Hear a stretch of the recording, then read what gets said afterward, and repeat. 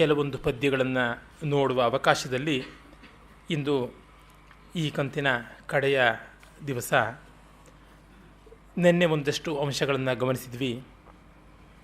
ಇಂದು ಅವುಗಳ ಮುಂದುವರಿಕೆಯನ್ನು ನಾವು ಕಾಣಬಹುದು. ಸಾಕಾರ, ಸಗುಣ, ನಿರ್ಗುಣ, ನಿರಾಕಾರ ಇವುಗಳ ಮೀಮಾಂಸೆಯನ್ನು ಮಾಡ್ತಾ ಅವರು ಮತ್ತಷ್ಟು ಮುಂದುವರೆದು ಹೇಳ್ತಾರೆ.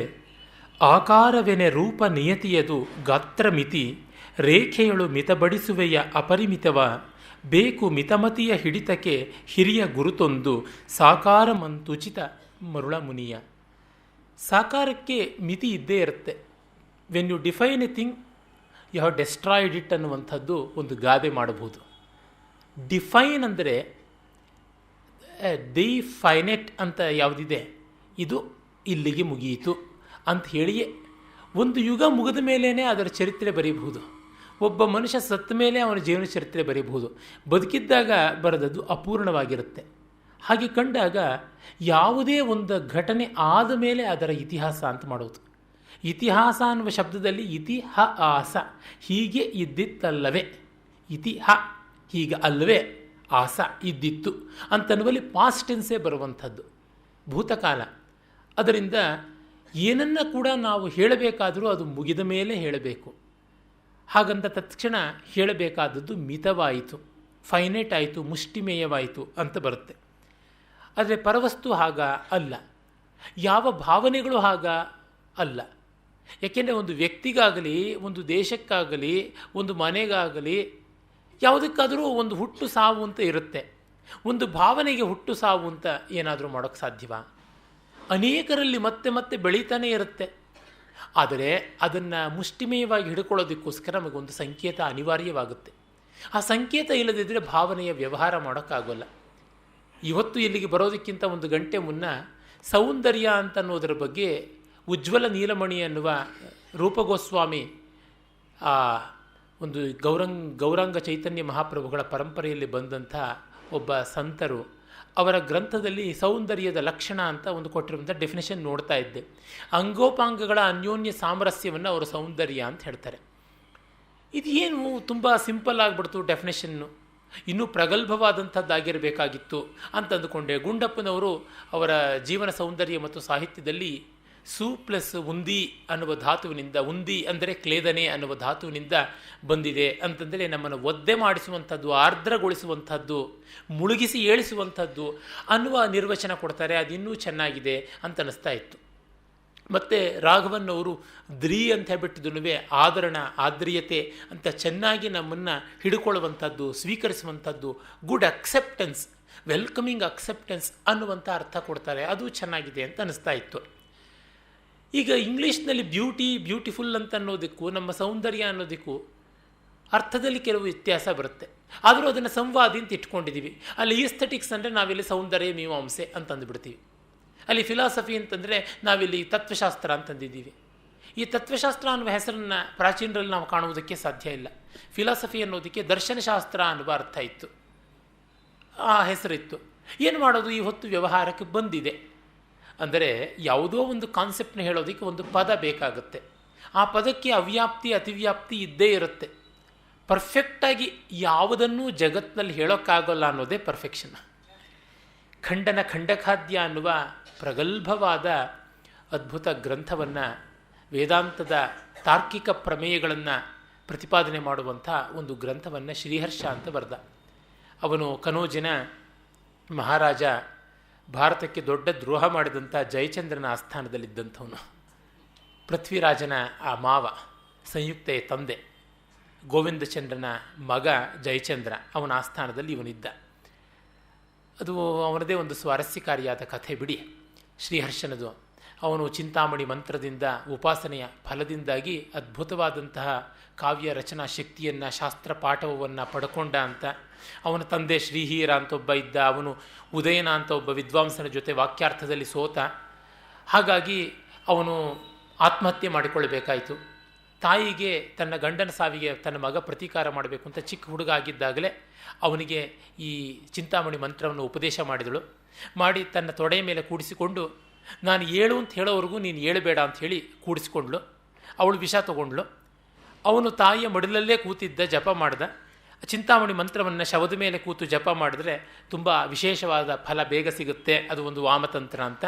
ಹೀಗೆ ತಾಯಿ ಮಡಿಯಲ್ಲಿ ಕೂತು ಜಪ ಮಾಡಿ ವಿಂಧ್ಯವಾಸಿನಿ ಅನುಗ್ರಹ ಪಡೆದ ಅಂತ ಹೀಗೆಲ್ಲ ಕಥೆ ಹೋಗುತ್ತೆ. ಅವನು ಅಸಾಧಾರಣ ಪಾಂಡಿತ್ಯ ಯಾವ ಮಟ್ಟಕ್ಕೆ ಪಡೆದ ಅಂದರೆ ಅವನು ಬರೆದದ್ದು ಯಾರಿಗೂ ಅರ್ಥವಾಗದೇ ಇರೋಷ್ಟು. ಕಡೆಗೆ ವಿಂಧ್ಯವಾಸಿನಿಯನ್ನೇ ಹೋಗಿ ಕೇಳ್ತಾನೆ, ಅಮ್ಮ ಏನಾಗೋಗ್ಬಿಡ್ತು, ನಾನು ಹೇಳೋದು ಯಾರಿಗೂ ಅರ್ಥವಾಗೋದಿಲ್ವಲ್ಲ ಅಂದರೆ, ನೀನು ಬುದ್ಧಿನ ಸ್ವಲ್ಪ ಟೋನ್ ಡೌನ್ ಮಾಡ್ಕೊಳ್ಬೇಕು ಅಂತ ಹೇಳಿ ಅದಕ್ಕಾಗಿ ಏನು ಮಾಡಬೇಕು ಅಂತಂದರೆ ತೊಂಡೆಕಾಯಿಯ ಚಪ್ಪರದ ಕೆಳಗಡೆ ಕೂತು ದಿವಸ ಉದ್ದಿನ ಕಾಳನ್ನು ಮೊಸರಲ್ಲಿ ನೆನೆಸಿಕೊಂಡು ತಿನ್ನಬೇಕು, ಆವಾಗ ಸರಿಯಾಗತ್ತೆ ಅಂತ. ಹಾಗೆ ಮಾಡ್ತಾ ಇದ್ದಂತೆ. ಯಾರೋ ಕೇಳಿದ್ರಂತೆ, ಏನು ಮಾಡ್ತಿದ್ಯಾ ಅಂತ. ಅಶೇಷ ಶೇಮುಷಿ ಮೋಶಂ ಮಾಶ ಮಶ್ನಾಮಿ ಮಾತುಲ ಅಂತ ಅಂದಂತೆ. ಅಶೇಷವಾದ ಶೇಮುಷಿಯನ್ನು ಬುದ್ಧಿಯನ್ನು ಕಡಿಮೆ ಮಾಡ್ಕೊಳ್ಳೋದಕ್ಕೆ, ಮೋಶ ಅಂದರೆ ಕಡಿಮೆ ಮಾಡ್ಕೊಳ್ಳೋದಕ್ಕೆ, ಮಾಶ ಇದು ಉದ್ದಿನ ಕಾಳನ್ನು ತಿಂತಾಯಿದ್ದೀನಿ, ಬಿಂಬವಲ್ಲಿ ವಿತಾನಾದ ಪಿಭಾಮಿ ದದಿಮಾಹಿಷಂ ಎಮ್ಮೆ ಮೊಸರು ಕುಡ್ಕೊಂಡು ಅದರ ಜೊತೆಗೆ ಈ ತೊಂಡೆಕಾಯಿ ಚಪ್ಪರದ ಕೆಳಗೆ ಕೂತಿದ್ದೀನಿ ಅಂತ. ಸ್ವಲ್ಪ ಅರ್ಥವಾಯ್ತಂತೆ. ಇನ್ಮೇಲೆ ಪರವಾಗಿಲ್ಲ ಅಂತ ಹೇಳ್ಕೊಂಡು ತಾನು ಬರೆಯೋಕ್ಕೆ ಆರಂಭ ಮಾಡ್ದ ಅಂತ ಎಲ್ಲ ಉಂಟು. ಆದರೆ ಅಲ್ಲಿ ಟ್ರ್ಯಾಜಿಡಿ ಏನಂದರೆ, ಇವನು ಹೋಗಿ ಜಯಂತಚಂದ್ರನ ಆಸ್ಥಾನದಲ್ಲಿ ಕವಿಯಾದ ಮೇಲೆ ಇವನಿಗೆ ನರಭಾರತಿ ಅಂತ ಬಿರುದು ಕೊಟ್ಟರು, ಪುರುಷರೂಪದ ಸರಸ್ವತಿ ಅಂತ. ಆದರೆ ಆ ಒಂದು ಬಿರುದನ್ನು ಕಂಡು ಅಸೂಯೆಪಟ್ಟು ರಾಣಿ ಅವಳಿಗೆ ಕಲಾಭಾರತಿ ಅಂತ ಬಿರುದಿತ್ತು. ನಿನಗೆಲ್ಲ ವಿದ್ಯೆಗಳು ಬರುತ್ತೆ ಅಂತಾದರೆ ನನಗೊಂದು ಜೊತೆ ಚಪ್ಪಲಿನ ಹೊಲಕೊಡು ಅಂತ ಹೇಳಿದಂತೆ. ಇವನು ಅದನ್ನು ಇನ್ಸಲ್ಟ್ ಅಂತ ಅಂದುಕೊಂಡ. ಆದರೆ ಏನು ಮಾಡೋದು, ಆಗೋಲ್ಲ ಅಂತ ಹೇಳಿದ್ರೆ ಸೋತಂತೆ ಆಗುತ್ತೆ. ಆದರೆ ಸುಮ್ಮನೆ ಮುನಿಸಿಕೊಂಡು ಹೋದರೆ ಅದು ಇನ್ನೊಂದು ತರಹ ಸೋತಂತೆ ಆಗುತ್ತೆ. ಅದಕ್ಕಾಗಿ ಅವನು ಜೊಂಡಿನಲ್ಲಿ ಚಪ್ಪಲಿಯನ್ನು ತಯಾರಿ ಮಾಡಿಕೊಟ್ಟ, ಹುಲ್ಲಿನಲ್ಲಿ ಮಾಡಿ ಕೊಟ್ಟು, ಇದನ್ನು ನಿನಗಲ್ಲ, ನಾನು ದೇವಿಗೆ ಕೊಡೋದಷ್ಟೇ, ನನಗೆ ಬರುತ್ತೆ ಚಪ್ಪಲಿ ಕೂಡ ಮಾಡಿ ತಯಾರು ಮಾಡೋದನ್ನು ತೋರಿಸೋದಕ್ಕೆ ಮಾಡಿದ್ದೀನಿ, ನಾನು ಇನ್ನಿರೋಲ್ಲ ಅಂತ ಬಿಟ್ಟು ಹೋದ ಅಂತ ಕಥೆ ಉಂಟು. ಅವನ ಖಂಡನ ಖಂಡಕಾದ್ಯ ಪ್ರಗಲ್ಭವಾದ ವೇದಾಂತ ಗ್ರಂಥ. ತಾರ್ಕಿಕರನ್ನು ಅವನು ಎದುರಿಸುವಂಥ ರೀತಿ ತಾರ್ಕಿಕವಾಗಿಯೇ. ಅಲ್ಲಿ ಅವನು ಕಡೆಗೆ ಹೇಳ್ತಾನೆ, ಈ ಪ್ರಪಂಚದಲ್ಲಿ ಯಾವುದಕ್ಕೂ ಡೆಫಿನೇಷನ್ ಹಾಕಿ ಹೇಳೋದಕ್ಕೆ ಸಾಧ್ಯ ಇಲ್ಲ ಅನ್ನೋದೇ ಕಡೆಗೆ ನಿಲ್ಲುವಂಥದ್ದು. ಯಾವುದನ್ನು ಡಿಫೈನ್ ಮಾಡೋಕ್ಕೆ ಹೋದರೂ, ಲಕ್ಷಣೀಕರಿಸೋಕ್ಕೆ ಹೋದರೂ ಅವ್ಯಾಪ್ತಿ ಅತಿವ್ಯಾಪ್ತಿ ದೋಷ ಬಂದೇ ಬರುತ್ತೆ. ಎಷ್ಟು ಪರ್ಫೆಕ್ಟಾಗಿ ಮಾಡೋಕ್ಕೆ ಹೋದರೂ ಅದು ಎಡವು ಬೀಳುತ್ತೆ. ಫಿಸಿಕ್ಸ್ ಮಾಡೋಕ್ಕೆ ಹೋಗಿದ್ದು ಅದೇ ತಾನೆ. ಮಾಡರ್ನ್ ಫಿಸಿಕ್ಸು ಆ ಒಂದು ಸಮಸ್ಯೆಯನ್ನು ಯಾವ ತರಹ ಎದುರಿಸೋದಕ್ಕೆ ಗೊತ್ತಾಗದೆ ಇಂದಿಗೂ ಕೂಡ ಒದ್ದಾಡ್ತಾ ಇದೆ. ಅದು ಇರುವಂಥದ್ದೇ. ತುಂಬ ಸೂಕ್ಷ್ಮತಮವಾದಷ್ಟು ಲಕ್ಷಣೀಕರಣ ಕಷ್ಟವಾಗುತ್ತೆ. ಆದ್ದರಿಂದ ಬಿಟ್ಟು ಬಿಡೋದೇ ಇಲ್ಲ. ಎಲ್ಲಿವರೆಗೂ ಮಾಡಬೇಕು? ನಮ್ಮ ಬುದ್ಧಿ ಸೋಲುವವರೆಗೆ. ಬುದ್ಧಿ ಸೋಲೋದು ಅಂದರೆ ಅಹಂಕಾರ ಸೋಲೋದು ಅಂತ. ಎಲ್ಲಿವರೆಗೂ ನಮಗೆ ಸುಸ್ತಾಗುತ್ತೋ ಅಲ್ಲಿವರೆಗೂ ಫೈಟ್ ಮಾಡ್ತೀವಿ, ಕಡೆಗೆ ರಾಜಿ ಮಾಡ್ಕೊಳ್ತೀವಿ. ಆ ತರಹ ಲಕ್ಷಣೀಕರಣ ಅದೇ ರೀತಿ. ಹಾಗೆಯೇ ಸಗುಣವಾಗಿ ಸಾಕಾರವಾಗಿ ನಿರಾಕಾರ ನಿರ್ಗುಣವನ್ನು ಮಾಡಿಕೊಳ್ಳೋದು ಕೂಡ ಇನ್ನಷ್ಟು ಪರ್ಫೆಕ್ಟಾಗಿ, ಇನ್ನಷ್ಟು ರಮಣೀಯವಾಗಿ, ಇನ್ನಷ್ಟು ಮುಷ್ಟಿಮೇಯವಾಗಿ ಮಾಡಿಕೊಳ್ಳೋದು ಅದೊಂದು ಪ್ರಯತ್ನ. ಹಾಗೆ ಮಾಡಿಕೊಳ್ಳದೆ ವ್ಯವಹಾರ ನಡೆಯುವುದಿಲ್ಲ. ವ್ಯವಹಾರ ನಡೆಯೋದು ಯಾತಕ್ಕೆ? ವ್ಯವಹಾರವನ್ನು ನಿಲ್ಲಿಸೋದಕ್ಕೋಸ್ಕರ. ಇದು ಬಹಳ ಕಾಂಟ್ರಡಿಕ್ಷನ್ ಅಂತ ಅನ್ಬೋದು. ಅದಕ್ಕೆ ಹಣವನ್ನು ಯಾತಕ್ಕೆ ಸಂಪಾದಿಸೋದು? ಹೆಚ್ಚು ಸಂಪಾದಿಸಬಾರದು ಅನ್ನೋದಕ್ಕೆ ಹಣವನ್ನು ಸಂಪಾದಿಸಬೇಕು. ವಿದ್ಯೆಯನ್ನು ಹೆಚ್ಚು ಯಾಕೆ ಓದಬೇಕು? ಹೆಚ್ಚು ವಿದ್ಯೆಯನ್ನು ಓದಬಾರದು ಅನ್ನೋದಕ್ಕೇನೆ ಓದಬೇಕು ಅಂತ. ಅಂದರೆ ಬುದ್ಧಿ ದಿಕ್ಕಾಪಾಲಾಗಿ ಹೋಗದೇ ಇರೋದಕ್ಕೆ ಏಕಾಗ್ರತೆಯನ್ನು ಕೂಡಿಸಿಕೊಂಡು ಕಂಡದ್ರೊಳಗೇನೆ ಪರಮಾರ್ಥವನ್ನು ಕಾಣಿಸಿಕೊಳ್ಳೋದಕ್ಕೋಸ್ಕರ ವಿದ್ಯೆ. ಮತ್ತು ಇನ್ನು ಹೆಚ್ಚಿನ ಸಂಪಾದನೆಯ ರೀತಿಯಿಂದ ಲೋಕಕ್ಕೆ ಉಪಪ್ಲವ, ತನ್ನ ಮನಸ್ಸಿಗೆ ಖೇದ ಮಾಡಿಕೊಳ್ಳಬಾರದು ಅಂತಲೇ ಸಂಪಾದನೆ. ಅಂದರೆ ಯಾವ ಸಾಧನವಾದರೂ ಅದನ್ನು ನಿವೃತ್ತಿ ಮಾಡಿಕೊಳ್ಳೋದಕ್ಕೇ ಇರುವಂಥದ್ದು. ಊಟ ಯಾಕೆ ಮಾಡ್ತೀವಿ? ಇನ್ನೊಂದು 3 ಗಂಟೆ ಹೊತ್ತು ಊಟ ಮಾಡಬಾರ್ದು ಅನ್ನೋದಕ್ಕೆ ಮಾಡ್ತಾ ಇದ್ದೀವಿ ಅಂತ ಅನ್ನಬೇಕು. ಯಾವ ಕ್ರಿಯೆಯೂ ಕೂಡ ಅದರ ಕಷ್ಟವನ್ನು ನಿವಾರಣೆ ಮಾಡಿಕೊಳ್ಳೋದಕ್ಕೆ ಇರೋದು ಅನ್ನೋ ಥರವೇ ಲಕ್ಷಣ ಪ್ರವೃತ್ತಿ ಕೂಡ ಲಕ್ಷಣಾತೀತವಾಗೋದಿಕ್ಕೆ ಅನ್ನುವ ಭಾವ ನಮ್ಮಲ್ಲಿ ಇದ್ದರೆ ಲಕ್ಷಣಗಳಿಗೆ ಮರ್ಯಾದೆ ಇರುತ್ತೆ, ಬೆಲೆ ಇರುತ್ತೆ, ಅರ್ಥ ಇರುತ್ತೆ. ಹಾಗಲ್ಲದೆ ಲಕ್ಷಣಕ್ಕಾಗಿ ಲಕ್ಷಣ ಅಂದರೆ ತರ್ಕಕ್ಕಾಗಿ ತರ್ಕ, art for the sake of art. Kuvempu ಅವರು ಬಹಳ ಚೆನ್ನಾಗಿ ಅದಕ್ಕೆ ಹೇಳ್ತಾರೆ, ಕಲೆಗಾಗಿ ಕಲೆ ಎಂಬುದು ಕಲಾಪೂರ್ಣವಾದ ಮಾತಾದರೂ ಪೂರ್ಣವಾದದ್ದಲ್ಲ ಅಂತ. ತರ್ಕವನ್ನು ತರ್ಕಕ್ಕಾಗಿ ಬಳಸುವುದು ಹಾಗೆ. ಯಾವುದಕ್ಕೂ ಒಂದು ವಿಶಿಷ್ಟವಾದ ಪ್ರಯೋಜನ ಬೇಕು, ವಿಶ್ರಾಂತಿ ಪರ್ಯಂತವಾದ ಪ್ರಯೋಜನ, ಫಲಪರ್ಯಂತ ಪ್ರಯೋಜನ ಅಂತ ಕರಿತೀವಿ. ಅದಕ್ಕಾಗಿ ಸಗುಣ ಸಾಕಾರಗಳನ್ನು ಮಾಡಿಕೊಂಡದ್ದು ಹಿಡಿತಕ್ಕೆ ಹಿರಿಯ ಗುರುತೊಂದು ಬೇಕು. ಯಾವುದು? ಮಿತಮತಿಯ ಹಿಡಿತಕ್ಕೆ. ನಮ್ಮ ಮತಿ ಮಿತವಾದದ್ದರಿಂದ ಒಂದು ಹಿಡಿತಕ್ಕೆ ಗುರುತು ಬೇಕು ಅಂತ ನಾವು ಒಪ್ಪಿಕೊಳ್ಳಬೇಕು. ನನಗೆ ನೆನಪಿಗೆ ಬರುತ್ತೆ, ಒಮ್ಮೆ ಒಂದು ಓರಿಯೆಂಟಲ್ ಕಾನ್ಫರೆನ್ಸ್ಗೆ ಪೂನಾಗೆ ಹೋಗ್ತಾ ಇದ್ವಿ. ಸಂಸ್ಕೃತ ನಾಟಕ ಮಾಡಬೇಕು ಅಂತ, ಹ್ಯಾಮ್ಲೆಟ್ನ ಸಂಸ್ಕೃತದಲ್ಲಿ ಮಾಡಬೇಕು ಅಂತ ಹೊರಟಿದ್ವಿ. ನಾನು ಅಲ್ಲಿ ಪೊಲೋನಿಯಸ್ ಅಂತ ಒಬ್ಬ ಬಹಳ ಬಹಳ ಪಂಡಿತನಾದಂಥ ಒಬ್ಬ ಮೂರ್ಖ ಮಂತ್ರಿ ಬರ್ತಾನೆ. ಅವನ ಪಾತ್ರ ನಾನು ಮಾಡಿದ್ದು. ಅಲ್ಲಿ ಪಾತ್ರಧಾರಿಗಳಲ್ಲಿ ಅತ್ಯಂತ ಚಿಕ್ಕ ವಯಸ್ಸಿನವನು ನಾನು, ಆದರೆ ನಾಟಕದಲ್ಲಿ ಅತ್ಯಂತ ಹಿರಿಯ ವಯಸ್ಸಿನವನ ಪಾತ್ರ ನಾನು ಮಾಡ್ತಾ ಇದ್ದದ್ದು. ಅಲ್ಲಿ ಹ್ಯಾಮ್ಲೆಟ್ನ ಪಾತ್ರಧಾರಿಗಳು ನನ್ನ ತುಂಬ ಆದರಣೀಯರಾದ ಆತ್ಮೀಯ ವಿದ್ವಾಂಸರು ಡಾಕ್ಟರ್ ಎ ರಾಮಸ್ವಾಮಿ ಅಯ್ಯಂಗಾರ್ ಅವರು. ಟ್ರೈನ್ನಲ್ಲಿ ಪ್ರಯಾಣ ಮಾಡ್ತಾ ಇದ್ದಾಗ ಅವರು ಅಲ್ಲಿ ತಮ್ಮ ಸೀಟ್ನ ಎದುರುಗಡೆಗೆ ಇರುವ ಒಂದು ಬೆಂಚ್ ಥರ ಯಾವುದಿರುತ್ತೆ ಸಾಮಾನುಗಳನ್ನು ಇಟ್ಕೊಳ್ಳೋದಕ್ಕೆ ಟ್ರೈನಲ್ಲಿ, ಅದರ ಮೇಲೆ ತಿರುಪತಿಯ ವೆಂಕಟೇಶ್ವರ ಸ್ವಾಮಿಯ ಫೋಟೋ ಇಟ್ಕೊಂಡು ವಿಷ್ಣು ಸಹಸ್ರನಾಮವನ್ನು ಪಾರಾಯಣ ಮಾಡ್ತಾಯಿದ್ರು. ನಾನು ಯಾವುದು ಸಾರ್ ಪುಸ್ತಕ ಅಂದರೆ ಅಶಕ್ತರ ಆಲಂಬನ ಸಾರ್ ಅಂತಂದರು. ಇದು ಯಾತಕ್ಕೆ ನೈತ್ಯಾನುಸಂಧಾನ ಅಂತಂದೆ. ನೈತ್ಯಾನುಸಂಧಾನ ಅಲ್ಲ, ವಾಸ್ತವ ಅಂತ. ಏನು ವಾಸ್ತವ ಅಂತಂದರೆ, ನಾವು ಅಶಕ್ತರಾಗಿದ್ದರಿಂದ ಸಗುಣ ಸಾಕಾರ ಇಟ್ಕೊಂಡಿದ್ದೀವಿ ಅಂತ ಮೊದಲಿಗೆ ಹೇಳಿಬಿಟ್ರೆ ತಗಾದೇ ಇರೋದಿಲ್ವೋ ಅಂತ. ಇಲ್ಲ, ನಾವು ತುಂಬ ಪ್ರಿವಿಲೇಜ್ಡ್ ಪೀಪಲ್, ಅದಕ್ಕೋಸ್ಕರವಾಗಿ ಸ್ತೋತ್ರ ಪಾರಾಯಣ ಮಾಡ್ತಾ ಇದ್ದೀವಿ ಅಂತಂದರೆ ಕಂಡಿದ್ದೀವಿ ನಿಮ್ಮ ಪ್ರಿವಿಲೇಜ್ ಅಂತ ಅನ್ಬೋದು. ನಾವು ನಿಮಗಿಂತ ಕಡಿಮೆಯವರಪ್ಪ ಅಂತ ಒಪ್ಕೊಂಡ್ಬಿಟ್ರೆ ಯಾರೂ ಜಗಳ ಆಡೋದಕ್ಕೆ ಬರೋದಿಲ್ವಲ್ಲ. ಹೀಗಾಗಿ ವಿವಾದವನ್ನು ನಿಲ್ಲಿಸೋದಕ್ಕಿರುವಂಥ ಮೊದಲನೇ ಅಸ್ತ್ರ ಯಾವುದು ಅಂತಂದರೆ, ನಮಗಿದು ಅನಿವಾರ್ಯವಾಗಿದ್ದರಿಂದ ಮಾಡ್ತಾ ಇದ್ದೀವಪ್ಪ, ನಮ್ಮ ಕೈಯಲ್ಲಾಗ್ತಾ ಇಲ್ಲ ಅದಕ್ಕೋಸ್ಕರ ಅಂತ ಅಂದುಬಿಟ್ರೆ ಅಲ್ಲಿಗೆ ಮುಗಿಯುತ್ತೆ ಅಂತ. ಹಾಗೆ ಮಿತಮತಿಯ ಒಂದು ಹಿಡಿತಕ್ಕಾಗಿ ಹಿರಿಯ ಗುರುತು ಬೇಕು ಅಂತಂದ ಮೇಲೆ ಯಾರೂ ಸಗುಣ ಸಾಕಾರದ ಮೇಲೆ ಗೂಬೆ ಕೂಡಿಸೋಕೆ ಸಾಧ್ಯ ಇಲ್ಲ. ಯಾವಾಗ ಎದುರಾಳಿಯ ಧ್ವನಿ ಕುಗ್ಗುತ್ತೋ ಆಗ ಇವರು ತಗೋಬೋದು ಅವ್ರನ್ನ ಟಾಸ್ಕ್ಗೆ. ನೋಡಿ, ಇದರ ಅನುಕೂಲತೆ ಎಷ್ಟಿದೆ ಅಂತ ಹೇಳ್ಬೋದು. ಸಾಧಕನ ಉದ್ಧಾರಕ್ಕಾಗಿ ಆದಂತಹ ಮಾರ್ಗಗಳಲ್ಲಿ ಉಚ್ಚ ನೀಚಗಳ ತಿರಸ್ಕಾರ್ಯ ಪುರಸ್ಕಾರ್ಯ ಭಾವಗಳಿಗೆ ಅವಕಾಶ ಇಲ್ಲ. ಅದನ್ನು ಡಿ ವಿ ಜಿಯವರು ಅಲ್ಲಿ ಹೇಳ್ತಾರೆ. ಅದಕ್ಕೆ ಉಚಿತವಾದದ್ದು, ಅನುಕೂಲವಾದದ್ದು ಅಂತ. ಮುಂದೆ ಅವರು ಹೇಳ್ತಾರೆ, ಕಣ್ಣ ತುಂಬಲು ಕೇಶವಾಕಾರವಿರದೆ ಜಕ್ಕಣ್ಣನ ಬೇಲೂರ ದೇಗುಲದೊಳು ಎಂಥ ಚೆನ್ನೆಯರ ಮನ್ನೆಯರ ರಸಿಕ ಪ್ರಸನ್ನೆಯರ ಸನ್ನೆಗಳ ತರಲಾಯ್ತು ಮರುಳ ಮುನಿಯ. ಅವರ ಶೈಲಿ ನೋಡಿ ಎಷ್ಟು ಕಾವ್ಯಮಯ ಆಗಿಬಿಡುತ್ತೆ ಶಬ್ದಾಲಂಕಾರದಿಂದ. ಕಣ್ಣ ತುಂಬಲು ಕೇಶವಾಕಾರವಿರದೆ ಜಕ್ಕಣ್ಣನ ಬೇಲೂರ ದೇಗುಲದೊಳು ಎಂತು ಆ ಚೆನ್ನೆಯರ ಮನ್ನೆಯರ ರಸಿಕ ಪ್ರಸನ್ನೆಯರ ಸನ್ನೆಗಳ ತರಲಾಯ್ತು ಮರುಳ ಮುನಿಯ. ಕೇಶವೇಶನ ರಾಣಿಯರ್ ಶುಕವಾಣಿಯರ್ ಫಣಿವೇಣಿಯರ್ ರಾಸಲೀಲೆಯಳಾಡುವರ್ ಸಲೆ ಪಾಡುವರ್ ಕುಣಿದಾಡುವರ್ ಬಲ್ಪಿನೊಲ್ಪಿನ ಭಾಮಯ್ಯರ್. ಎಷ್ಟು ಮಾಧುರ್ಯ ತುಂಬಿರುವಂಥದ್ದು ಆ ಶೈಲಿಯಲ್ಲೇ. ಕಲ್ಪನ ಪ್ರತಿಭಾ ಸಮುದ್ರದಿ ಜಕ್ಕಣೋಜ ನಿಬೋಧಿತರ್ ಶಿಲ್ಪಮಂದರ ದಿಮ್ಮಥಂಗೆಯ ವಿಷ್ಣುವರ್ಧನ ಚೋದಿತರ್ ಬಲ್ಪಿನೊಲ್ಪಿನ ಭಾವಭಂಗಿಯ ರಾಮಯ್ಯರ್ ಅಭಿರಾಮಯ್ಯರ್. ಎಷ್ಟು ಸುಂದರವಾದ ಆ ಶೈಲಿ ಅವರು ಆ ಅಂತಃಪುರ ಗೀತದ ಆರಂಭದಲ್ಲಿ ಕೊಡ್ತಾರೆ. ಅಲ್ಲಿ ಈ ಪದ್ಯದ ತಾತ್ಪರ್ಯ ಎಷ್ಟು ಹೃದಯವಾದದ್ದು ಅಂದರೆ, ಕಣ್ಣು ತುಂಬಿಕೊಳ್ಳೋದಕ್ಕೆ ಕೇಶವನ ಆಕಾರ ಇಲ್ಲದೇ ಇದ್ದರೆ ಜಕ್ಕಣಾಚಾರಿ ಇದ್ದನೋ ಇಲ್ಲವೋ. ಈಚೆಗೆ ವಸುಂಧರಾ ಫೀಲಿಯೋಜಾ ಮತ್ತು ಪಿಯರ್ ಫೀಲಿಯೋಜಾ ಅನ್ನುವ ಸಂಶೋಧಕರು ಅದು ದಕ್ಷಿಣಾಚಾರ ಅನ್ನೋದರಿಂದ ಜಕ್ಕಣಾಚಾರಿ ಅಂತ ಬಂದಿರುವಂಥದ್ದು. ಅದು ದಕ್ಷಿಣ ಭಾರತದ ಒಂದು ಶಿಲ್ಪ ಸಂಪ್ರದಾಯ ಹೊರತು ಒಬ್ಬ ವ್ಯಕ್ತಿಯಲ್ಲ ಅಂತ ಹೇಳ್ತಾರೆ. ಜಕ್ಕ ಅನ್ನೋದು ಯಕ್ಷ ಅಂತನೋ ಶಬ್ದದಿಂದ ಬಂದ ತದ್ಭವ. ಜಕಣಿ ಬಡ್ದಿದೆಯಾ ಅಂತೆಲ್ಲ ಹೇಳೋದುಂಟು.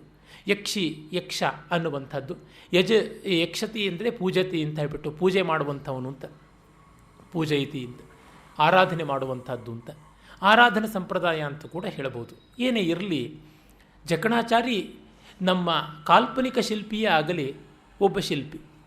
ಅವನು ಕೇಶವಾಕಾರವನ್ನು ಕಣ್ಣಲ್ಲಿ ಮನಸ್ಸಿನಲ್ಲಿ ತುಂಬಿಕೊಳ್ಳದೇ ಇದ್ದರೆ ದೇವಸ್ಥಾನ ಆಗ್ತಾ ಇತ್ತೆ. ದೇವಸ್ಥಾನದಲ್ಲಿ ಸೋಕಾಲ್ಡ್ ಸೆಕ್ಯುಲರ್ ಮದನಿಕೆಯರಿಗೆ ಅವಕಾಶ ಇರ್ತಾ ಇತ್ತೆ. ಅಂದರೆ ನಾವು ಸಗುಣ ಸಾಕಾರದ ದೇವಾಲಯ ಪೂಜೆ ಇತ್ಯಾದಿಗಳನ್ನೆಲ್ಲ ಇಟ್ಟುಕೊಂಡಿದ್ದರಿಂದ ಎಷ್ಟೆಷ್ಟೋ ಕಲೆಗಳು ಬದುಕಿ ಬಂದವಲ್ವ. ಇಲ್ಲದೇ ಇದ್ದರೆ ಹೊರಟು ಹೋಗ್ಬಿಡ್ತಾ ಇತ್ತು. ನಾವು ಯಾರೂ ಕೂಡ ನಮ್ಮ ರಂಗೋಲಿಯಲ್ಲಿ ಒಂದು ನಿತ್ಯದ ಪೂಜಾತ್ಮಕವಾದ ಮತೀಯವಾದಂತಹ ಧಾರ್ಮಿಕವಾದ ಆಯಾಮ ಇಲ್ಲ ಅಂತಂದಿದ್ದರೆ ದಿನ ಮನೆ ಮುಂದೆ ಹಾಕುವ ಶ್ರಮ ತಗೊಳ್ತಾ ಇರಲಿಲ್ಲ. ನಮ್ಮಲ್ಲಿ ಹಬ್ಬ ಹರಿದಿನಗಳು ಅನ್ನುವುದು ಇಲ್ಲದೇ ಇದ್ದಿದ್ರೆ ಎಷ್ಟೋ ಅಡುಗೆ ತಿಂಡಿಗಳು ಹುಟ್ಟುತ್ತಲೇ ಇರಲಿಲ್ಲ. ಎಷ್ಟು ವೈವಿಧ್ಯಗಳು ಹೊರಟೋಗ್ಬಿಡ್ತಾ ಇತ್ತು. ಎಷ್ಟೋ ಅಲಂಕಾರಗಳು ಹೋಗ್ತಾ ಇದ್ವು. ಇದನ್ನು ನೋಡಿದಾಗ ಆ ನೆವದಲ್ಲಿ ಇದು ಉಳ್ಕೊಂಡ್ವಲ್ಲ, ಅದು ದೊಡ್ಡದು ಅಂತ ಅನ್ನಬೇಕು. ಈಗಲೂ ಅಷ್ಟೇ, ಯಾವುದಕ್ಕಾದರೂ ಆ ದೈವಿಕವಾದ ಆಯಾಮವನ್ನು ಕತ್ತರಿಸಿಬಿಟ್ಟರೆ ಅದು ಮ್ಯೂಸಿಯಂ ಪೀಸಾಗಿ ಮಾತ್ರ ಉಳಿಯುತ್ತೆ. ನಿಜ, ಕಲೆ ಒಂದು ಮಟ್ಟಕ್ಕೆ ಮತಕ್ಕೆ ಈ ಧಾರ್ಮಿಕ ಕರ್ಮಕಾಂಡೀಯ ಕಲಾಪಗಳಿಗೆ ಅಡಿಯಾಳ ಆಯಿತು ಅಂತ. ಆದರೆ ದಾಸ್ಯದಲ್ಲಾದರೂ ಬದುಕಿರೋದು ಮೇಲೂ ಸಾಯುವುದಕ್ಕಿಂತ ಅಲ್ಲವೇ? ಸತ್ತು ಸ್ವತಂತ್ರವಾಗಿ ಪಂಜರದಲ್ಲೂ ಇಲ್ಲದೇ ಇರುವಂಥ ಪಕ್ಷಿ ಹಾಗೆ ಮ್ಯೂಸಿಯಂನಲ್ಲಿ ಓಪನ್ ಆಗಿ ತಗಲಾಕಿರುವಂಥ ಒಂದು ನವಿಲಿಗಿಂತ ಝೂ ಒಳಗೆ ಪಂಜರದಲ್ಲಿ ಬದುಕಿರೋ ನವಿಲು ಮೇಲಲ್ವ? ಗ್ರೀಕರ ನಾಟಕಗಳಲ್ಲಿ, ಕಾವ್ಯಗಳಲ್ಲಿ ಬರುತ್ತೆ. ಅಖಿಲ್ಲೇಸ್ ಹೇಳ್ತಾನೆ ಹೋಮರ್ನ ಮಹಾಕಾವ್ಯ ಇಲಿಯಡ್ಡಲ್ಲಿ, ನಾನು ಭೂಮಿಯ ಮೇಲೆ ಒಂದು ಹುಳುವಾಗಿರೋದಕ್ಕಾದರೂ ಅಪೇಕ್ಷೆ ಪಟ್ಟೇನೋ, ಆದರೆ ಸತ್ತು ನರಕದಲ್ಲಿ ರಾಜನಾಗಿರೋದಕ್ಕೆ ಇಷ್ಟಪಡೋದಿಲ್ಲ ಅಂತ. ಈ ಭಾವನೆ ಕಾಡುವುದು ಸತ್ಯ. ಹಾಗಾಗಿ ಇವುಗಳೆಲ್ಲ ಧಾರ್ಮಿಕ ಮತೀಯ ಕರ್ಮಕಾಂಡೀಯವಾದ ಆಚರಣೆಗಳು ಬಂದು ನಮ್ಮ ಕಲೆಯನ್ನೆಲ್ಲ ಹಾಳು ಮಾಡಿತು ಅಂತ ಹೇಳಬೇಡಿ. ಈ ಭಗವಂತನ ನೆವದಿಂದ ಎಷ್ಟೋ ಪ್ರಯೋಜನ ನಡೀತಾ ಇದೆ. ನನ್ನ ಸ್ನೇಹಿತರು ಮಂಟಪ ಪ್ರಭಾಕರ ಉಪಾಧ್ಯಾಯರು ಹೇಳ್ತಿರ್ತಾರೆ, ನಮ್ಮ ದಕ್ಷಿಣ ಕನ್ನಡದಲ್ಲಿ ನಾಗ, ಧರ್ಮಸ್ಥಳ, ಭೂತಕೋಲ ಇದು ಮೂರಿಲ್ಲದಿದ್ದರೆ ಲಾ ಆ್ಯಂಡ್ ಆರ್ಡರ್ ಎಷ್ಟೋ ಹದಗೆಟ್ಟು ಬಿಡ್ತಾ ಇತ್ತು ಅಂತ. ಸತ್ಯ. ಹೊಳೆ ಆಚೆ ದೇವರಾಣೆ ಅಂತಂದು ಬಿಟ್ಟರೆ ಆಯಿತು, ಅದು ಧರ್ಮಸ್ಥಳದ ದೇವರಾಣೆ ಅಂತ. ಇನ್ನೇನೂ ಹೇಳಬೇಕಾಗಿಲ್ಲ, ಅಲ್ಲಿಗೆ ಮುಗಿಯಿತು. ನಾಗ, ಎಷ್ಟು ಕಾಡುಗಳನ್ನು ಕಾಪಾಡಿರುವಂಥದ್ದು. ನಾಗಬನ ಅಂತ ಹೇಳಿ ಒಂದು ಹುಲ್ಲುಕಡ್ಡಿಯನ್ನು ಮುಟ್ಟದೆ ಇಟ್ಕೊಂಡಿರ್ತಾರೆ. ಆವುದನ್ನು ಕಾಣದೊಡಂ ಅಳ್ತೀಂ ನಂಬಿಹುದು. ಸರಿ, ಜಗನ್ನರ ಅಜ್ಞಾನದ ಮೇಲೆ ಮಾಡಿಕೊಂಡಿರ್ತಕ್ಕಂಥ ಎನ್ಕ್ಯಾಶ್ಮೆಂಟು ಅಂತ. ಒಳ್ಳೆಯದಪ್ಪ, ನೀನು ಸುಜ್ಞಾನದಿಂದ ಒಂದು ವ್ಯವಸ್ಥೆ ಮಾಡಿಕೊಡು ನೋಡೋಣ. ಇಲ್ಲವೇ? ಅದಾಗ್ತಾ ಇಲ್ಲವಲ್ಲ. ವಿಗ್ರಹ ಭಂಜನೆಗೆ ಮುನ್ನ ಮತ್ತೊಂದನ್ನು ಎಲ್ಲಿ ಸ್ಥಾಪನೆ ಮಾಡ್ತೀಯ? ರಷ್ಯಾದಲ್ಲಿ ಎಲ್ಲ ವಿಗ್ರಹಗಳನ್ನು ನಾಶನ ಮಾಡಿದ್ರು. ಇನ್ನೂ ಎತ್ತರದ ಸ್ಟಾಲಿನ್ದು, ಲೆನಿನ್ದು, ಫ್ರೆಡ್ರಿಕ್ ಎಂಗಲ್ಸ್ದು ಇವ್ರುಗಳ ವಿಗ್ರಹ ಬಂದು ಕೂತ್ಕೊಳ್ತು. ನಮ್ಮ ಸೆಕ್ಯುಲರ್ ಸಮಾಜದಲ್ಲಿ ಕೂಡ ಎಲ್ಲವೂ ಬೇಡ ಅಂತ ಕಿತ್ತಾಕಿದ್ರು. ಆದರೆ ತುಂಬ ಇಂದಿರಾ ಗಾಂಧಿ ಏರ್ಪೋರ್ಟ್ಗಳು, ರಾಜೀವ್ ಗಾಂಧಿ ಸಿಟಿಗಳು, ನೆಹರು ನಗರಗಳು, ಗಾಂಧಿ ರಸ್ತೆಗಳು ಎಲ್ಲ ಇವೆಯಲ್ಲ. ಯಾವ ಪಾರ್ಟಿ ಹೋದರೂ ಬಂದೇ ಬರುತ್ತೆ. ಅವರ ಪೋರ್ಟ್ರೇಟನ್ನು, ಅವರ ಲೈಫ್ ಸ್ಟೈಲ್ ಸ್ಟ್ಯಾಚ್ಯೂನ ಅನ್ವೇಲ್ ಮಾಡಿಕೊಂಡಿದ್ದೆ. ಅಂತರಂಗದ ಅಜ್ಞಾನದ ವೇಲ್ ಮಾತ್ರ ಕಳ್ಕೊಳ್ಳಿಲ್ಲ. ಈ ಸಮಸ್ಯೆಯನ್ನು ನೋಡಿದಾಗ ಮನುಷ್ಯ ಹಿಡ್ಕೊಳ್ತಾನೆ ಅಂತ ಅನಿಸುತ್ತೆ. ಅದಕ್ಕಾಗಿ ಒಳ್ಳೆಯದನ್ನೇ ಇಟ್ಕೊಂಡ್ಬಿಟ್ರೆ ಮೇಲಲ್ವೇ? ಇದರೊಳಗೆ ಹಾರ್ಮ್ಲೆಸ್ ಆಗಿರುವಂಥದ್ದು ಮೇಲಲ್ವೇ? ಯಾಕೆ ಖಾಲಿತನವನ್ನು ಬಿಟ್ಟರೆ ಅಲ್ಲಿ ಕಳೆ ಬೆಳೆಯುತ್ತೆ. ಒಂದು ಜಮೀನನ್ನು ನೀವು ಕಳೆಯಿಲ್ಲದೆ ಉಳಿಸಬೇಕು ಅಂದರೆ ಯಾವುದಾದ್ರೂ ಬೆಳೆ ತೆಗಿಬೇಕಷ್ಟೆ. ಅದನ್ನು ಬಿಟ್ಟು ನಾನು ಬೆಳೆಯನ್ನು ತೆಗೆಯೋದಿಲ್ಲ, ಕಳೆನೂ ನಾನು ಇಲ್ಲದಂತೆ ನೋಡ್ಕೊಳ್ತೀನಿ ಅಂತಂದರೆ ಅದು ಬಿಟ್ಟು ಇನ್ಯಾವ ಕೆಲಸನೂ ಮಾಡೋಕ್ಕಾಗೋಲ್ಲ. ದಿನವಿಡೀ ಕಳೆ ಕೀಳ್ತಾ ಇರಬೇಕಾಗುತ್ತೆ. ಅದಕ್ಕಿಂತ ದೊಡ್ಡ ರಗಳೆ ಇನ್ಯಾವುದಿದೆ? ಅದರಿಂದ ಇದ್ದಿದ್ದರೊಳಗೆ ನಾವು ಏನಾದರೂ ಒಳ್ಳೇದು ಮಾಡಬೇಕು. ಕೂಡಿದ ಮಟ್ಟಿಗೂ ಹಿತವಾಗಿರುವಂಥ ಒಂದು ಬೆಳೆಯನ್ನು ಬೆಳೆದು ಬಿಡಬೇಕು. ಅದರೊಳಗೂ ಮತ್ತೆ ಕುಯಿಲು ಮಾಡಿ ಇದು ಮಾಡೋದಕ್ಕಿಂತ ಶಾಶ್ವತವಾಗಿ ಇರುವಂಥ 100 ಕಾಲ ಇರುವಂಥ ಅಶ್ವತ್ಥ, ವಟ, ಆಮ್ರ, ತಿಂತ್ರಿಣಿ ಇತ್ಯಾದಿಯಾಗಿ ಯಾವ ವೃಕ್ಷಗಳಿವೆ, ವೃಕ್ಷ ರಾಜಗಳಿವೆ, ಪಂಚವಟಿ ಅಂಥವು, ಅವನ್ನು ಹಾಕಿಬಿಡಬೇಕು. ಹಾಕಿಬಿಟ್ರೆ ಅದರ ಬುಡದಲ್ಲಿ ಯಾವ ಕಳೆಯೋ ಬೆಳೆಯೋದಿಲ್ವೋ. ಈ ಒಂದು ಅನುಕೂಲತೆ ನಮ್ಮ ಪರಂಪರೆ ಕಂಡುಕೊಂಡಿದ್ದಾದ್ದರಿಂದ ಅದನ್ನು ನಾವು ತಿರಸ್ಕರಿಸಬಾರದು ಅಂತ. ಬೇಲೂರಿನ ದೇವಸ್ಥಾನವನ್ನು, ಆ ಥರದ ದೇವಸ್ಥಾನಗಳನ್ನು ಈ ಹೊತ್ತಿನ ನಮ್ಮ ಇತಿಹಾಸಕಾರರು ಇದೊಂದು ಫ್ಯೂಡಲ್ ಕಲ್ಚರ್ದು ಆಗಿರುವಂಥದ್ದು, ಎಷ್ಟು ಜನರ ಶೋಷಣೆಯಿಂದಾಗಿ ನಿರ್ಮಾಣವಾಗಿದ್ದು ಅಂತೆಲ್ಲ ಹೇಳ್ತಾರೆ. ಶೋಷಣೆ ಇಲ್ಲದ ಕಾಲ ಯಾವುದು? ಈ ಹೊತ್ತು ನಮ್ಮದು ರಾಮರಾಜ್ಯವೋ ಹರಾಮರಾಜ್ಯವೋ, ಇದರೊಳಗೆ ಶೋಷಣೆ ಏನು ಕಡಿಮೆ ಆಗಿದೆಯಾ? ಮತ್ತು ಈ ಶೋಷಣೆಗಳನ್ನು ಪ್ರತಿರೋಧಿಸಿದ ನಾಯಕರ ಹಾಲುಗಲ್ಲಿನ ವಿಗ್ರಹವನ್ನು ಕೆತ್ತೋದಕ್ಕೆ ಎಷ್ಟು ಜನ ಅಮಾಯಕರು ಶೋಷಿತರಾಗಿದ್ದಾರೆ? ಅದನ್ನು ನಾವು ಮರೆಯೋದಕ್ಕಾಗತ್ಯ? ಈ ನೆವದಿಂದಲಾದರೂ ನಡೀತಾ ಇದೆ. ಈಜಿಪ್ಟಿನವರು ಇವತ್ತು ಅವರ ಸಂಸ್ಕೃತಿಯ ಬಗ್ಗೆ ತಿಲಾಂಶದ ಅಭಿಮಾನವನ್ನು ಇಟ್ಟುಕೊಂಡಿಲ್ಲವಂತೆ. ನನ್ನ ಗೆಳೆಯರು ಕೆಲವರಿಗೆ ಹೋಗಿದ್ದವರು ಹೇಳ್ತಾರೆ, ಅವರಿಗೆ ಒಂದಿಷ್ಟು ಬಿಲಾಂಗಿಂಗ್ನೆಸ್ ಇಲ್ಲ, ಆದರೆ ಟೂರಿಸಮ್ಮಿಂದ ಬರುವಂಥ ಸಿಕ್ಕಾಪಟ್ಟೆ ಕೋಟ್ಯಂತರ ಡಾಲರ್ಗಳು ಮಾತ್ರ ಅವರುಗಳಿಗೆ ಬೇಕಾಗಿದೆ ಅಂತ. ಅದಕ್ಕಿಂತ ನಮ್ಮಲ್ಲಿ ಲಿವಿಂಗ್ ಕಲ್ಚರ್ ಆಗಿ ಈ ದೇವಸ್ಥಾನದಲ್ಲಿ ಮಂಗಳಾರತಿ ಮಾಡ್ತೀವಿ, ಪೂಜೆ ಮಾಡ್ತೀವಿ, ಉತ್ಸವ ಮಾಡ್ತೀವಿ, ಜೊತೆಗೆ ಅದು ಶಿಲ್ಪಕಲೆಯ ಜೀವತ್ಕೋಶವೂ ಆಗಿದೆ ಎನ್ನುವುದು ಒಳ್ಳೆಯದಲ್ವೇ?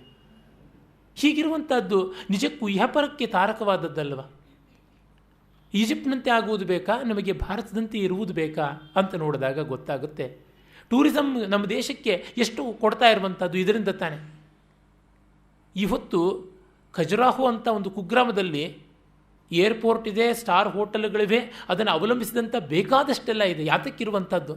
ನಮ್ಮ ನಾಯಕರು ಹೋಗ್ಬಿಟ್ಟು ಅಲ್ಲೇನು ಒಂದು ಕಾಟೇಜ್ ಇಂಡಸ್ಟ್ರಿ ಕೂಡ ತೆಗೆದಿಲ್ಲ, ಕಾಟಾಚಾರಕ್ಕೆ ಕೂಡ ಯಾವ ಇಂಡಸ್ಟ್ರಿ ತೆಗೆದಿಲ್ಲ. ಅಲ್ಲಿ ಜನಕ್ಕೆ ಜೀವನೋಪಾಯ ಆಗ್ತಾ ಇರೋದು ಹೇಗೆ? ಇದರಿಂದ. ಒಮ್ಮೆ ಉತ್ತರ ಕರ್ನಾಟಕದ ಕಡೆಯಿಂದ ಯಾರೋ ಮೈಸೂರಿಗೆ ಬಂದಿದ್ದರಂತೆ. ಮೈಸೂರನ್ನು ಇನ್ನೂ ಚೆನ್ನಾಗಿದ್ದ ಕಾಲ ಮೈಸೂರು, ಮಹಾರಾಜರ ಪ್ರಭುತ್ವ ಆಗಷ್ಟೇ ಹೋಗಿತ್ತು. ಇವರ ದುಷ್ಪ್ರಭುತ್ವದ ಕರಾಳ ಬಾಹುಗಳು, ಕಬಂಧ ಬಾಹುಗಳು ಆಕ್ಟೋಪಸ್ನ ಹಿಡಿತ ಇನ್ನೂ ಹೆಚ್ಚಾಗಿರಲಿಲ್ಲ. 1950-55 ಆಸುಪಾಸಿನಲ್ಲಿ ಅಲ್ಲಿ ಒಬ್ಬ ಟಾಂಗಾದಲ್ಲಿ ಎಲ್ಲ ಕೂಡಿಸಿಕೊಂಡು ತೋರಿಸ್ದ. ಆಮೇಲೆ ಏನಪ್ಪ ನಿಮ್ಮ ಮಹಾರಾಜರು ದೊಡ್ಡ ದೊಡ್ಡದಾಗಿ ಎಲ್ಲ ಮಾಡಿಬಿಟ್ರು, ನಿಮಗೇನು ಬರೀ ಜಟ್ಕಾನೇ ಆಯಿತು, ಅವರು ಮುಸಲ್ಮಾನರು ತಾನೆ ಪಾಪ ಹೆಚ್ಚಾಗಿ ಟಾಂಗ ಓಡಿಸೋದು, ನಿಮಗೆ ನಜರಬಾದ್ ಕೊಳಗೇರಿಯೇ ಆಯಿತು ಅಂತ. ಆಗ ಆತ ಹೇಳಿದಂತೆ, ಸ್ವಾಮಿ ನಮ್ಮ ಮಹಾರಾಜರನ್ನ ಹಾಗೆ ಬೈಬೇಡಿ, ಅವರು ಲಲಿತ ಮಹಲ್ಲ ಮತ್ತು ಜಗನ್ಮೋಹನ್ ಪ್ಯಾಲೇಸು, ಚಾಮುಂಡಿ ಬೆಟ್ಟ, ಅರಮನೆ ಇತ್ಯಾದಿ ಮಾಡಿದ್ರಿಂದ ನಿಮ್ಮಂಥವ್ರು ಬರ್ತಿದ್ದೀರಾ. ಇಲ್ಲದೇ ಇದ್ದರೆ ಚಿಕ್ಕ ಮೈಸೂರಿನಲ್ಲಿ ಓಡಾಡೋದಕ್ಕೆ ಎಷ್ಟು ಜನ ಟಾಂಗ ಬಳಸ್ತಾರೆ? ನನಗೆ ನಿಮ್ಮಂಥವ್ರನ್ನ ಕೂಡಿಸ್ಕೊಂಡು ಎಲ್ಲ ಕಡೆ ಓಡಾಡೋದಕ್ಕೆ ಮಹಾರಾಜರು ಅನ್ನದ ವ್ಯವಸ್ಥೆ ಮಾಡಿಕೊಟ್ಟಿದ್ದಾರೆ, ಈ ಥರ ಅವ್ರನ್ನ ಆಕ್ಷೇಪ ಮಾಡಬೇಡಿ ಅಂತ. ಈ ಮುಖವನ್ನು ಕೂಡ ನಾವು ಗಮನಿಸಬೇಕಾಗುತ್ತೆ, ಅದರ ಕಡೆಗೆ ತಿರಸ್ಕಾರ ತೋರಿಸಬಾರದು ಅಂತ. ಹಾಗೆ ಬೇಲೂರಿನಲ್ಲಿ ಆ ದೇವಸ್ಥಾನ ಬರೀ ಚೆನ್ನಕೇಶವನ ದೇವಸ್ಥಾನ ಅಂತ, ಬರೀ ಚೆನ್ನಕೇಶವ ಹೊಂದಿದ್ದು ಮತ್ತು ಇನ್ಯಾವುದೂ ಇಲ್ಲದಿದ್ದರೆ ಈ ಕಾಲದಲ್ಲಿ ಹಾಗೆ ಮಾಡ್ತಾರೆ. ಅವ್ರ ದೇವರೊಂದು, ಅದು ಆ ದೇವರದೊಂದು ವಿಶಿಷ್ಟವಾದ ಫಾರ್ಮ್ ಬಿಟ್ಟು ಇನ್ಯಾವುದೂ ಇರಬಾರ್ದು ಅಂತ ಬೋಳು ಮಾಡಿಬಿಡ್ತಾರೆ. ಹಾಗೆ ಮಾಡಿದಾಗ ಏನೂ ನೋಡೋಕ್ಕಿಲ್ಲ, ಬರೀ ಗೋಡೆ ನೋಡ್ಕೊಂಡು ಬರಬೇಕು. ಹೋದ ಪುಟ್ಟ ಬಂದ ಪುಟ್ಟ ಅಂತ ಗಾದೆ ಇದೆಯಲ್ಲ. ನಮ್ಮ ದೇವಸ್ಥಾನಗಳು ಹಾಗ. ಒಂದು ಮಧುರೈ ದೇವಸ್ಥಾನ ನೋಡಿ, ರಾಮೇಶ್ವರಂನ ದೇವಸ್ಥಾನ ನೋಡಿ, ಎಷ್ಟು ಇರುತ್ತೆ ನೋಡೋದಕ್ಕೆ. ಒಂದು ಇಡೀ ಪ್ರಪಂಚವನ್ನೇ ಕಂಡಂತೆ ಆಗುತ್ತೆ. ಒಂದು ದೇವಸ್ಥಾನವನ್ನು ನೋಡೋದು ಅಂದರೆ ಒಂದು ಪ್ರಪಂಚ ನೋಡುವುದು ಅಂತ. ಮತ್ತು ಅಲ್ಲಿ ಎಷ್ಟು ಸನ್ನಿಧಿಗಳು, ಎಷ್ಟು ಕಥೆಗಳು, ಎಷ್ಟು ಪುರಾಣಗಳು, ಎಷ್ಟು ಕಲೆಗಳು, ಇವುಗಳನ್ನು ಕಾಣುವುದು ಒಂದು ಜೀವಂತವಾದ ಮ್ಯೂಸಿಯಂನ ನೋಡೋದಂತೆ ಅಲ್ವೇ. ಈ ಕಾಲದಲ್ಲಿ ಮ್ಯೂಸಿಯಂಗಳಿವೆ, ಈ ಕಾಲದಲ್ಲಿ ಆರ್ಟ್ ಗ್ಯಾಲರಿಗಳಿವೆ, ಈ ಕಾಲದಲ್ಲಿ ಪರ್ಫಾರ್ಮಿಂಗ್ ಸೆಂಟರ್ಸ್ ಇವೆ. ಬೆಂಗಳೂರಿನಲ್ಲಿ ಒಂದು 10 ರವೀಂದ್ರ ಕಲಾಕ್ಷೇತ್ರ ಥರದವಿವೆ. ಹಿಂದೆ ಹಳೇಬೀಡಿನಂಥ ಒಂದು ಹಳ್ಳಿಯಲ್ಲಿ, ಅದು ಹಿಂದೆ ರಾಜಧಾನಿಯಾಗಿದ್ದಿರಬಹುದು, ಆಮೇಲೆ ಒಂದು ಹಳ್ಳಿಯೇ ಆದದ್ದಲ್ವೇ. ಹಳ್ಳಿಗಳಲ್ಲಿ ನೂರಾರು ಕಡೆ ಹೊಯ್ಸಳರು ದೇವಸ್ಥಾನಗಳನ್ನು ಕಟ್ಟಿದ್ದಾರೆ, ಕಲ್ಯಾಣ ಚಾಲುಕ್ಯರು ಕಟ್ಟಿದ್ದಾರೆ, ವಿಜಯನಗರದವರು ಜೀರ್ಣೋದ್ಧಾರ ಮಾಡಿದ್ದಾರೆ. ಅಲ್ಲಿ ಸಂಗೀತ, ಸಾಹಿತ್ಯ ಮೊದಲಾದವು ಎಲ್ಲಿ ನಡೀಬೇಕಾಗಿತ್ತು? ಈ ದೇವಸ್ಥಾನದ ಆವರಣದಲ್ಲಿ ತಾನೆ. ಯಾರಿಗೆ ದೇವಸ್ಥಾನದ ಭಕ್ತಿ ಶ್ರದ್ಧೆಗಳು ಬೇಡವೋ ಅವ್ರಿಗೂ ಅವು ಪರೋಕ್ಷವಾಗಿ ಫಲವನ್ನು ಕೊಡ್ತಾ ಇದ್ವಲ್ಲ. ಒಂದು ಕಡೆ ಸಂಸ್ಕೃತ ಸುಭಾಷಿತದಲ್ಲಿ ಬರುತ್ತೆ, ದೊಡ್ಡದನ್ನು ನಾವು ಆಶ್ರಯಿಸಬೇಕು. ದೈವಾದ್ಯದಿ ಫಲಂ ನಾಸ್ತಿ ಛಾಯಾಂ ಕೋ ವಾರಯತಿ.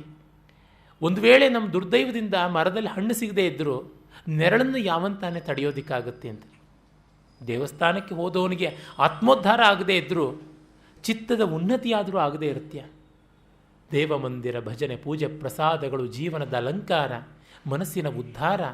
ಭಾವಮಂ ಕ್ಷುಲ್ಲ ಜಗದಿಂಬಿಡಿಸಿ ಮೈಲೊಯ್ಯುವುದು ಆವುದಾದೊಡಂ ಒಳಿತು ಮಂಕುತಿಮ್ಮ.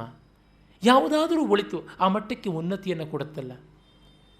ನನಗೆ ನಮ್ಮ ಭಾರತೀಯ ಸಂಸ್ಕೃತಿಯ ಕಡೆಗೆ ತಿರುಗೋದಕ್ಕೆ ತೆಲುಗು ಸಿನಿಮಾಗಳು ತುಂಬ ಪ್ರಯೋಜನಕಾರಿಯಾಯಿತು, ಚಂದಮಾಮ ತುಂಬ ಪ್ರಯೋಜನಕಾರಿಯಾಯಿತು. ಅದಕ್ಕಾಗಿ ನಾನು ಅದರ ಬಗ್ಗೆ ಕೃತಜ್ಞತೆ ಇಟ್ಟುಕೊಂಡಿರಬೇಕಾದದ್ದು ಸಹಜ ಮಾತ್ರವಲ್ಲ, ಧರ್ಮವೂ ಹೌದಲ್ವಾ. ಪ್ರತಿಯೊಬ್ಬರಿಗೂ ಎಲ್ಲಿಂದಲೂ ಬಂದಿರುತ್ತೆ, ಅದನ್ನು ಧಿಕ್ಕರಿಸಬಾರದು ಅಂತ. ಅವನ ಭಕ್ತಿಯಿಂದ ರಕ್ತಿ ಬಂತು, ಅದಕ್ಕೆ ನಾವು ಸ್ವಾಗತ ಕೊಡಬೇಕು. ಅವನ ರಕ್ತಿ ಬೇಡ ಅಂತಂದರೆ ಭಕ್ತಿಯೂ ಹೊರಟೋಗುತ್ತೆ, ಭಕ್ತಿ ಬೇಡ ಅಂದರೆ ರಕ್ತಿಯೂ ಹೊರಟೋಗ್ಬಿಡುತ್ತೆ. ಹಾಗಾಗಿ ಚಂದ್ರಿಕಾ ನ್ಯಾಯದಂತೆ ಇರುವುದು ಅಂತ ಹೇಳ್ತಾರೆ. ರಾಘವಾಕೃತಿಯ ತಾಂ ಕಣ್ಣಾರ ಕಾಣದಿರೆ ತ್ಯಾಗರಾಜನ ಮುಖದ ಲಲಿತ ಭಾವಗಳು ರಾಗಗಳಾಗಿ ಪರಿದು ಬರುತ್ತಿರ್ದಪವೇ ವಾಗ್ಗೇಯ ಸತ್ಯವದು ಮರುಳ ಮುನಿಯ. ಶ್ರೀರಾಮ ಅನ್ನುವನು ಎಲ್ಲದೆ ಹೋಗಿದ್ದಲ್ಲಿ ತ್ಯಾಗರಾಜರಂಥ ವಾಗ್ಗೇಯಕಾರರು ಇರ್ತಾ ಇದ್ದರಾ?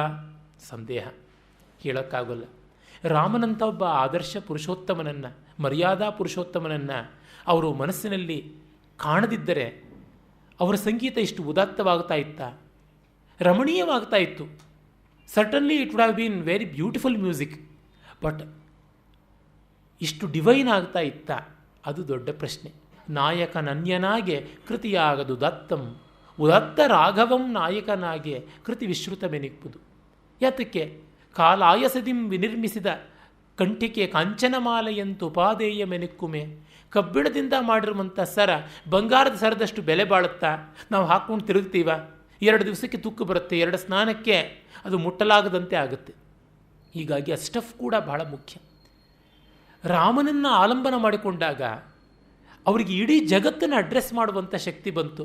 ಹಾಗಲ್ಲದೆ ಅಂಗೈ ಅಗಲದ ಯಾವುದೋ ಒಬ್ಬ ರಾಜನ ಇಟ್ಕೊಂಡಿದ್ದಿದ್ರೆ, ಮನುಷ್ಯ ಸ್ತುತಿಯನ್ನು ಮಾಡಿದಂಥ ಬೇಕಾದಷ್ಟು ಜನ ವಾಗ್ಗೇಯಕಾರಿದ್ದಾರೆ, ಇಲ್ಲ ಅಂತ ಏನೂ ಇಲ್ಲ.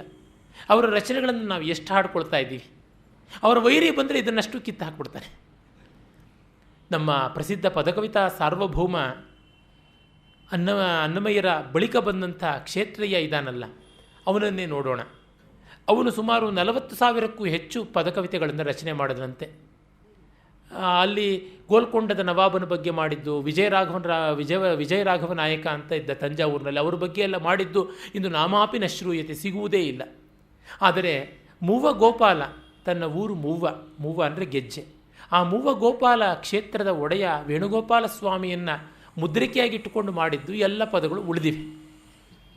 ಡಿ ವಿ ಜಿಯವರು ಅದರ ಬಗ್ಗೆ ತುಂಬ ಚೆನ್ನಾಗಿ ಒಂದು ಲೇಖನದಲ್ಲಿ ಹೇಳ್ತಾರೆ. ನಮ್ಮ ಪುಣ್ಯವಶದಿಂದ ಕ್ಷೇತ್ರಯ್ಯನ ತವರು ಮೂವದ ಅಧಿದೇವತೆ ವೇಣುಗೋಪಾಲ ಸ್ವಾಮಿ ವಿಶ್ವಮೋಹಕ ಮೂರ್ತಿಯಾದ, ಅದಕ್ಕೆ ಬದಲಾಗಿ ಮಾರಮ್ಮನೋ ಮಾರುತಿಯೋ ವಿನಾಯಕನೋ ವೀರಭದ್ರನೋ ಆಗಿದ್ದರೆ ಇಷ್ಟು ಶೃಂಗಾರಮಯವಾದ ರಮಣೀಯವಾದಂಥ ರಚನೆಗಳು ಬರ್ತಾ ಇದ್ವ ಅಂತ. ಹಾಗೆ ತ್ಯಾಗರಾಜರು ರಾಮನನ್ನು ಸಾಕ್ಷಾತ್ಕಾರ ಮಾಡಿಕೊಳ್ಳದೇ ಇದ್ದರೆ ಅಂತರಂಗದಲ್ಲಿ ಅವರ ಕೃತಿಗಳಿಗೆ ಈ ಔದಾತ್ಯ ಬರ್ತಾ ಇತ್ತ ಅಂತ. ಈಗ ನಮಗೆ ಯಾರೋ ಒಬ್ಬ ದುಡ್ಡಿಲ್ಲದೆ ರಂಗಸ್ಥಳ ಹತ್ತೋದಿಲ್ಲ, ನನಗಿಷ್ಟು ಕೊಟ್ಟೊರ್ತು ನಾನು ಕಚೇರಿ ಫಿಕ್ಸ್ ಮಾಡಿಕೊಳ್ಳಲ್ಲ ಅಂತ ಹೇಳೋನೂ ಕೂಡ ಒಳ್ಳೆಯ ಸಂಗೀತಗಾರ ಆಗಿದ್ದು ವೇದಿಕೆಯ ಮೇಲೆ ಬಂದು ನಿಧಿಚಾಲ ಸುಖಮ ಹಾಡಿದರೆ ನಾವು ಆಹಾ ಅಂತ ತಲೆದೂಗ್ತೀವಿ. ಇನ್ನು ಈ ಭಾವನೆಯನ್ನೇ ಬದುಕಿಗೆ ತುಂಬಿಕೊಂಡಂತೆ ತ್ಯಾಗರಾಜರು ಹಾಡುವಾಗ ಅದು ಹೇಗಿದ್ದಿರಬಹುದು, ಅದನ್ನು ನಾವು ಊಹೆ ಮಾಡ್ಕೊಳ್ಳೋಕ್ಕೂ ಆಗೋದಿಲ್ವಲ್ಲ. ಇದಕ್ಕಾಗಿ ಅವರು ಹೇಳ್ತಾರೆ, ಆ ತ್ಯಾಗರಾಜರು ರಾಘವಾಕೃತಿಯನ್ನು ಕಣ್ಣಾರೆ ಕಾಣದಿರೆ ಅವರ ಮುಖದಿಂದ ಈ ಲಲಿತ ಭಾವಗಳು ಬರ್ತಾ ಇದ್ವ ಅಂತ. ಯಾವುದಕ್ಕೂ ಕೂಡಿದ ಮಟ್ಟಿಗೂ ದೊಡ್ಡದನ್ನು ನಾವು ಕಲ್ಪನೆ ಮಾಡಿಕೊಳ್ಬೇಕು. ಪ್ರಪಂಚದ ಮಟ್ಟದಲ್ಲಿ ಯೋಚನೆ ಮಾಡಿದರೆ ನಮ್ಮ ಕುಟುಂಬದ ಮಟ್ಟಕ್ಕಾದರೂ ಬರೋಕ್ಕೆ ಸಾಧ್ಯ. ಅದು ಬಿಟ್ಟು ನಾವು ಕುಟುಂಬದ ಮಟ್ಟದಲ್ಲಿ ಯೋಚನೆ ಮಾಡಿದರೆ ನಮ್ಮ ಮಟ್ಟಕ್ಕೂ ಮುಟ್ಟೋದಿಲ್ಲ. ಬ್ರೌನಿಂಗ್ ಒಂದು ಕಡೆ ಹೇಳ್ತಾನೆ, ಶೇಕ್ಸ್ಪಿಯರ್ ಆಗೋದಕ್ಕೆ ಪ್ರಯತ್ನಪಟ್ಟು ಫ್ಲಾಪ್ ಆಗಿ ಪರವಾಗಿಲ್ಲ, ಅದು ಒಂದು ಗ್ರೇಟ್ ಫೇಲ್ಯೂರ್ ಅಂತ ಆಗುತ್ತೆ. ನೀವು ಕ್ಷುದ್ರನ್ ಯಾತಕ್ಕೆ, ನೊಣ ತಿಂದು ಜಾತಿ ಕೆಡೋದಕ್ಕಿಂತ ಆನೆ ತಿಂದು ಜಾತಿ ಕೆಡೋದು ಮೇಲಲ್ವಾ ಅಂತ. ಯಾವುದೋ ಒಂದು ವೀಳ್ಯದೆಲೆಯನ್ನು ಕದಿಯೋದಕ್ಕೂ ಹೋಗಿ ಮತ್ತಾವುದೋ ಕದಿಯೋದಕ್ಕೂ ಹೋಗಿ ಸಿಕ್ಕಾಕೊಳ್ಳೋದಕ್ಕಿಂತ ಬ್ಯಾಂಕನ್ನು ದೋಚೋದಕ್ಕೆ ಹೋಗಿ ಸಿಕ್ಕಾಕೊಳ್ಳೋದು ಮೇಲಲ್ವೇ. ಯಾವುದರೊಳಗೂ ಒಂದು ಉನ್ನತಿಕೆ ಇರಬೇಕು ಅಂತ, ಪ್ರಫೌಂಡಿಟಿಯನ್ನು ಕಾಣೋದಕ್ಕೆ ಹೋಗಬೇಕು. ಸಂಸ್ಕೃತವನ್ನು ಯಾತಕ್ಕೆ ಕಲಿಯಬೇಕು? ಭವಾನ್ ಕಥಂ ಅಸ್ತಿ ಅಹಂ ಸುಖಂ ಅಸ್ಮಿ ಅಂತ ಅನ್ನೋದಕ್ಕೆ ಅಲ್ಲ, ರಾಮಾಯಣ ಓದೋದಕ್ಕೆ, ಭಗವದ್ಗೀತೆ ಓದೋದಕ್ಕೆ, ಕಾಳಿದಾಸನ ಓದೋದಕ್ಕೆ ಅಂತ ಅಂದರೆ ಇಷ್ಟಕ್ಕಾದರೂ ಅವರು ಬಂದು ನಿಲ್ತಾರೆ. ಹಾಗೆ ಉದಾತ್ತ ಭಾವಗಳನ್ನು, ಉನ್ನತವಾದದ್ದನ್ನು ತುಂಬಿಸಿಕೊಳ್ಳೋದಕ್ಕೆ ಮಾಡಿದ್ರೆ ಪ್ರಯೋಜನ ಉಂಟು ಅಂತ. ಈ ಹೊತ್ತು ಏನಾಗಿದೆ, ಕುಬ್ಜವಾದಂಥ ಆದರ್ಶಗಳನ್ನು ಇಟ್ಟುಕೊಳ್ಳೋದು. ದೇವಳು ಅವರು ಅವರ ಮಹಾಬ್ರಾಹ್ಮಣದ ಪೀಠಿಕೆಯಲ್ಲಿ ಅದೇ ಹೇಳ್ತಾರೆ. ಈ ಹೊತ್ತು ತುಂಬೆಯ ಗಿಡಕ್ಕೆ ಏಣಿ ಹಾಕಿಕೊಳ್ಳುವಂಥ ಜನರನ್ನು ಚಿತ್ರಿಸೋದಕ್ಕೆ ಸಮಾಜ ಹೊರಟಿದೆ. ಆದರೆ ನಾನಿಲ್ಲಿ ತೆಂಗಿನ ಮರವನ್ನು ನೆಡುವ ಕೆಲಸ ಮಾಡ್ತಾ ಇದ್ದೀನಿ ಅಂತ. ಅದು ಬೇಕಲ್ವ, ದೊಡ್ಡ ವಿಷಯಗಳನ್ನು ದೊಡ್ಡದಾಗಿ ಚಿಂತನೆ ಮಾಡಬೇಕು ಅಂತ. ಭೈರಪ್ಪನವ್ರನ್ನ ಯಾರೋ ಕೇಳಿದ್ರು, ನೀವು ಯಾತಕ್ಕೆ ಇಷ್ಟಿಷ್ಟು ದೊಡ್ಡದಾಗಿ ಬರೀತೀರಾ ಕಾದಂಬರಿಗಳನ್ನು ಅಂತ. ನನಗೆ ಬರೆಯೋದಕ್ಕೆ ಇಷ್ಟ, ದೊಡ್ಡದಾಗಿ ಅದಕ್ಕೆ ಬರೀತೀನಿ. ನನಗೆ ಯಾವತ್ತೂ ಅಷ್ಟೇ ದೊಡ್ಡ ಎಲೆಯಲ್ಲಿ ತುಂಬ ಬಡಿಸ್ಕೊಂಡು ಹೊಟ್ಟೆ ತುಂಬ ತಿನ್ನಬೇಕು, ದಪ್ಪ ದಪ್ಪ ತುತ್ತುಗಳು ಮಾಡ್ಕೊಳ್ಬೇಕು ಅಂತ ನನಗೆ ಆಸೆ ಅಷ್ಟೇ. ಆ ಮನೋಧರ್ಮ ಅವ್ರದ್ದು ಹಾಗೆ. ಮೊನ್ನೆ ಕೂಡ ಅವ್ರನ್ನ ಯಾರೋ ಕೇಳಿದ್ರು, ಅದಕ್ಕೆ ಅವ್ರು ಹೇಳಿದ್ರು ಮಂದ್ರ ಕಾದಂಬರಿಯನ್ನು 100 ಪುಟ ಕಡಿಮೆ ಮಾಡ್ಬೋದು ಅಂತಂದಿದ್ರು. ನಾನು ಇನ್ನೂ ಒಂದು 100 ಪುಟ ಜಾಸ್ತಿ ಮಾಡ್ಬೋದಾ ಅಂತ ಅಂದುಕೊಂಡೇ ಬರೆದಿದ್ದು. ನಾನು ಬರೆಯುವಾಗ ಪುಟದ ಸಂಖ್ಯೆ ಇಟ್ಕೊಳ್ಳಲ್ಲ. ಹಿಂದೂಸ್ತಾನಿ ಸಂಗೀತದಲ್ಲಿ ಒಂದು ಸ್ವರದಿಂದ ಇನ್ನೊಂದು ಸ್ವರಕ್ಕೆ ಹೋಗೋದಕ್ಕೆ ಅವ್ರೊಂದು 15 ನಿಮಿಷ ತಗೋತಾರೆ. ಆ ಹಿಂದೂಸ್ತಾನಿ ಸಂಗೀತದ ಮೇಲೆ ಇರುವಂಥ ಕಾದಂಬರಿಯೂ ಕೂಡ ಒಂದು ಸಂಗೀತದ ವಿಸ್ತಾರ ಇಟ್ಟುಕೊಳ್ಬೇಕು ಅಂತ ಹೇಳ್ಬಿಟ್ಟು. ವಾಲ್ಮೀಕಿ ರಾಮಾಯಣದಲ್ಲಿ, ವ್ಯಾಸ ಭಾರತದಲ್ಲಿ ಒಂದು ಕಾಡಿನ ವರ್ಣನೆ ಅಂತಂದರೆ ಒಂದು 30 ಶ್ಲೋಕಗಳಲ್ಲಿ ಒಂದು 200 ಮರಗಳ ಹೆಸರು ಬರುತ್ತೆ. ತಾಲ, ಹಿಂತಾಲ, ನಾಗ, ಪುನ್ನಾಗ, ಕದಿರ, ಮಂಜುಲ, ವಂಜುಲ ಅಂತೆಲ್ಲ ಬರುತ್ತೆ. ಇದೇನು ಕೆಟ್ಲಾಗಂದರೆ ಕಾಡು ಅನ್ನುವ ಅನುಭವ ಆಗಬೇಕಲ್ವ ಅಲ್ಲಿ. ಹಾಗಾಗಬೇಕಾದ್ರೆ ಅಷ್ಟು ಬರಬೇಕಾಗತ್ತೆ ಗಾತ್ರ. ಅದು ಅವರ ಮನೋಧರ್ಮ. ಆ ಮನೋಧರ್ಮವನ್ನು ನೀವು ತಪ್ಪು ಅಂತಂದರೆ ಅದು ಬರೋದೇನೇ ಇಲ್ಲ.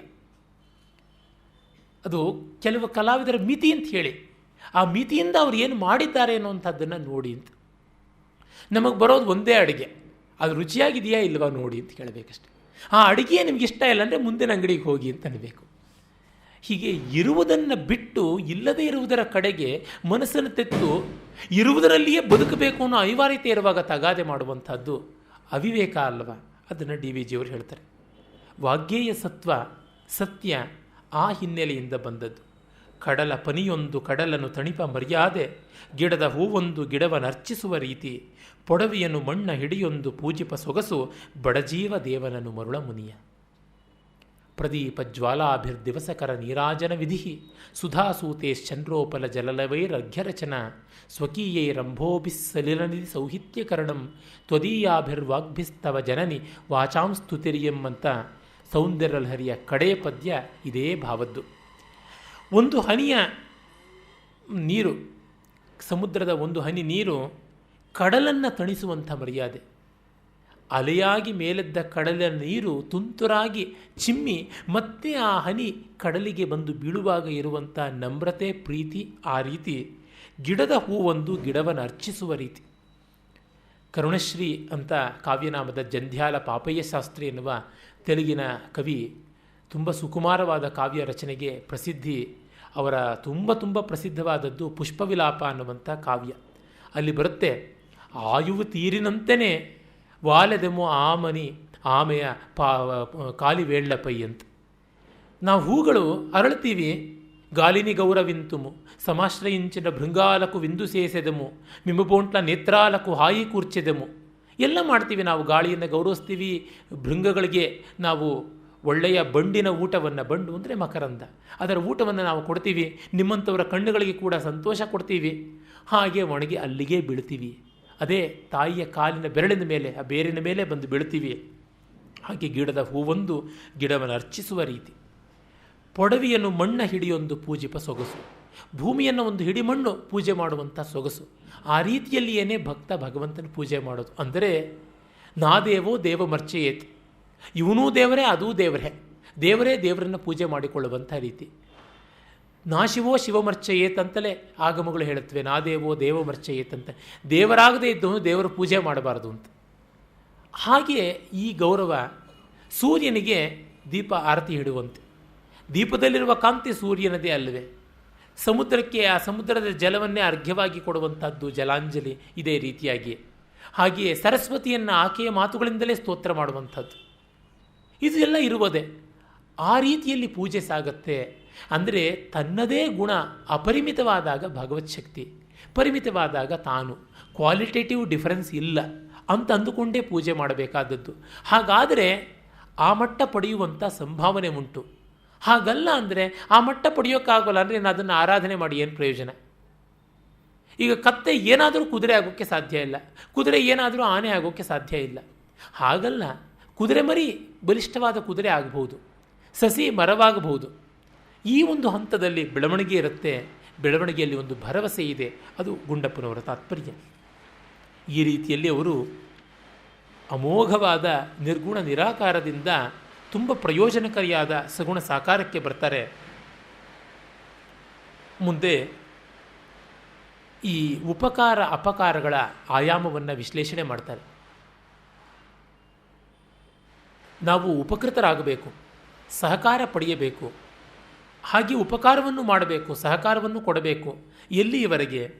ಬೆನ್ನೆಲುಬನು ಉಪಕೃತನೊಳು ಉಡುಗಿಪ ಉಪಕೃತಿಯೇನೇನು, ಅನ್ಯಾಶ್ರಯವ ಕಲಿತ ಲತೆ ನೆಟ್ಟಗಿಹುದೇ, ತನ್ನಿಂತ ತಾನೆ ಅಬಲಂ ಬಲಿಯಲನುವಾಗಿ ನಿನ್ನ ನೀ ಮರೆಯಿಸಿಕೋ ಮರುಳ ಮುನಿಯ.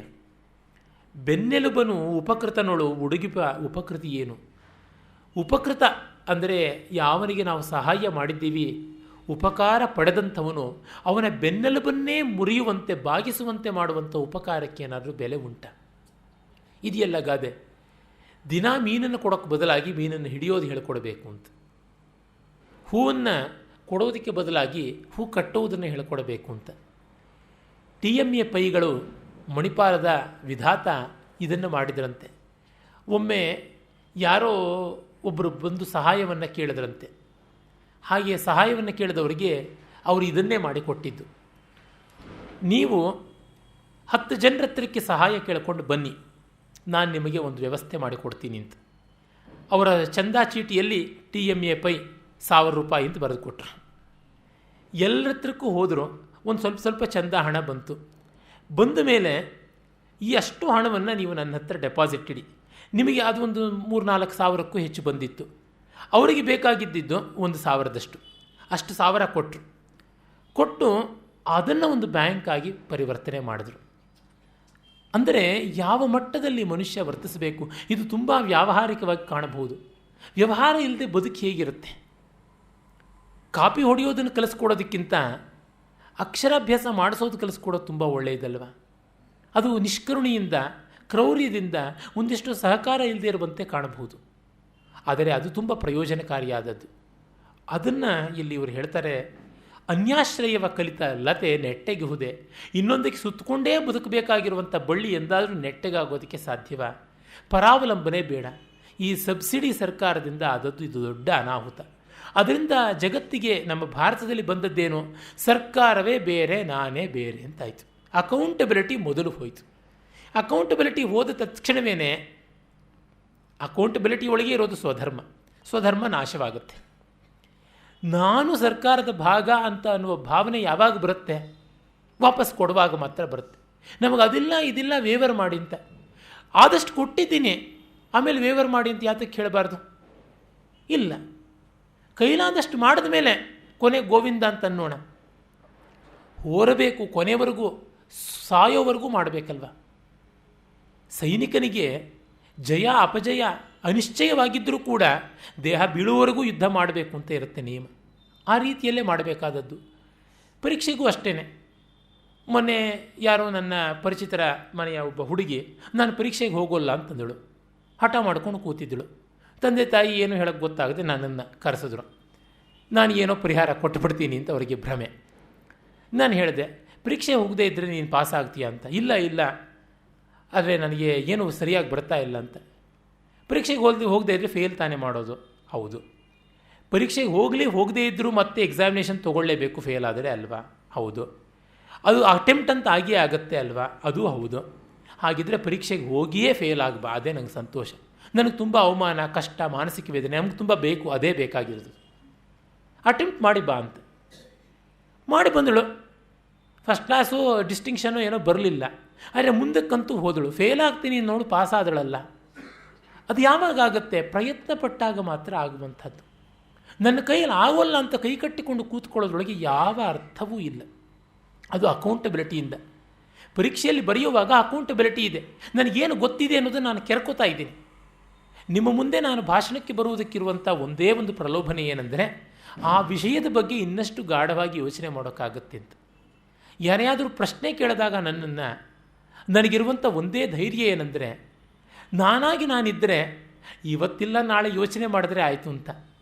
ಈಗ ಒತ್ತಡ ಇದೆಯಲ್ಲ, ಅವರಿಗೆ ಸಮಾಧಾನ ಹೇಳಬೇಕು ಅಂತ ಎಲ್ಲ ಬುದ್ಧಿಶಕ್ತಿಯೂ ಕೂಡ ಮೂಲೆಗಳಿಂದ ಶಕ್ತಿಯನ್ನು ಜಮಾಯಿಸಿಕೊಂಡು ಎದುರಿಸಬೇಕು ಅಂತ ನೋಡುತ್ತೆ.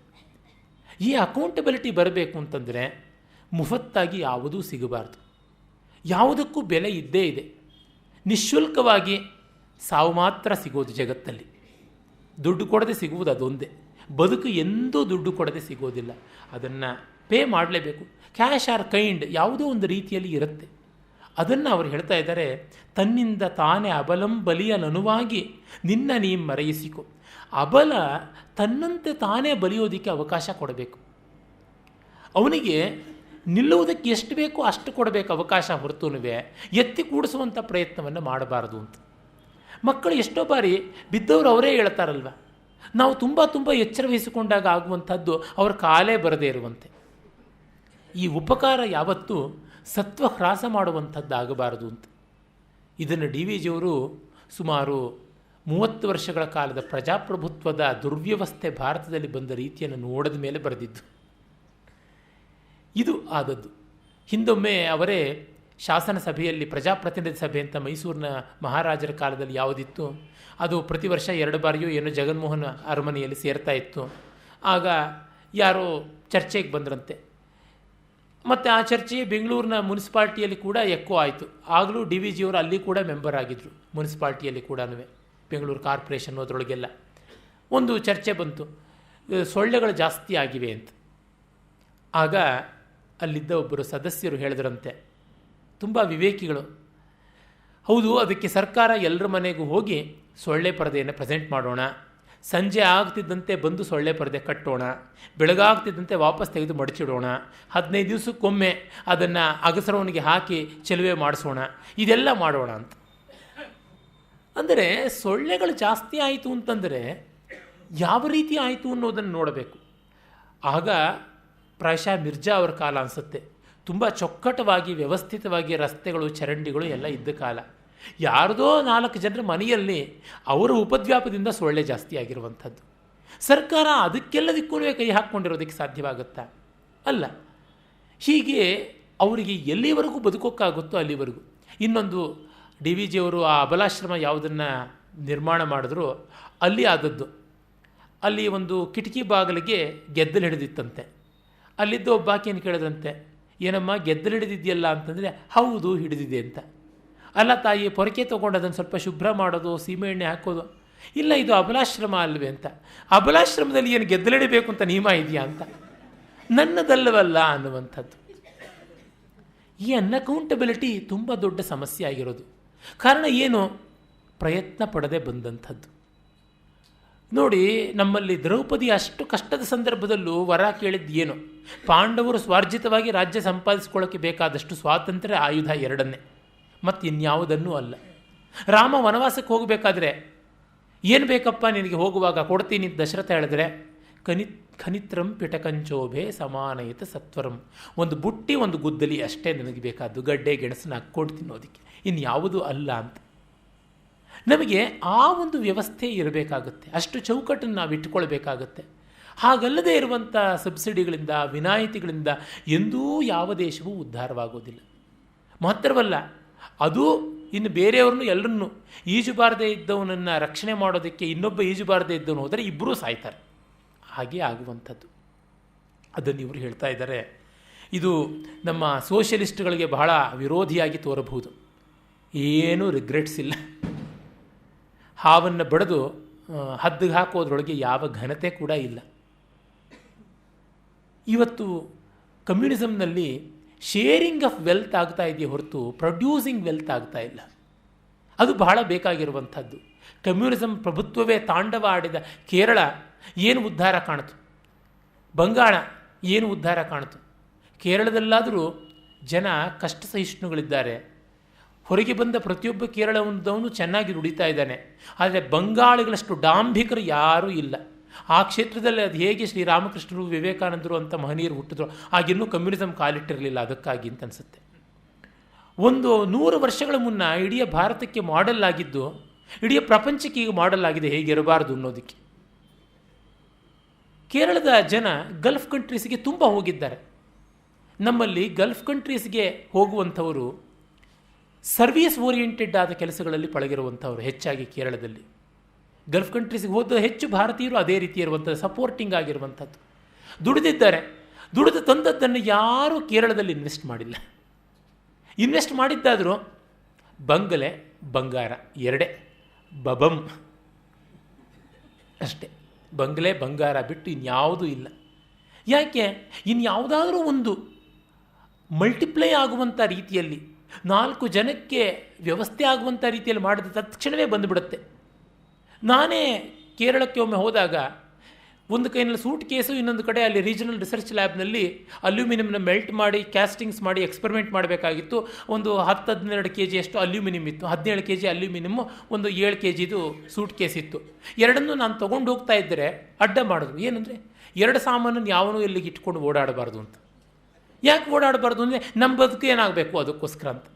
ಸರಿ, ನಿಮಗೆ ಕೂಲಿ ಬೇಕಾ? ಈ ಅಲ್ಯೂಮಿನಿಯಂ ಹೊರು ಅಂತ. ಪ್ಲ್ಯಾಟ್ಫಾರ್ಮ್ 3ನೇ ಪ್ಲ್ಯಾಟ್ಫಾರ್ಮಿಂದ ಹೊರಗೆ ಬರಬೇಕಾಗಿತ್ತು. ಎಷ್ಟು ಅಂದರೆ 56 ರೂಪಾಯಿ ಅಂತಂದ. ನನ್ನ ಚಾರ್ಜೇ ಅಷ್ಟಾಗಿದೆಯಲ್ಲಪ್ಪ ಅಂದೆ. ಇಲ್ಲವೇ ಇಲ್ಲ, ಮಾಡಲೇಬೇಕು ಅಂತಂದ. ಆಮೇಲೆ ಇನ್ನೊಬ್ಬಾತ ಬೆಂಗಳೂರಿನಿಂದ ಬಂದಾತ, ಅವನು ಬರೀ ಒಂದು ಸಣ್ಣ ಹ್ಯಾಂಡ್ ಬ್ಯಾಗ್ ಹಿಡ್ಕೊಂಡು ಬಂದಿದ್ದ. ಅವನಿಗೆ ನನ್ನ ಸೂಟ್ ಕೇಸ್ ಕೊಟ್ಟು ನಾನು ಅಲ್ಯೂಮಿನಿಯಂ ಕೈನಲ್ಲಿ ಇಟ್ಕೊಂಡು ಬರಬೇಕಾಯ್ತು. ಅಂದರೆ ಈ ತರಹ ದುಂಡಾವೃತ್ತಿಯಿಂದ, ಗೂಂಡಾಗಿರಿಯಿಂದ ಮಾಡುವಂಥ ವ್ಯವಸ್ಥೆ ಎಲ್ಲಿ ನಿಲ್ಲೋದಕ್ಕೆ ಸಾಧ್ಯವಾಗುತ್ತೆ? ಕಡೆಗೆ ಅವ್ರಿಗೊಂದು ನರಕ ನಿರ್ಮಾಣವಾಗುತ್ತೆ. ಇರೋರೆಲ್ಲರೂ ಹೊರಗೆ ಹೋಗ್ತಾರೆ. ಆದರೆ ಹೊರಗೆ ಹೋಗೋಕ್ಕಾಗದೇ ಇದ್ದವರಿಗೆ ಇನ್ನೂ ಘೋರವಾದ ರೌರವ ನರಕವನ್ನು ನಿರ್ಮಾಣ ಮಾಡಿಕೊಟ್ರಲ್ಲ. ತ್ರಿಶೂರಿಗೆ ಒಂದು ಯಜ್ಞಕ್ಕಾಗಿ ಹೋಗಿದ್ದೆ, ಆಪ್ತೋರಯಾಮ ಯಜ್ಞ ನೋಡಬೇಕು ಅಂತ. ಹೋದಾಗ 8 ಗಂಟೆಗೆ ಹೋಟೆಲ್ಲು ಅಂಗಡಿಗಳು ಎಲ್ಲ ಮುಚ್ಚಿಬಿಡಬೇಕು. ಯಾಕೆ? ಕೆಲಸ ಅಷ್ಟೇ ಮಾಡಬೇಕು. ನಮ್ಮ ಯಜ್ಞ ಮುಗಿದು ಸಾಯಂ ಸವನ ಮುಗಿದು ದೂರದ ಜಾಗದಿಂದ ತ್ರಿಶೂರ್ ಮೇನ್ ಸಿಟಿಗೆ ಬರೋಷ್ಟೊತ್ತಿಗೆ 8:15. ತಿನ್ನೋದಿಕ್ಕಿಲ್ಲ, ಕುಡಿಯೋದಿಕ್ಕಿಲ್ಲ, ಗಾಳಿ ಒಂದು ಬಂಧಿಸೋಕ್ಕೆ ಸಾಧ್ಯ ಇದ್ದರೆ ಅದು ಮಾಡಿಬಿಡ್ತಾ ಇದ್ರು ಆ ಕಮ್ಯುನಿಸಮ್ನವರು. ವ್ಯಾಪಾರ ಆಗುವುದೇ ಸಂಜೆ ಮೇಲೆ ಜನಗಳಿಗೆ. ನಮ್ಮಂಥವ್ರ ಭಾಷಣಗಳಿಗೆ ಯಾವ ಒಬ್ಬ ನಿಜವಾದ ವರ್ತಕನೂ ಬರೋಕ್ಕೆ ಸಾಧ್ಯ ಆಗೋಲ್ಲ. ಯಾಕೆಂದರೆ ಪಾಪ ಅವ್ರಿಗಿರೋದೇ ಈ ಹೊತ್ತಿನಲ್ಲಿ ವಾಣಿಜ್ಯ ಅಲ್ವೇ. ಆ ವ್ಯಾಪಾರವನ್ನೇ ನಿಲ್ಲಿಸಿಬಿಟ್ರೆ ಏನು ಡೆವಲಪ್ಮೆಂಟ್ ಇರುತ್ತೆ, ಏನು ಪ್ರಾಫಿಟ್ ಇರುತ್ತೆ? ಅಷ್ಟು ಅಂಧಶ್ರದ್ಧೆ. ಕಮ್ಯುನಿಸಮ್ಗಿಂತ ದೊಡ್ಡ ಕಂದಾಚಾರ ಜಗತ್ತಿನಲ್ಲಿ ಮತ್ತೊಂದಿಲ್ಲ. ಅವರಿಗಿಂತ ದೊಡ್ಡ ಡಾಂಭಿಕರು ಮತ್ತೊಬ್ಬರಿಲ್ಲ ಅಂತ ಅನಿಸುತ್ತೆ. ಈ ರೀತಿಯಾಗಿ ಯಾವ ವರ್ಕಿಂಗ್ ಟೈಮ್ ಯಾರಿಗೆ ಎನ್ನುವುದಿಲ್ಲದೆ ಅವ್ರಿಗೆ ಮಧ್ಯಾಹ್ನದ ಹೊತ್ತು ಕೊಡಬೇಕು ಲೀಜರ್. ಸ್ಪ್ಲಿಟ್ ಅವರ್ಸಲ್ಲಿ ವರ್ಕ್ ಮಾಡುವಂತೆ ಮಾಡಬೇಕು. ಪಾಪ ಅಂಗಡಿಗಳವರು ಬಾಗಿಲು ಹಾಕ್ಕೊಂಡೇ ಇರ್ತಾರೆ ಒಳಗೆ. ಅವ್ರಿಗೆ ಬೇರೆ ಮನೆಯೂ ಇಲ್ಲದಂಥ ದುಸ್ಥಿತಿ. ಚಿಕ್ಕ ಚಿಕ್ಕ ಅಂಗಡಿಗಳಲ್ಲಿ ನಾವು ಏನಾದ್ರು ಹೊರಗೆ ಕೊಟ್ಬಿಟ್ರೆ ನಮ್ಮನ್ನು ಕೊಂದೇ ಬಿಡ್ತಾರೆ. ನಿಮಗೆ ಒಂದು ಹಣ್ಣು ಹೊರಗೆ ತೆಕ್ಕೊಟ್ಬಿಟ್ರೆ ಸಾಕು, ನೀವು ಕೇಳಿದಷ್ಟು ದುಡ್ಡು ಕೊಡ್ತೀರಾ ಗೊತ್ತು, ನಮಗೆ ಲಾಭವೂ ಇದೆ ಗೊತ್ತು, ಆದರೆ ನಮ್ಮ ಪ್ರಾಣವೇ ತೆಗೆದು ಬಿಡ್ತಾರಲ್ಲ ಅಂತಲೂ ಅಂದಿದ್ದುಂಟು. ಈ ಸ್ಥಿತಿಯಲ್ಲಿದ್ದರೆ ಶಂಕರಾಚಾರ್ಯ ಅದಕ್ಕೆ ಮುಂಚೆನೇ ಆಚೆಗೆ ಬಂದುಬಿಟ್ರು ಅನ್ಸುತ್ತೆ, ಕೇರಳದಿಂದ ಇರೋದು ಬೇಡ ಅಂತ. ಇದನ್ನು ಅವರು ಹೇಳ್ತಾರೆ, ಉಪಕಾರ ಅನ್ನುವುದು ಯಾವತ್ತೂ ಉಪಕೃತನ ಬೆನ್ನು ಬಾಗಿಸುವಂತೆ ಆಗಬಾರ್ದು, ವ್ಯವಸ್ಥೆಯನ್ನು ಮುರಿಸುವಂತೆ ಮಾಡಬಾರ್ದು, ಪ್ಯಾರಸೈಟಿಕ್ ಆಗಬಾರದು ಅಂತ. ತುರಿಕಜ್ಜಿ ನಿನಗೆಂದು ಜಗ ಕದನು ಸೋಂಕಿಪುದೆ, ಹೆರರ ಕಿವಿಗೆ ಕೆರವೆ ನಿನ್ನ ಕರೆಕರೆಯ, ಕೊರಗು ಕಾರ್ಪಣ್ಯಗಳು ಮನಕ್ಕೆ ಅಂಟುಜಾಡ್ಯಗಳು, ನೆರೆಗೆ ಅದನ್ನು ಹಂಚದಿರು ಮರುಳ ಮುನಿಯ. ನಮಗೆ ತೀಟೆ ಇದೆ ಅಂತ ಜಗತ್ತಿಗೆ ಅಂಟಿಸುವಂಥದ್ದೇ. ತುಂಬ ಬಾರಿ ನಮ್ಮ ಐಡಿಯಾಲಜಿಗಳನ್ನು, ನಮ್ಮ ಹಪಾಹಪಿಗಳನ್ನು ಜಗತ್ತಿಗೆ ಅಂಟಿಸುವಂಥದ್ದಾಗತ್ತೆ. ನಮ್ಮ ಅಭಿಪ್ರಾಯವನ್ನು ನಿವೇದನೆ ಮಾಡೋದೇನು ತಪ್ಪಿಲ್ಲ, ಅದರ ಮೂಲಕ ಅವರು ಗ್ರಹಿಸಲೂಬಹುದು. ಆದರೆ ಅದಕ್ಕಾಗಿ ಮೇಲೆ ಬಿದ್ದು ಒದ್ದಾಡಿಕೊಂಡು ದುಂಬಾಲು ಬಿದ್ದು ಹಠಕಟ್ಟಿ ಜಿದ್ದಾಜಿದ್ದಿಯಿಂದ ಮಾಡಿಸೋದಿದೆಯಲ್ಲ, ಅದು ತುಂಬ ತುಂಬ ಯಾತನೆ ಆಗುತ್ತೆ. ನಾನು ವ್ಯಸನಿತಾ ಕಾಚಿತ್ ವಿಮತಿ ಪ್ರತಿಬೋಧನೆ ಅಂತ ಭಾಸ್ಕರಾಚಾರ್ಯರು ಸಿದ್ಧಾಂತ ಶಿರೋಮಣಿ ಎನ್ನುವ ಮಹಾಗಣಿತ ಗ್ರಂಥ ಬರೆದವರು. ಆದರೆ ಅವರ ಹೆಸರನ್ನು ಲೀಲಾವತಿ ಎನ್ನುವ ಗ್ರಂಥ ಬರೆದವರು ಅಂತ ಹೇಳಿದ್ರೆ ಲೋಕಕ್ಕೆ ಗೊತ್ತಾಗುತ್ತೆ. ಸಿದ್ಧಾಂತ ಶಿರೋಮಣಿಯ ಮೊದಲ ಭಾಗ ಅದು. ಅವ್ರು ಹೇಳ್ತಾರೆ, ಶಾಸ್ತ್ರಾರ್ಥಾನ್ ತತ್ವತೋ ಜ್ಞಾತ್ವಾ ಚರಿಷ್ಯಾಮೋ ವಯಂ ಸದಾ ನೋ ವ್ಯಸನಿತಾ ಕಾಚಿತ್ ವಿಮತಿ ಪ್ರತಿಬೋಧನೆ. ಶಾಸ್ತ್ರದ ಹೃದಯವನ್ನು ಚೆನ್ನಾಗಿ ತಿಳ್ಕೊಂಡು ಆಚರಣೆ ಮಾಡ್ತೀವಿ, ಆದರೆ ಒಪ್ಪದೇ ಇದ್ದವರನ್ನು ಒಪ್ಪಿಸಲೇಬೇಕು ಅನ್ನುವಂಥ ಚಟ ನಮಗಿಲ್ಲ ಅಂತ. ಹೀಗೆ ಕನ್ವಿನ್ಸ್ ಮಾಡೋದಕ್ಕೆ ಜಿದ್ದಾಜಿದ್ದಿಯಿಂದ ಹೋಗೋದು ತುಂಬ ಕಷ್ಟದ ಕೆಲಸ. ಮಾತ್ರವಲ್ಲ, ಅದು ಕೆಲವೊಮ್ಮೆ ನಮ್ಮ ಬಯಾಸಗಳಿಂದ ಬಂದಿರುವುದು ಆಗಿರುತ್ತೆ. ಈಗ ನೋಡಿ, ಕಜ್ಜಿ ನನಗೆ ಅಂತ ಲೋಕಕ್ಕೆ ಅಂಟಿಸೋಕ್ಕೆ ಹೋಗುವುದಾ ಅಂತ ಒಳ್ಳೆಯ ಉದಾಹರಣೆ. ಡಿ ವಿ ಜಿಯವರಿಗೆ ಈ ಉದಾಹರಣೆ ತುಂಬ ಇಷ್ಟ. ಅವರು ಮತ್ತೆ ಮತ್ತೆ ಈ ಥರದ ಉದಾಹರಣೆಗಳು ಆಕರ್ಷಕವಾಗಿ ಕೊಡ್ತಾ ಇರ್ತಾರೆ. ನಮ್ಮ ಕೊರಗು ಕಾರ್ಪಣ್ಯಗಳನ್ನೆಲ್ಲ ಅಂಟಿಸುವಂಥದ್ದೇ. ಶಿವರಾಮ ಕಾರಂತರು ತುಂಬ ನೇರವಾದ ನಿರ್ಭಿಡೆಯ ವ್ಯಕ್ತಿತ್ವ ಅವರದು. ಅವರಿಗೆ ಮೈ ತುರಿಸ್ಕೊಳ್ಳೋಕ್ಕೂ ಸಮಯ ಇಲ್ಲದೇ ಇರುವಷ್ಟು ಚಟುವಟಿಕೆಗಳು. ಅಂಥದ್ರೊಳಗೂ ಪ್ರಾಮಾಣಿಕತೆ, ಪತ್ರ ವ್ಯವಹಾರದಲ್ಲಿ ದಕ್ಷತೆ, ಇದೆಲ್ಲ ತುಂಬ ಚೆನ್ನಾಗಿತ್ತು. ಕೊನೆಯವರೆಗೂ ಅದನ್ನು ನಡೆಸ್ಕೊಂಡು ಬಂದರು. ಅವರಿಗೆ ಸುಲಭದ ಮುಫತ್ತಾದ ಸಲಹೆಗಳನ್ನು ಕೊಡೋರು ತುಂಬ ಜನ ಇರ್ತಾರಲ್ಲ. ನೀವು ಹೀಗೆ ಮಾಡ್ಬೋದು, ಹಾಗೆ ಮಾಡ್ಬೋದು ಅಂತೆಲ್ಲ. ಅವರಿಗೆ ಅವರು ಬರಿತಾ ಇದ್ದರಂತೆ ಉತ್ತರ, ಸಲಹೆ ತುಂಬ ಚೆನ್ನಾಗಿದೆ, ನೀವೇ ಮಾಡಿ ಅಂತ. ಒಂದೇ ಸಾಲು ಉತ್ತರ. ತುಂಬ ಚೆನ್ನಾಗಿದೆ ಅಲ್ವೇ, ಅದನ್ನು ನೀವು ಮಾಡಿ, ನನಗೆ ತೋಚಿದಷ್ಟು ನಾನು ಮಾಡಿದ್ದೀನಿ ಅಂತ. ಸಲಹೆಗಳನ್ನು ಬ್ರಹ್ಮನಿಗೂ ಕೊಡ್ಬೋದು ನಾವು. ನನ್ನ ಗೆಳೆಯ ಹೇಳ್ತಾನೆ ಇರ್ತಾನೆ, the problem with we Indians is every Indian thinks as if he is Indian prime minister ಅಂತ. ಆಯಾಮದಲ್ಲಿ ನಾವು ಏನು ಯೋಚನೆ ಮಾಡಿ ಏನು ಮಾಡೋದಕ್ಕೆ ಸಾಧ್ಯವಾಗುತ್ತೆ. ಹಾಗಾಗಿ ಸೂಚನೆ ಸಲಹೆಗಳಿಗೆ ಕೊರತೆ ಇಲ್ಲವೇ ಇಲ್ಲ. ಯಾವುದು ಅತ್ಯಂತ ಕಷ್ಟಕರವಾದದ್ದು ಅಂದರೆ ಬೇರೆಯವರ ಸಲಹೆಗಳನ್ನು ನಿರ್ವಾಹ ಮಾಡುವುದು. ಯಾವುದು ತುಂಬ ಸುಲಭವಾದದ್ದು ಬೇರೆಯವರಿಗೆ ಸಲಹೆ ಕೊಡುವುದು ಅಲ್ವಾ. ಅದಕ್ಕೆ ಅವರು ಹೇಳ್ತಾರೆ, ನಮ್ಮ ಕೊರಗು ಕಾರ್ಪಣ್ಯಗಳು ಮನಕ್ಕೆ ಅಂಟುಜಾಡ್ಯ. ನಮ್ಮ ಕೊರತೆ ಅದನ್ನು ತುಂಬಿಸೋದಕ್ಕೆ ನಾವು ಪ್ರಯತ್ನ ಪಡಬೇಕು. ಸ್ಯಾಮ್ಯುಯಲ್ ಜಾನ್ಸನ್ ಇಂಗ್ಲೀಷ್ ಭಾಷೆಯಲ್ಲಿ ಒಂದು ನಿಘಂಟುವಿನ ಕೊರತೆಯನ್ನು ಕಂಡುಕೊಂಡ. ನಿಘಂಟುವನ್ನು ಅವನು ನಿರ್ಮಾಣ ಮಾಡಿದ. ಎಷ್ಟೋ ಜನ ಮಾಡ್ಬೋದಾದಂಥ ಕೆಲಸ ಫ್ರೆಂಚ್ ಅಕಾಡೆಮಿ 27 ಜನ ಸೇರಿಕೊಂಡು ಮಾಡಿದ್ದು ಇವನು ಒಬ್ಬ ಕೂತ್ಕೊಂಡು ಮಾಡ್ದ. ಅದೇ ತರಹ ಕನ್ನಡದಲ್ಲಿ ಸಂಸ್ಕೃತ ಕನ್ನಡ ಡಿಕ್ಷನರಿಯನ್ನು 6 ಸಂಪುಟಗಳಲ್ಲಿ 1000 ಪುಟಗಳಷ್ಟು ಮಾಡಿದ್ರು ನಮ್ಮ ಶ್ರೀನಿವಾಸ ರಾಜಗೋಪಾಲಾಚಾರ್ಯರು. ಏಕಾಂಗ ಸಾಹಸವಾಗಿ ಮಾಡಿದ್ರು. ಒಂಟಿಯಾಗಿ ಕೂತು ಒಂದು ಮಿನಿ ಎನ್ಸೈಕ್ಲೋಪೀಡಿಯಾದಂತೆ ಅವ್ರು ಮಾಡಿದ್ರು. ಅದಕ್ಕಾಗಿ ಅಕಾಡೆಮಿಯನ್ನು, ಸಂಸ್ಥೆಗಳನ್ನು, ಅವರುಗಳನ್ನು ಇವ್ರನ್ನ ಕಾಡಿ ಬೇಡಿ ಮಾಡ್ಕೊಂಡು ಹೋಗಲಿಲ್ಲ. ಯಾರಿಗೂ ಬೇಡದ್ದನ್ನು ನಾನು ಮಾಡಬೇಕು, ನಾನೇ ಮಾಡ್ತೀನಿ ಅಂತನ್ನುವಂಥದ್ದು. ಅದೇ ತೆಲುಗಿನಲ್ಲಿ ನಿಘಂಟುವಿಗೆ ಒಂದು ಸಮಿತಿ ಮಾಡಿದ್ರು, ಬರಲೇ ಇಲ್ಲ ಹೊರಕ್ಕೆ. ಸಮಿತಿಯ TADAಗಳಿಗೆ ಎಲ್ಲ ಆಗೋಗ್ಬಿಡ್ತು ಫಂಡು. ಆಗ ಒಂದು ಜನರಲ್ ಬಾಡಿ ಮೀಟಿಂಗ್ ಇನ್ಯಾವುದೋ ಸಾಹಿತ್ಯದ್ದಿತ್ತು. ಆಗ ಒಬ್ಬರು ಸಾಹಿತಿ, ನಿಘಂಟುವ ನೀವೆಪ್ಪುಡು ಒಚ್ಚುವ ತಂಟು ನಿನ್ನು ಚೂಸಿ ಕಣ್ಣುಲು ಕಾಯುಲು ಕಾಚೆ ಅಂತೆಲ್ಲ ಹಾಡುಗಳನ್ನು ಹೇಳಿದ್ರು. ಅಯ್ಯೋ ನಿಘಂಟುವೆ, ನೀನೆಂದು ಬರವಿ ಎಂದು ಕಣ್ಣುಗಳನ್ನು ಕಾದು ಕಾದು ನೋಡಿ ಕೆಂಡವಾಗಿ ಅವೆಲ್ಲ ಹೇಗೆ ಉದುರು ಬಿದ್ದು ಹೋಗ್ಬಿಟ್ಟವು ಅಂತ ಎಲ್ಲರೂ ಎಂತ ಬಾಗುಂದಿ ಅಂತ ಆಹಾ ಅಂತ ತಲೆದೂಗಿದ್ರು. ನಿಘಂಟು ಸತ್ತೇ ಹೋಯಿತು. ಅಲ್ಲಿಯ ಸ್ಯಾಮ್ಯುಯಲ್ ಜಾನ್ಸನ್, ಇಲ್ಲಿಯ ಶ್ರೀನಿವಾಸ ರಾಜಗೋಪಾಲಾಚಾರ್ಯ ಅಲ್ಲಿ ಹುಟ್ಟಲಿಲ್ಲ. ಆಮೇಲೆ ಆಯಿತು, ಅದು ಬೇರೆ ಕಥೆ. ವ್ಯಕ್ತಿ ಪಾರಮ್ಯದಿಂದಲೇ ಆಗಬೇಕು. ಸಂಘ ಸಂಸ್ಥೆಗಳು ಆಮೇಲೆ ಅದಕ್ಕೆ ಅಂಟಿಕೊಂಡು ಬರುವಂಥದ್ದು. ವ್ಯಕ್ತಿಯಿಂದ ಒಂದು ಸಂಘಕ್ಕೆ ಕಾಂತಿ ಬರುತ್ತೆ, ಸಂಸ್ಥೆಗೆ ಒಂದು ನೆಲೆ ಸಿಗುತ್ತೆ. KM ಮುನ್ಷಿಯವರಿಂದಾಗಿ ಭಾರತೀಯ ವಿದ್ಯಾಭವನ ಆಯಿತು. ಅವರಿಗೆ ಒಬ್ಬ ಮಹಾವರ್ತಕ ದಾನ ಕೊಟ್ಟ. ಅದು ಬಹಳ ಆಕರ್ಷಕವಾದಂಥ ಕತೆ.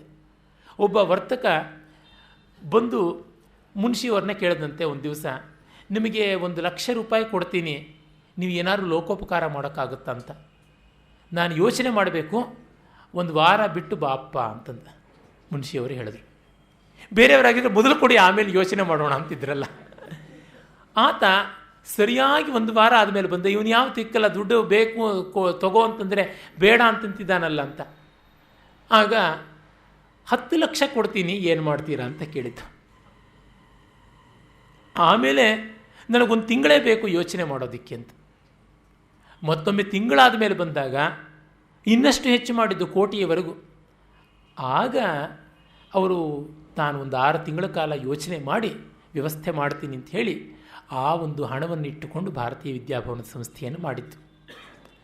ಯಾವ ಸಂಸ್ಥೆಗಳಲ್ಲೂ ಹಾಗೇನೆ ಗೆದ್ದಲು ಕಷ್ಟಪಟ್ಟು ಹುತ್ತ ಕಟ್ಟಿದ್ರೆ ಹಾವು ಸುಲಭವಾಗಿ ಬಂದು ಸೇರಿಕೊಳ್ಳುತ್ತೆ, ಇರಲಿ. ಆದರೆ ಮುನ್ಷಿಯವರ ಒಂದು ದೂರದರ್ಶನ ಎಷ್ಟು ಚೆನ್ನಾಗಿತ್ತು. ಆ ದೂರದೃಷ್ಟಿಯಿಂದ ಅದ್ಭುತವಾದ ಸಂಸ್ಥೆಯನ್ನು ನಿರ್ಮಾಣ ಮಾಡಿದ್ರು. ಇಂದಿಗಾದರೂ ಅವರ ವಿಷನ್ನನ್ನು ಮೀರಿ ಘನಕಾರ್ಯವನ್ನು ಸಂಸ್ಥೆ ಗುಣಾತ್ಮಕವಾಗಿ ಮಾಡಲಿಲ್ಲ ಅಂತ ನನಗನ್ಸುತ್ತೆ. ಅಂದರೆ ಗುಣಾತ್ಮಕವಲ್ಲದೆ ಗಾತ್ರಾತ್ಮಕವಾಗಿ ಅನೇಕ ಬೆಳೆದಿದೆ. ಅವರ ಕಾಲದಲ್ಲಿ ಆದಂಥ ಡೈರೆಕ್ಷನ್ಸ್ ಯಾವುದಿವೆ ಅವುಗಳಲ್ಲಿ ನಡೆದಂಥದ್ದೆಲ್ಲ ಚೆನ್ನಾಗಿ ಆಗಿರುವಂಥದ್ದು. ಯಾವ ಸಂಸ್ಥೆಗೂ ಇದೇನೆ ಬರುವಂಥದ್ದು. ಅದಕ್ಕೆ ಕಾರಣ ವ್ಯಕ್ತಿಯ ಶಕ್ತಿ, ವ್ಯಕ್ತಿಯ ಮಹತ್ವ. ಗುಂಡಪ್ಪನವರು ಇದರಲ್ಲಿ ತುಂಬ ನಂಬಿಕೆ ಇಟ್ಟಂಥವರಾಗಿದ್ದರು. ಅವರ ಸಾಹಿತ್ಯೋಪಾಸಕರು ಅನ್ನುವ ಜ್ಞಾಪಕ ಚಿತ್ರಶಾಲೆಯ ಸಂಪುಟ, ಅದರೊಳಗೆ ಈ ಎಲ್ಲ ವಿವರಗಳು ತುಂಬ ಚೆನ್ನಾಗಿ ಬಂದಿದೆ. ಪರಿಷತ್ತು ಸ್ಥಾಪನೆ ಮಾಡಿದಾಗ ಒಂದು ಮೀಟಿಂಗು. ಆ ಮೀಟಿಂಗ್ನಲ್ಲಿ ಫಸ್ಟ್ ಆಗುವುದೇನೋ, ಯಾರಾದರೂ ಸದಸ್ಯರು ಸತ್ತು ಹೋಗಿದ್ದರೆ ಅವರಿಗೆ ಶ್ರದ್ಧಾಂಜಲಿ. ನ್ಯಾಯ ಮಾಡಬೇಕು. ಅದಕ್ಕೆ ಒಂದು ಬರವಣಿಗೆ ಮಾಡಬೇಕಲ್ವ.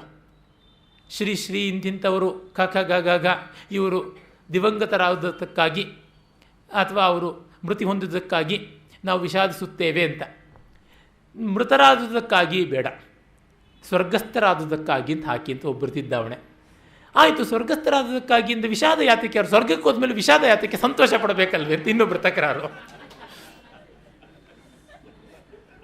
ಅವರು ವಿಧಿವಶರಾದುದು ಸರಿಯಷ್ಟೇ, ಸರಿ ಹೇಗ್ರಿ ಆಗುತ್ತೆ, ತಪ್ಪಲ್ವಾ ಅದು ಅಂತ ಇನ್ನೊಬ್ಬರು. ಹೀಗೆ ಒಂದು ಫಸ್ಟ್ 2 ನಿಮಿಷದಲ್ಲಿ ಮುಗಿಯುವಂಥ, 1 ನಿಮಿಷ ಅನೌನ್ಸ್ಮೆಂಟು, 1 ನಿಮಿಷ ಮೌನದಲ್ಲಿ ಮುಗಿಯುವ ಕಂಡೋಲೆನ್ಸಿಗೆ 2.5 ಗಂಟೆ ಡ್ರಾಫ್ಟ್ ಮಾಡೋದಕ್ಕೆ ತಗೊಂಡಿದ್ದಂತೆ ಸಮಯ. ಅದು ಏನು ವಿಶ್ವೇಶ್ವರಯ್ಯನವರ ಕಾಲದಲ್ಲಿ ಆದದ್ದು. ಇದು ಈ ಕಾಲಕ್ಕೆ ಇನ್ನು ಹೇಳಲೇಬೇಕಾದ್ರೆ ದಿನ ಇಡೀ ಅಡ್ಜನ್ ಆಗತ್ವಲ್ಲ ಪಾರ್ಲಿಮೆಂಟ್ಗಳು, ಅಸೆಂಬ್ಲಿಗಳು ಎಲ್ಲ. DVG ಬರೀತಾರೆ, ವಾಚಕ ಮಹಾಶಯರಿಗೆ ಇದರಿಂದ ನಮ್ಮ ಸಂಘ ಸಂಸ್ಥೆಗಳು ಏಕೆ ಉದ್ದಿಷ್ಟವಾದ ರೀತಿಯಲ್ಲಿ ಕೆಲಸ ಮಾಡ್ತಾ ಇಲ್ಲ ಅನ್ನೋದು ತಿಳಿಯುತ್ತೆ ಅಂತ ನಿಲ್ಲಿಸ್ತಾರೆ. ಹಾಗಾಗಿ ನಾವು ನಮ್ಮ ಕರೆಗಳನ್ನೇ ದೊಡ್ಡದು ಮಾಡಿಕೊಂಡು ಜಗತ್ತಿಗೆಲ್ಲ ಅಂಟಿಸುವುದಲ್ಲ, ನಮ್ಮ ಸಂತೋಷವನ್ನು, ನಮ್ಮ ಸಂಪನ್ನತೆಯನ್ನು ತೋರಿಸೋಣ, ಕೊಡೋಣ. ಅದು ಬಿಟ್ಟು ನಮ್ಮ ಸಂಕಟಗಳಲ್ಲಿಯೇ ಕೊರತೆಗಳಲ್ಲಿಯೇ ಮಾಡಬೇಕೆ? ನವ್ಯ ಕಾವ್ಯ ಮೊದಲು ಮಾಡಿದ ಅನಾಹುತ ಇದು ಕನ್ನಡದಲ್ಲಿ. ತನ್ನ ಗೋಳಾಟ, ತನ್ನ ಹಪಾಹಪಿ ಹೇಳ್ಕೊಳ್ಳುವಂಥದ್ದು. ಮೊನ್ನೆ ದಿವಸ ಪ್ರೊಫೆಸರ್ ಎಲ್ ಎಸ್ ಶೇಷಗಿರಿಯವರು ತುಂಬ ಚೆನ್ನಾಗಿರುವಂಥ ಮಾತು ಹೇಳಿದ್ರು. ನವ್ಯ ಕಾದಂಬರಿಗಳು ಅಂತ ಬಂದುವಲ್ಲ, 1950ರಿಂದ ಹತ್ತತ್ರ 80ರವರೆಗೂ ಬಂದವು. 30 ವರ್ಷದ ಕೆಟ್ಟ ಬೆಳೆ. ಅಲ್ಲಿ ಒಬ್ಬ ನಾಯಕನಿಗಾದರೂ ಬೆನ್ನು ಮೂಳೆ ಗಟ್ಟಿಯಾಗಿದೆಯಾ? ಎಲ್ಲ ಫ್ಲಾಪ್ಸ್, ಎಲ್ಲ failures, no strong character is there. ಬದುಕನ್ನು ಎದುರಿಸೋದೇನೇ ಇಲ್ಲ. ಪ್ರಪೋಸಲ್ಸ್, ನೋ ಡಿಸ್ಪೋಸಲ್, ಏನೂ ಇಲ್ಲ. ಹ್ಯಾಮ್ಲೆಟ್ಗಿಂತ ದೊಡ್ಡ ಹ್ಯಾಮ್ಲೆಟ್ಗಳಾಗಿ ಏನನ್ನೂ ಮಾಡಿದ್ದಿಲ್ಲ. ಆ ಥರದವ್ರನ್ನ ಇಟ್ಕೊಂಡು ಏನು ಮಾಡೋಣ? ಆದರೆ ನವೋದಯದಲ್ಲಿ ನೋಡಿ, ಕುವೆಂಪು ಅವರ ಮಲೆಗಳಲ್ಲಿ ಮದುಮಗಳು ಕಾದಂಬರಿ ನೋಡಿದ್ರೆ ಸಾಕು, ಅಲ್ಲಿ ನಾಯಿಗಿರುವಂಥ ಚೈತನ್ಯ ಎಷ್ಟೋ ಇಲ್ಲಿ ನವ್ಯ ಕಾದಂಬರಿಗಳ ನಾಯಕರಿಗಿಲ್ಲ. ಅಲ್ಲಿ ಬರುತ್ತೆ ನಾಯಿ ಒಂದು, ಎಷ್ಟೋ ಅದ್ಭುತವಾದ ಪಾತ್ರ. ಕಾರಂತರ ಬೋಡಮ್ಮಂದ್ರಿಗೆ ಆ ಸರಸ್ವತಿ ಅಂತ ಪಾತ್ರ ಮರಳಿ ಮಣ್ಣಿಗೆ ಬರುತ್ತೆ. ಆ ಬೆಟ್ಟದ ಜೀವದಲ್ಲಿರುವಂತಹ ಕೃಷಿಕ ಎಷ್ಟು ಜನ ಬರ್ತಾರೆ, 1-2 ಅವರ ಕಾದಂಬರಿಗಳಲ್ಲಿ. ಭೈರಪ್ಪನವ್ರ ನಂಜಮ್ಮ ಎಂಥ ಕಲೋಸಲ ಕ್ಯಾರೆಕ್ಟರ್, ಅದನ್ನೇ ತೆಗೆದುಕೊಂಡು ಅವತ್ತು ಹೇಳಿದರು. In the beginning she is A humble woman, at the end she is A power ಅಂತ ಹೇಳ್ತಾರೆ ಶೇಷಗಿರಿರಾಯರು. ಅದು ನಮಗೆ ಬೇಕಾಗಿರುವಂಥದ್ದಲ್ವ? ನಮ್ಮ ಕಷ್ಟ ಅಂತ ಗೋಳಾಡೋದ್ರೊಳಗೆ ಏನಾದರೂ ಅರ್ಥ ಇದೆಯಾ? ನನಗೆ ಹಲವರು ಹಿರಿಯ ತಲೆಮಾರಿನ ವಿದ್ವಾಂಸರು ಹೇಳಿದ್ದುಂಟು, ನಮಗೆ ಬಡತನ ಇತ್ತು ಅಂತ ಗೊತ್ತಾಗ್ತಿರಲಿಲ್ಲ, ಅದೇನು ದೊಡ್ಡ ವಿಷಯ ಆಗಲಿಲ್ಲ, ಎಲ್ಲರೂ ಹಾಗೇ ಇದ್ದರು ಅಂತ. ಹಾಗಾಗಿ ಅದನ್ನು ಏನು ದೊಡ್ಡದಾಗಿ ಗ್ಲೋರಿಫೈ ಮಾಡ್ಕೊಂಡು ಹೇಳುವಂಥದ್ದಾಗಿತ್ತು. ಈಡಿಪಸ್ಸಿನ ಗೂಢ ಪಾಪಲೇಪಿತ ನಾನು, ಅದು ನಾನು, ಇದು ನಾನು, ಅಡಿಗರೂ ಸಂಬಂಧಪಟ್ಟಂತೆ ಎಲ್ಲರೂ ಹೇಳ್ತಾರೆ. ಏನು ಹೇಳ್ಕೊಂಡು ಪ್ರಯೋಜನ? ಸಂಕಟ ಗೋಳು ಪಟ್ಕೊಂಡು ಪಾಪೋಹಂ ಪಾಪಕರ್ಮಾಹಂ ನೀಚೋಹಂ ನೀಚಕರ್ಮಾಹಂ ಅಂತ ಶಂಖ ಬಾರಿಸೋದ್ರೊಳಗೆ ಏನಾದರೂ ಅರ್ಥ ಇದೆಯಾ? ಆಯ್ತಪ್ಪ, ಗೊತ್ತಾಯಿತು, ನೀನು ಪಾಪಿ ಅಂತ ಗೊತ್ತಾಯಿತು, ಬಾಯಿ ಮುಚ್ಕೊಂಡು ಕೂತ್ಕೊಂತ ಅನ್ನಬೇಕಲ್ವ? ಹೀಗಾಗಿ ನೈತ್ಯಾನುಸಂಧಾನ ವಿನಯದ ಒಂದು ಆಯಾಮವಾಗಿ ಬಂದರೆ ಪರವಾಗಿಲ್ಲ, ಸಂಕಟದ ಆಯಾಮವಾಗಿ ಬಂದರೆ ಏನೂ ಫಲವಿಲ್ಲ. ಒಂದು ದೇಶಕ್ಕೆ ಬೇಕಾಗಿರುವುದು ಸೈನಿಕನ ಹೀರೋಯಿಸಮ್. ಅದರಿಂದಲೇ ನೋಡಿ, ಗ್ರೀಕರ ರಾಜಧಾನಿ ಅಥೆನ್ಸ್, ಅದರ ಅಧಿದೇವತೆ ಅಥಿನಾ, ಜ್ಞಾನದೇವತೆ. ನನಗೆ ಅವರ ಜ್ಞಾನದೇವಿಯಾದ ಅಥಿನಾನ ನೆನೆಸ್ಕೊಂಡ್ರೇ ರೋಮಾಂಚನ ಆಗುತ್ತೆ. ಆಪಾದ ಮಸ್ತಕ ಕವಚ, ತಲೆಯಲ್ಲಿ ಶಿರಸ್ತ್ರಾಣ, ಕೈಯಲ್ಲಿ ಗುರಾಣಿ, ಮತ್ತೊಂದು ಕೈಯಲ್ಲಿ ಈಟಿ, ಹಾಗೆ ಇಟ್ಟುಕೊಂಡಂಥವಳು ಅವರ ಜ್ಞಾನದೇವತೆ. ಜ್ಞಾನದೇವತೆ ಯುದ್ಧಕ್ಕೆ ಸಿದ್ಧಳಾಗಿರುವಂಥವಳು ಅಂತ. She is ready to face challenges ಅಂತ. ಸುಮ್ಮನೆ ತರ್ಕಯುಕ್ತಿಗಳನ್ನು ಮಾಡಿಕೊಂಡು ಕಾಲ ಕಳೆಯುವಂಥದ್ದಲ್ಲ ಅಂತ. ನಮ್ಮ ಮಹಾಸರಸ್ವತಿದು ಅದೇ ರೀತಿಯಾದಂಥ ಆಯಾಮ. ನಮ್ಮಲ್ಲಿ ಎಷ್ಟು ಜನ, ಪಂಪನನ್ನು ನೋಡಿ, ಕವಿಯೂ ಆಗಿದ್ದ, ಕಲಿಯೂ ಆಗಿದ್ದ, ಖಡ್ಗ ಇದ್ದಂತೆಯೇ ಅವನ ಲೇಖನಿ ಕೂಡ, ಕಂಠ ಕೂಡ ಓಡಾಡ್ತಾ ಇತ್ತು ಲೀಲಾಜಾಲವಾಗಿ. ಭೀಷ್ಮ ಆ ಶರಶಯ್ಯ ಮೇಲೆ ಮಲಗಿದ್ದಾಗ ಹೇಗಿದ್ದ ಅಂತ ಪಂಪ ತುಂಬ ಅದ್ಭುತವಾಗಿ ಹೇಳ್ತಾನೆ. ಬಾಣಗಳು ಅನ್ನುವ ವ್ಯಾಸಪೀಠದ ಮೇಲೆ ಭೀಷ್ಮ ಬಿದ್ದಿದ್ದಾನೆ, ವೀರ ಕಾವ್ಯ ಅನ್ನುವಂತೆ ಬಿದ್ದಿದ್ದಾನೆ, ವೀರಶ್ರೀಯ ನೀತಿ ಸಂಹಿತೆ ಅನ್ನುವಂತೆ ಬಿದ್ದಿದ್ದಾನೆ. ಮೈಯಲ್ಲಿ ರಕ್ತಸಿಕ್ತವಾದಂಥ ಮೈಯಲ್ಲಿ ವ್ರಣಗಳು ಆ ಅಕ್ಷರಗಳ ತರಹ ಕಾಣಿಸ್ತಾ ಇವೆ ಅಂತ. ಹಾಗೆ ಆ ಥರ ಪಂಪನ ಬದುಕು. ಅದೇ ರೀತಿಯಾದದ್ದೇ ನಮ್ಮ ಭೋಜರಾಜಾದಿಗಳನ್ನು ನೋಡಿ ಸಂಸ್ಕೃತದಲ್ಲಿ. ತೆಲುಗಿನಲ್ಲಿ ನೋಡಿ, ತಿಕ್ಕನ ಮಹಾಮಂತ್ರಿಯಾಗಿದ್ದ ಕವಿ ಬ್ರಹ್ಮ ಅನ್ನುವ ಹೆಸರು ಪಡೆದ, ಮನುಮಸಿದ್ಧಿಯ ಮಹಾಮಂತ್ರಿಯಾಗಿದ್ದಂಥವನು. ಹೀಗೆ ಎಷ್ಟೋ ಜನ ಕಾಣಿಸ್ತಾರೆ ಆ ಥರದ. ಶ್ರೀನಾಥ ಮಹಾಕವಿ ಮಲ್ಲಯುದ್ಧದಲ್ಲಿ ಕೂಡ ನಿಪುಣನಾಗಿದ್ದ ಅಂತ ಗೊತ್ತಾಗುತ್ತೆ. ಅಂದರೆ ಎರಡು ಬೇರೆ ಬೇರೆ ಆಯಾಮಗಳಲ್ಲ ಅಂತ. ಉಪಕಾರವನ್ನು ಪಡ್ಕೊಂಡು ಗ್ರ್ಯಾಂಡ್ಸ್ ಇಟ್ಟುಕೊಂಡು ಮತ್ತೊಂದಿಟ್ಟುಕೊಂಡು ಕೆಲಸ ಮಾಡೋದಕ್ಕೆ ತ್ಯಾಗರಾಜರಿಗೆ ಯಾವ ಅಕಾಡೆಮಿ ಸಹಾಯ ಮಾಡ್ತು, ಪೋತನನಿಗೆ ಯಾವ ಪರಿಷತ್ತು ಬಂದು ಸಹಾಯ ಮಾಡ್ತು, ಕುಮಾರವ್ಯಾಸನಿಗೆ ಯಾರು ಹೋಗ್ಬಿಟ್ಟು ಸನ್ಮಾನ ಮಾಡಿದ್ರು, ಬೇಡ ಅಂತ ಅಲ್ಲ, ಅದಕ್ಕೇ ಬಾಯಿ ಬಿಟ್ಟುಕೊಂಡು ಮಾಡದೇ ಇರುವಂಥದ್ದು ತುಂಬ ತಪ್ಪಾಗುತ್ತೆ. ನಮಗೆ ಎನ್ಕರೇಜ್ಮೆಂಟ್ ಇಲ್ಲ, ನಮಗೆ ಅವಕಾಶ ಇಲ್ಲ ಅಂತಂದರೆ ಇರುವ ಅವಕಾಶವನ್ನು ಬಳಸ್ಕೊಳ್ಬಹುದಲ್ವಾ ಅನ್ನುವುದನ್ನು ನಾವು ಕಾಣಬೇಕು. ಇದಕ್ಕಾಗಿ ಉಪಕಾರಕ್ಕೆ ಕೈಚಾಚಿಕೊಂಡು ಬೆನ್ನು ಮೂಳೆಯನ್ನು ಬಾಗಿಸಿಕೊಳ್ಳೋದಕ್ಕಿಂತ ನಾವು ನಮ್ಮ ಒಳಗೆ ಯಾವುದನ್ನಾದರೂ ಮಾಡಿಕೊಳ್ಳುವುದು ಮೇಲು. ತುಂಬ ಬಾರಿ ನಾವು ಯಾವತ್ತೂ ಸರ್ಕಾರದ ಸಹಾಯಕ್ಕೆ ಕೈ ಚಾಚಬಾರದು ಅಂತ ಮೊದಲ ಪಾಠವಾಗಿ ಅದನ್ನು ಮಾಡಿಕೊಳ್ಬೇಕು. ಸರ್ಕಾರಕ್ಕೆ ಕೈ ಚಾಚಿದ ತಕ್ಷಣವೇ ಅದರ ಎಲ್ಲ ರೆಡ್ ಟೇಪಿಸಮ್ಮು ಬಂದು ಕೂತ್ಕೊಳ್ಳುತ್ತೆ. ನನ್ನ ಶತಾವಧಾನವನ್ನು ಮೊದಲ ಬಾರಿಗೆ ನನ್ನ ಪೂಜ್ಯ ಗುರುಗಳ ಲಂಕಾಕೃಷ್ಣಮೂರ್ತಿಯವರು ಮಾಡಿಸುವಾಗ ಕನ್ನಡ ಸಂಸ್ಕೃತಿ ಇಲಾಖೆ ಸಹಾಯ ತಗೋತೀರಂತ. ಖಂಡಿತ ಬೇಡ ಸರ್ ಅಂತಂದರು. ಅವ್ರನ್ನ ಯಾರನ್ನೋ ಕರೆಸಿ ಇನಾಗ್ರೇಷನ್ ಮಾಡಿಸ್ಬೇಕಾಗುತ್ತೆ, ಅದೆಲ್ಲ ಏನು ಬೇಡವೇ ಬೇಡ ಅಂತ. ಇನ್ನು ಯಾತಕ್ಕೆ ಇವ್ರನ್ನ ಸೇರಿಸ್ಕೊಳ್ಬಾರ್ದು ಅವ್ರನ್ನ ಸೇರಿಸ್ಕೊಳ್ಬಾರ್ದು ಅಂತೆಲ್ಲ ಬರುತ್ತೆ ಅಂತ. ಅಂದರೆ ಅದನ್ನು ತಿರಸ್ಕರಿಸಬೇಕು ಅಂತಲ್ಲ, ಅವರಾಗ ಅವರು ಬಂದರೆ ಬರಲಿ.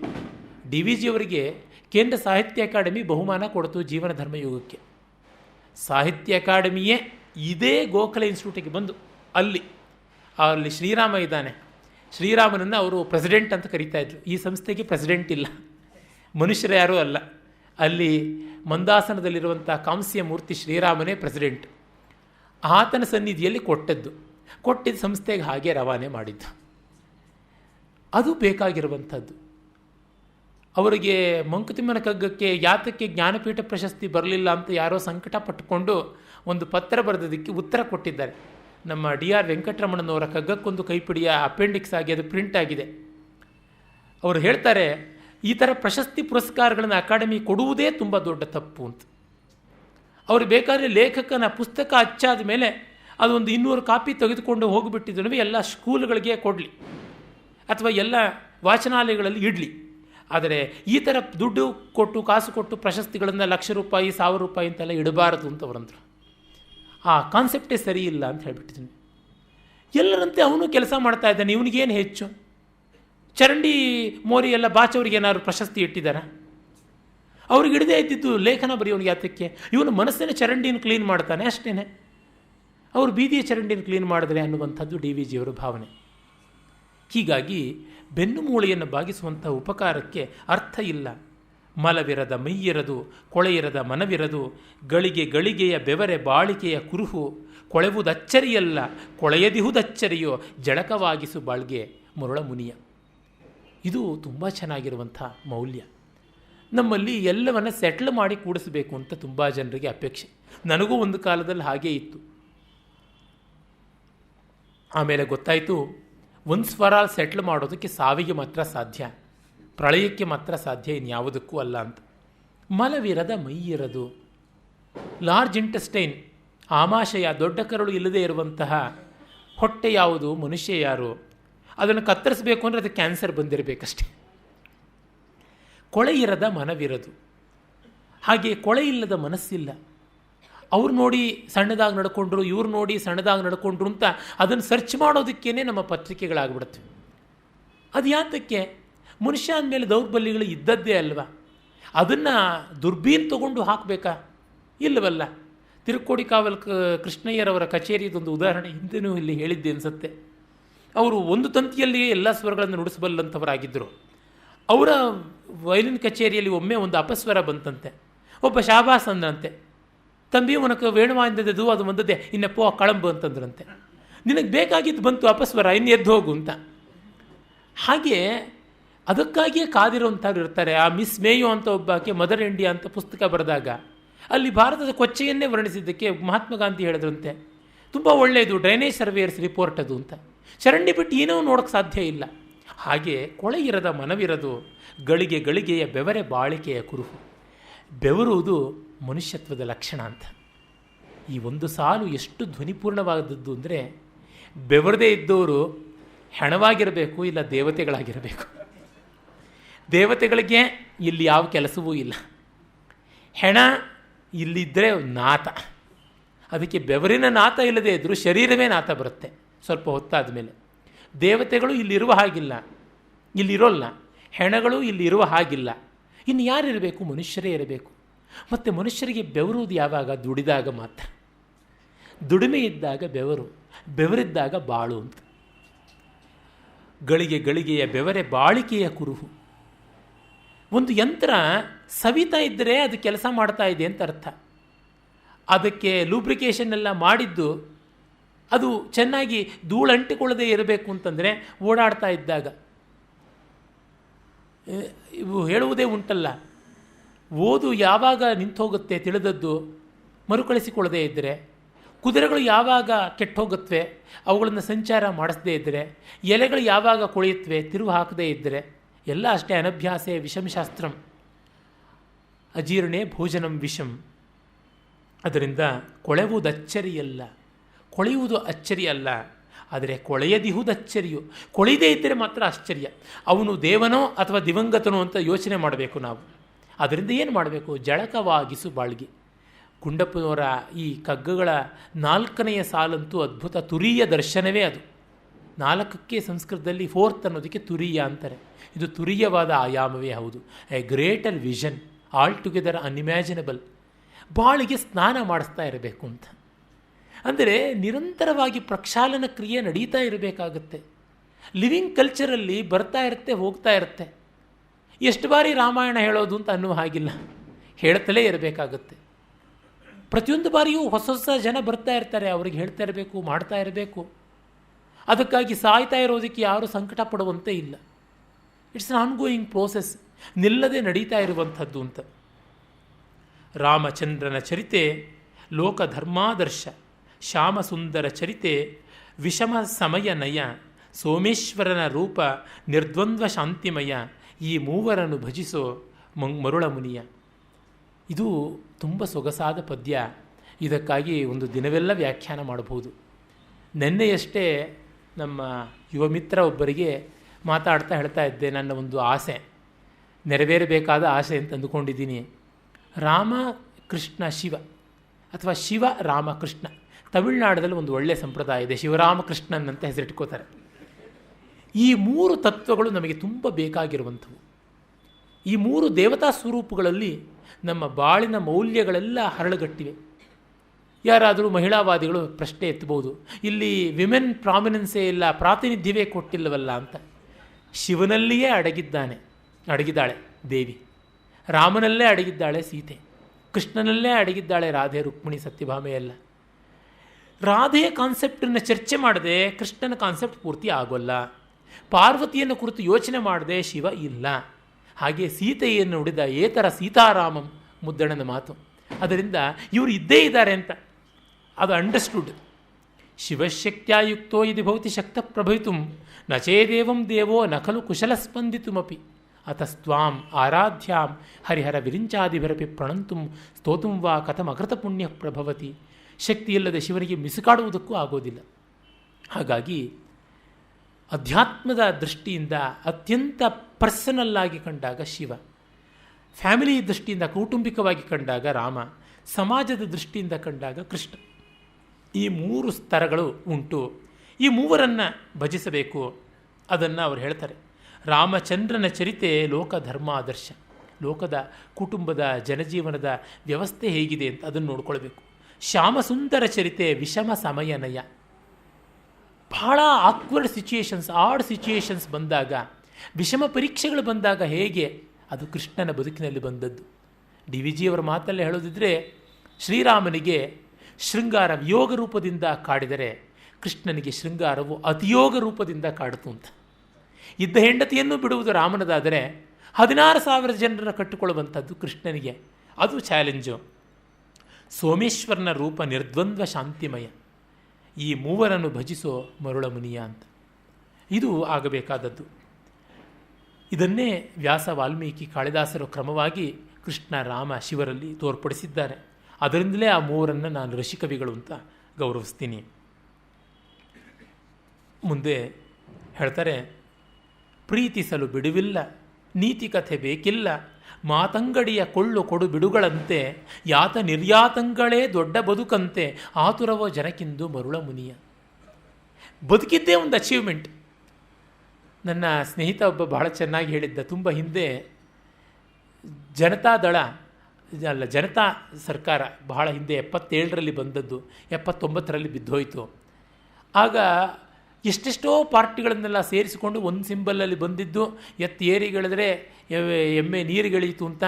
ಜಗಜ್ಜೀವನ್ ರಾಮ್ ತಾನು deputy prime minister, Sharan Singh ತಾನು ಡೆಪ್ಟಿ ಪ್ರೈಮ್ ಮಿನಿಸ್ಟರು, ಈ ಥರದ ರಗಳೆಗಳು ಇವುಗಳೆಲ್ಲದರ ಮಧ್ಯದಲ್ಲಿ ಹೇಗೋ ನಿಭಾವಣೆ ಆಗ್ತಾ ಇತ್ತು. ಅದು ಬಿದ್ದಾಗ ಜನತಾ ಸರ್ಕಾರದ್ದು ಸಾಧನೆ ಏನು ಅಂದರೆ, ನನ್ನ ಸ್ನೇಹಿತ ವಿನೋದವಾಗಿ ಉಳಿದದ್ದೇ ಸಾಧನೆ ಎಷ್ಟು ದಿವಸ ಅಂತ. ಈಗ ಕೊಯಿಲಿಷನ್ ಗೌರ್ಮೆಂಟ್ಗಳನ್ನು ನೋಡಿದ್ಮೇಲೆ ಅಷ್ಟೇ, ನಿಂತದ್ದೇ ಸಾಧನೆ, ಇನ್ನೇನೂ ಅಲ್ಲ.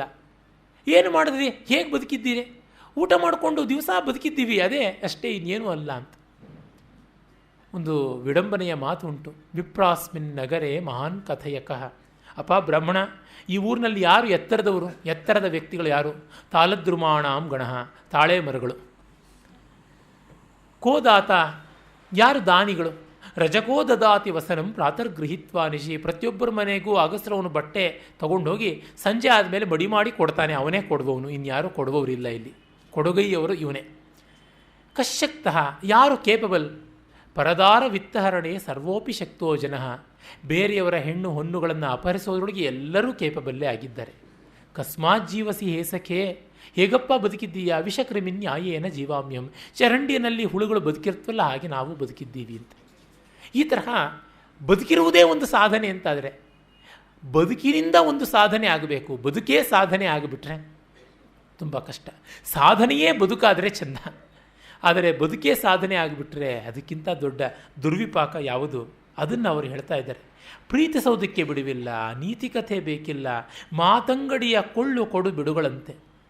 ಮಾತಿನ ಅಂಗಡಿಯಲ್ಲಿ ಕೊಡುಕೊಳ್ಳುವ ವ್ಯವಹಾರ ಅಂತ, ಅಥವಾ ಮಾತು ಅಂಗಡಿಯ ಕೊಡುಕೊಳ್ಳು ಬಿಡುಗಳಂತೆ. ಮಾತಿನ ಅಂಗಡಿಯಲ್ಲಿ ಕೊಳ್ಳೋದಕ್ಕೇನಿರುತ್ತೆ, ಬಿಡೋದಕ್ಕೇನಿರುತ್ತೆ? ಏನೂ ಇರೋದಿಲ್ಲ, ಎಲ್ಲ ಬಾಯಿ ಮಾತಿಂದೆ, ಏನು ಪ್ರೊಡಕ್ಟಿವ್ ಅಲ್ಲ ಅಂತ ಒಂದರ್ಥ. ಇನ್ನು ಮಾತು ಎಂಥದ್ದು? ಅಂಗಡಿಯ ಕೊಡುಕೊಳ್ಳು ಅಂತೆ. ಅದು ಬೇಕು, ಇದು ಬೇಡ, ಎಷ್ಟು ಇಷ್ಟು ಹೀಗೆ ನಡ್ಕೊಂಡು ಹೋಗುವಂಥದ್ದು. ಈಗ ಅದೂ ಬೇಕಾಗಿಲ್ಲ, ಮಾತು ಆಡಬೇಕಾಗಿಲ್ಲ, ಕಾಯಿನ ಹಾಕಿದ್ರೆ ಸಾಕು ಬಂದುಬಿಡುತ್ತೆ. ಅಂದರೆ ಅಷ್ಟಮಟ್ಟಿಗೆ ಮನುಷ್ಯ ಸಂಪರ್ಕವೇ ಇಲ್ಲದಂತೆ ಆಗ್ತಾ ಇದೆ. ಯಾತ ನಿರ್ಯಾತಂಗಳೇ ದೊಡ್ಡ ಬದುಕಂತೆ. ಸಂಹೌ ಮ್ಯಾನೇಜಿಂಗ್, ಅದರೊಳಗೆ ಬದುಕು ಸಾಗ್ತಾ ಇದೆ. ಆತುರವೋ ಜನಕ್ಕಿಂದು, ಜನಕ್ಕೆ ತುಂಬ ಆತುರ. ಈ ಹೊತ್ತು ನನಗೆ ಯಾರೋ ಒಬ್ಬರು ಫೋನ್ ಮಾಡಿ PhD ಮಾಡೋದ್ರ ಬಗ್ಗೆ ಏನೋ ಕೇಳ್ತಾ ಇದ್ರು. ಅದು ಯಾವುದೋ ಒಂದು ಪುಸ್ತಕದ ಬಗ್ಗೆ ಮಾಡಬೇಕು ಅಂತ ಕೇಳಿದ್ರು. ಅಮ್ಮ, ಆ ಪುಸ್ತಕನ ಓದಿದ್ದೀರಾ ಅಂತ. ಇಲ್ಲ ಅಂತಂದರು. ಮತ್ತು ಅದ್ರ ಮೇಲೆ ಹೇಗೆ ಅಂದುಕೋತೀರಾ ಅಂತ ಕೇಳಿಬಿಡೋಣ. ರೆಡಿ ರೆಕನರ್ ಯಾರೋ ಒಬ್ಬರು ಬಡಪಾಯಿಗಳು ಇರ್ತಾರೆ, ಕೇಳಿ ತಿಳ್ಕೊಂಡು ಬಿಡೋಣ. ಎಲ್ಲ ರಸ್ತೆಯೆಲ್ಲ ಪೀಕದಾನಿ ಆದರೆ ಎಲ್ಲಿ ಬೇಕಾದರೂ ಉಗಿಬಹುದಲ್ಲ. ಹಾಗೆ ಅಂದರೆ ಒಂದಷ್ಟು ಪೂರ್ವ ಸಿದ್ಧತೆ ಬೇಕಲ್ವಾ? ಅದು ಇಲ್ಲವೇ ಇಲ್ಲ. ಹಾಗಾಗಿ ಅಭ್ಯಾಸ ಮಾಡೋದಕ್ಕೆ ಒಂದು ಬೋರ್ಡಮ್ ಇದ್ದೇ ಇರುತ್ತೆ. ಕಲಿಕೆಯಲ್ಲಿ ಒಂದಿಷ್ಟು ಶ್ರದ್ಧೆ, ಅಂಗೀಕಾರ, ಡಾಂಕೀಸ್ ಲೇಬರ್ ಅನ್ನೋದು ಅನಿವಾರ್ಯ. ಅದನ್ನು ಒಪ್ಪೋದಕ್ಕೆ ತಯಾರಾಗಿಲ್ಲ. ಎಷ್ಟೋ ಜನ ಬಂದು ಹೇಳ್ತಾರೆ, ಈ ವೇದ ಮಂತ್ರಗಳಿಗೆ ಅರ್ಥವೇ ಹೇಳೋದಿಲ್ಲ, ನಾವು ಹೇಗೆ ಕಲಿಯೋದು? ಅಪ್ಪ, ನೀನು ಎಷ್ಟು ಕಲಿತಿದ್ದೀಯಾ ವೇದ ಅರ್ಥ ತಿಳ್ಕೊಳ್ಳೋದಕ್ಕೆ? ಒಂದು ಸೂಕ್ತ, ಒಂದು ಮಂತ್ರ ಸಸ್ವರವಾಗಿ ಹೇಳೋಕ್ಕಾಗ್ತಿಲ್ವೇ? ಇನ್ನು ಅರ್ಥದ ಬಗ್ಗೆ ಯಾತಕ್ಕೆ ಚಿಂತನೆ ಮಾಡ್ತಾ ಇದೆಯಾ? ಒಂದಿಷ್ಟು ಇನ್ಪುಟ್ ಇಲ್ಲದೆ ಆ ರೀತಿ ಯೋಚನೆ ಮಾಡೋದು. ಅದರ ಬಗ್ಗೆ ಒಂದು ಜೋಕೆ ಇದೆಯಲ್ಲ, ಒಬ್ಬ ರೈಲ್ವೆ ಟಿಕೆಟ್ ಮಾರುವನ ಹತ್ರ ಆ ರೈಲ್ ಯಾವಾಗ ಬರುತ್ತೆ, ಈ ರೈಲ್ ಯಾವಾಗ ಹೋಗುತ್ತೆ ಅಂತೆಲ್ಲ ಕೇಳ್ತಿದ್ದೆ. ಯಾತಕ್ಕೆ ಕ್ರಾಸ್ ಮಾಡಬೇಕು ಅದಕ್ಕೆ ಅಂತ. ಆ ರೀತಿ ಆಗುತ್ತೆ. ಅದನ್ನು ಇವರು ತಿರಸ್ಕರಿಸ್ತಾರೆ. ಆತುರವೋ ಜನಕ್ಕಿಂದು, ಜನಕ್ಕೆ ತುಂಬ ಆತುರವಾಗಿದೆ ಅಂತ. ಮುಂದೆ ಹೀಗೆ ಸುಮ್ಮನೆ ಬೇರೆ ಬೇರೆ ರೀತಿಯಾಗಿ ಬೇಸರಿಸಿಕೊಳ್ಳುವುದರೊಳಗೇ ಅವರ ತಾತ್ಪರ್ಯ ಇಲ್ಲ. ಪಾಸಿಟಿವ್ ಆಗಿ ಪ್ರತಿಯೊಂದು ಆಲ್ಟರ್ನೇಟಿವ್ಸನ್ನು ಹೇಳ್ತಾರೆ. ಸಜ್ಜೀವನಕ್ಕೆ ಸೂತ್ರವೆರಡು ಮೂರದು ಸರಳ, ಹೊಟ್ಟೆಪಾಡಿಗೆ ವೃತ್ತಿ ಸತ್ಯ ಬಿಡದಿಹುದು, ಚಿತ್ತ ವೀಶನೊಳು ಅದುವೇ ಚಿಂತೆಗಳ ಬಿಟ್ಟಿಹುದು, ಮೈತ್ರಿ ಲೋಕಕ್ಕೆಲ್ಲ ಮುರುಳ ಮುನಿಯ. ಬಹಳ ಸಿಂಪಲ್. ಹೊಟ್ಟೆಪಾಡಿಗೆ ವೃತ್ತಿ, ಕೆಲಸ ಇಲ್ಲದೆ ಯಾರೂ ಇರಬಾರ್ದು. ಡಾಲ್ ಅಂತ ಯಾರೂ ಕೈ ಚಾಚಬಾರ್ದು. ಅನ್ಎಂಪ್ಲಾಯ್ಡ್ಗೆ ಅಂತ ಯಾವುದು ಉಂಟು, ಕೊಡ್ತೀವಿ ಅಂತ ಪುಂಡಾಟಿಕೆ, ಆ ಥರದ್ದು ಯಾವುದೂ ಇರಬಾರ್ದು ಅಂತ. ಏನನ್ನಾದರೂ ದುಡಿದು ಸಂಪಾದಿಸಬೇಕು, ಆ ರೀತಿಯಾದದ್ದು. ಮತ್ತು ಅದರೊಳಗಡೆಗೆ ವೃತ್ತಿಯ ಎಥಿಕ್ಸನ್ನು ಬಿಡದೇ ಇರುವಂಥದ್ದು, ಅದು ತುಂಬ ಮುಖ್ಯ. ಎಂಥ ಕೆಲಸದಲ್ಲೂ ಅದರದ್ದೇ ಆದಂಥ ಒಂದು ಎಥಿಕ್ಸ್ ಇರುತ್ತೆ. ಕಳ್ಳತನದಲ್ಲೂ ಒಂದು ಎಥಿಕ್ಸ್ ಇರುತ್ತೆ. ಕೆಟ್ಟದಾಗಿ ಹೇಳಬೇಕು ಅಂದರೆ, ವೇಶ್ಯಾವೃತ್ತಿಯಲ್ಲಿ one work at a time ಅಂತ ಇದೆ. ಆದರೆ ನಮ್ಮ ಸರ್ಕಾರದ ಈ ಸಬ್ ರಿಜಿಸ್ಟ್ರಾರ್ ಇಂಥ ಆಫೀಸಲ್ಲಿ ಕೆಲಸ ಮಾಡೋರ್ಗೆ ಆ ನಿಯಮ ಇಲ್ವೇ, ಆ ನೀತಿ ಇಲ್ವೇ? ಒಂದು ಸೈಟನ್ನು 4 ಜನಕ್ಕೆ ರಿಜಿಸ್ಟರ್ ಮಾಡಿಸ್ತಾರಲ್ಲ ಒಟ್ಟಿಗೆ, ಎಂಥ ನೀಚತೆ ಅಂತ. ಅದಂತ ಹೇಳ್ತಾರೆ. ಅಲ್ಲಿ ಒಂದು ವೃತ್ತಿಯಲ್ಲಿ ಒಂದು ಎಥಿಕ್ಸ್. ಚಿತ್ತ ವೀಶನೊಳು ಅದುವೇ ಚಿಂತೆಗಳ ಬಿಟ್ಟಿಹುದು. ಮನಸ್ಸನ್ನು ದೊಡ್ಡದಕ್ಕೆ ತೆರಬೇಕು, ಒಂದು ಮಹತ್ತಾದ ಒಂದಕ್ಕೆ ಅರ್ಪಣೆ ಮಾಡಿಕೊಳ್ಳಬೇಕು. ಮತ್ತು ಅಲ್ಲಿ ಯಾವ ಸ್ವಾರ್ಥ ಇಟ್ಟುಕೊಳ್ಳಬಾರ್ದು. ಆ ಪರಮಾತ್ಮನ ಜೊತೆಗೆ ಮಾತ್ರ ವ್ಯವಹಾರ ಇಟ್ಟುಕೊಳ್ಳಬಾರ್ದು. ಮನೆಯನ್ನೆಲ್ಲ ಟಾಯ್ಲೆಟ್ಟಾಗಿ ಮಾಡ್ಕೊಂಡು ಬಿಟ್ಟರೆ ಪೂಜಾಗೃಹಕ್ಕೆ ಜಾಗ ಎಲ್ಲಿ? ಅಲ್ಲಿ ಒಂದು ಕಮೋಡ್ ಇಡಬಾರ್ದಲ್ವೇ? ಅದನ್ನು ಅವ್ರು ಹೇಳ್ತಾರೆ. ಭಗವತ್ ಸಾನ್ನಿಧ್ಯದಲ್ಲಾದರೂ ವ್ಯವಹಾರ ಬಿಟ್ಟಿರಬೇಕು. ಅದು ವಿಶ್ವ ಮೈತ್ರಿ ಲೋಕಕ್ಕೆಲ್ಲ ಮತ್ತು ಲೋಕ ಮೈತ್ರಿಯನ್ನು ಉಳಿಸಿಕೊಳ್ಳಬೇಕು. ವೈರ ಆ ಸಂದರ್ಭಕ್ಕೆ ಇಶ್ಯೂಸಿಗೆ ತಗಾದೆ ಮಾಡಿ ವ್ಯಕ್ತಿಗಳಿಗಾಗಿ ತಗಾದೆ ಮಾಡುವಂಥದ್ದಲ್ಲ ಅಂತ. ನೀನು ಇಂಥದ್ದು ಮಾಡಿದ್ದು ತಪ್ಪು ಅಂತ ನೀನೇ ತಪ್ಪು ಅಂತ ಅನ್ನುವುದಲ್ಲ ಆ ಭಾವ. ಏಕಾಕಿ ಇರ್ದು ಸಾಕಲ್ಯ ಕಾರ್ಜಿಸು ಬಲವ, ಸಾಕಲ್ಯ ವೃತ್ತಿಯಿಂದೇಕತೆಗೆ ಬಲವ, ಕಾಕಾಕ್ಷಿ ಯುಗದೇಕ ಗೋಲದ ಒಲಿರೆ ಜಯವು ಲೋಕ ನಿರ್ಲೋಕಗಳ ಮರುಳ ಮುನಿಯ.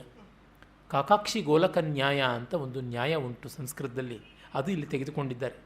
ಒಂದು ಕಣ್ಣಿಂದ ಎಲ್ಲ ಕಡೆಯಲ್ಲಿಂದಲೂ ಇಂಟಿಗ್ರೇಟ್ ಮಾಡಿಕೊಳ್ಳಬೇಕು, ಮತ್ತು ಇನ್ನೊಂದು ಕಣ್ಣಿಂದ ಇಂಟಿಗ್ರೇಷನ್ನನ್ನೆಲ್ಲ ಡಿಫ್ರೆನ್ಸಿಯೇಷನ್ಗೆ ಬಳಸಬೇಕು. ಹೀಗೆ ಒಂದು ಕಡೆ ಸಮನ್ವಯದ ಮೂಲಕ ತತ್ವ, ಮತ್ತೊಂದು ಕಡೆಗೆ ತತ್ವದ ಮೂಲಕ ಅನ್ವಯ ವೈವಿಧ್ಯ, ಇವೆರಡನ್ನೂ ಇಟ್ಕೊಳ್ಬೇಕು ಅಂತ. ಸೂತ್ರ ಮಾಡುವುದು ಯಾತಕ್ಕೆ? ಭಾಷ್ಯ ಬರೆಯೋದಕ್ಕಾಗಿ. ಭಾಷ್ಯ ಇರೋದು ಯಾತಕ್ಕೆ? ಸೂತ್ರಾರ್ಥ ಬೋಧೆಗಾಗಿ. ಈ ರೀತಿಯಾಗಿ ಮಾಡಿಕೊಳ್ಳಬೇಕು. ಕಾಗಿಗೆ ಇರುವುದು ಒಂದೇ ಕಣ್ಣಂತೆ. ಕಾರಣ, ರಾಮ ಕಾಕಾಸುರನ ಮೇಲೆ ಬಾಣ ಪ್ರಯೋಗ ಮಾಡಿದ್ನಲ್ಲ, ಬ್ರಹ್ಮಾಸ್ತ್ರ ಸೀತೆಗೆ ಘಾಸಿ ಮಾಡಿದ ಅಂತ. ಆಗ ಅದು ಬಂದು ಮತ್ತೆ ಕಾಲಿಗೆ ಬಿದ್ದು ಬೇಡಿದಾಗ ಅಮೋಘವಾದ ರಾಮಬಾಣ ವ್ಯರ್ಥವಾಗಬಾರ್ದು ಆ ರಾಮಬಾಣ ಅಂಥೇಳಿ ಒಂದು ಕಣ್ಣನ್ನು ಕಳೆದ ಅಂತ. ಆ ಹೊತ್ತಿನಿಂದ ಅದು ಒಂದೇ ಕಣ್ಣನ್ನು ಆ ಕಡೆಗೆ ಈ ಕಡೆಗೆ ಹೊರಳಿಸಿಕೊಂಡು ಇದೆ ಅಂತ ಒಂದು ಕವಿ ಸಮಯ. ಆ ರೀತಿ ಇರುವುದೊಂದೇ ಕಣ್ಣು, ಅದನ್ನು ಎರಡಕ್ಕೂ ಬಳಸಬೇಕು ಅನ್ನುವಂಥದ್ದು. ಎರಡು ದಿಕ್ಕಿಗೂ ಕೂಡ ಅದನ್ನು ಓಡಾಡಿಸಿಕೊಂಡು ಇರಲೇಬೇಕು ಅಂತ. ನಮ್ಮ ಮನೆಗಳಲ್ಲಿ ನಾವು ಮಾಡ್ತಿದ್ವಿ. ಅದೇ ಜಾಗದಲ್ಲೇ ಕೂತ್ಕೊಂಡು ಹರಟಿ ಅಡುಗೆ ಮನೆಯಿಂದ ಅನ್ನ ಮೊದಲಾದ ಪದಾರ್ಥಗಳನ್ನು ತಂದು ಆ ನಡುಮನೆಯಲ್ಲೇ ಎಲ್ಲರಿಗೂ ಚಾಪೆ ಹಾಸಿ ಅಲ್ಲಿ ಕೂಡಿಸಿ ಊಟ ಮಾಡಿ ಎಂಜಲಗೋಮೆ ಮಾಡಿ ಅದು ಒಣಗೋವರೆಗೂ ಬೇಕಾದ್ರೆ ನಿಂತು ಮಾತಾಡಿ ಆಮೇಲೆ ಚಾಪೆ ಜಮಖಾನಗಳನ್ನು ಹಾಸಿಕೊಂಡು ಅಲ್ಲಿಯೇ ಮಲಗುವಂಥದ್ದು. That was drawing room, sitting room, chatting room, ಆಮೇಲೆ ಡೈನಿಂಗ್ ರೂಮ್ ಮತ್ತು ರೆಸ್ಟಿಂಗ್ ರೂಮ್ ಆಲ್ಸೋ. ಎಲ್ಲ ಈ ರೀತಿಯಾದದ್ದು ಇರುವುದೊಂದನ್ನೇ ಅಚ್ಚುಕಟ್ಟಾಗಿ ಎಲ್ಲದಕ್ಕೂ ಬಳಸಿಕೊಳ್ಳಬೇಕಾದದ್ದು. ಅದು ಜಾಣ್ಮೆ. ಆ ಜಾಣ್ಮೆಯನ್ನು ನಾವು ಕಲಿಯಬೇಕು ಅಂತ ಹೇಳ್ತಾರೆ. ಮತ್ತು ಮುಂದೆ ಇನ್ನೊಂದು ನಮ್ಮಲ್ಲಿ ಬೆಳೆದಿರುವ ಕೆಟ್ಟ ಪದ್ಧತಿಯ ಬಗ್ಗೆ ಒಂದು ವಿಮರ್ಶೆ ಮಾಡ್ತಾರೆ.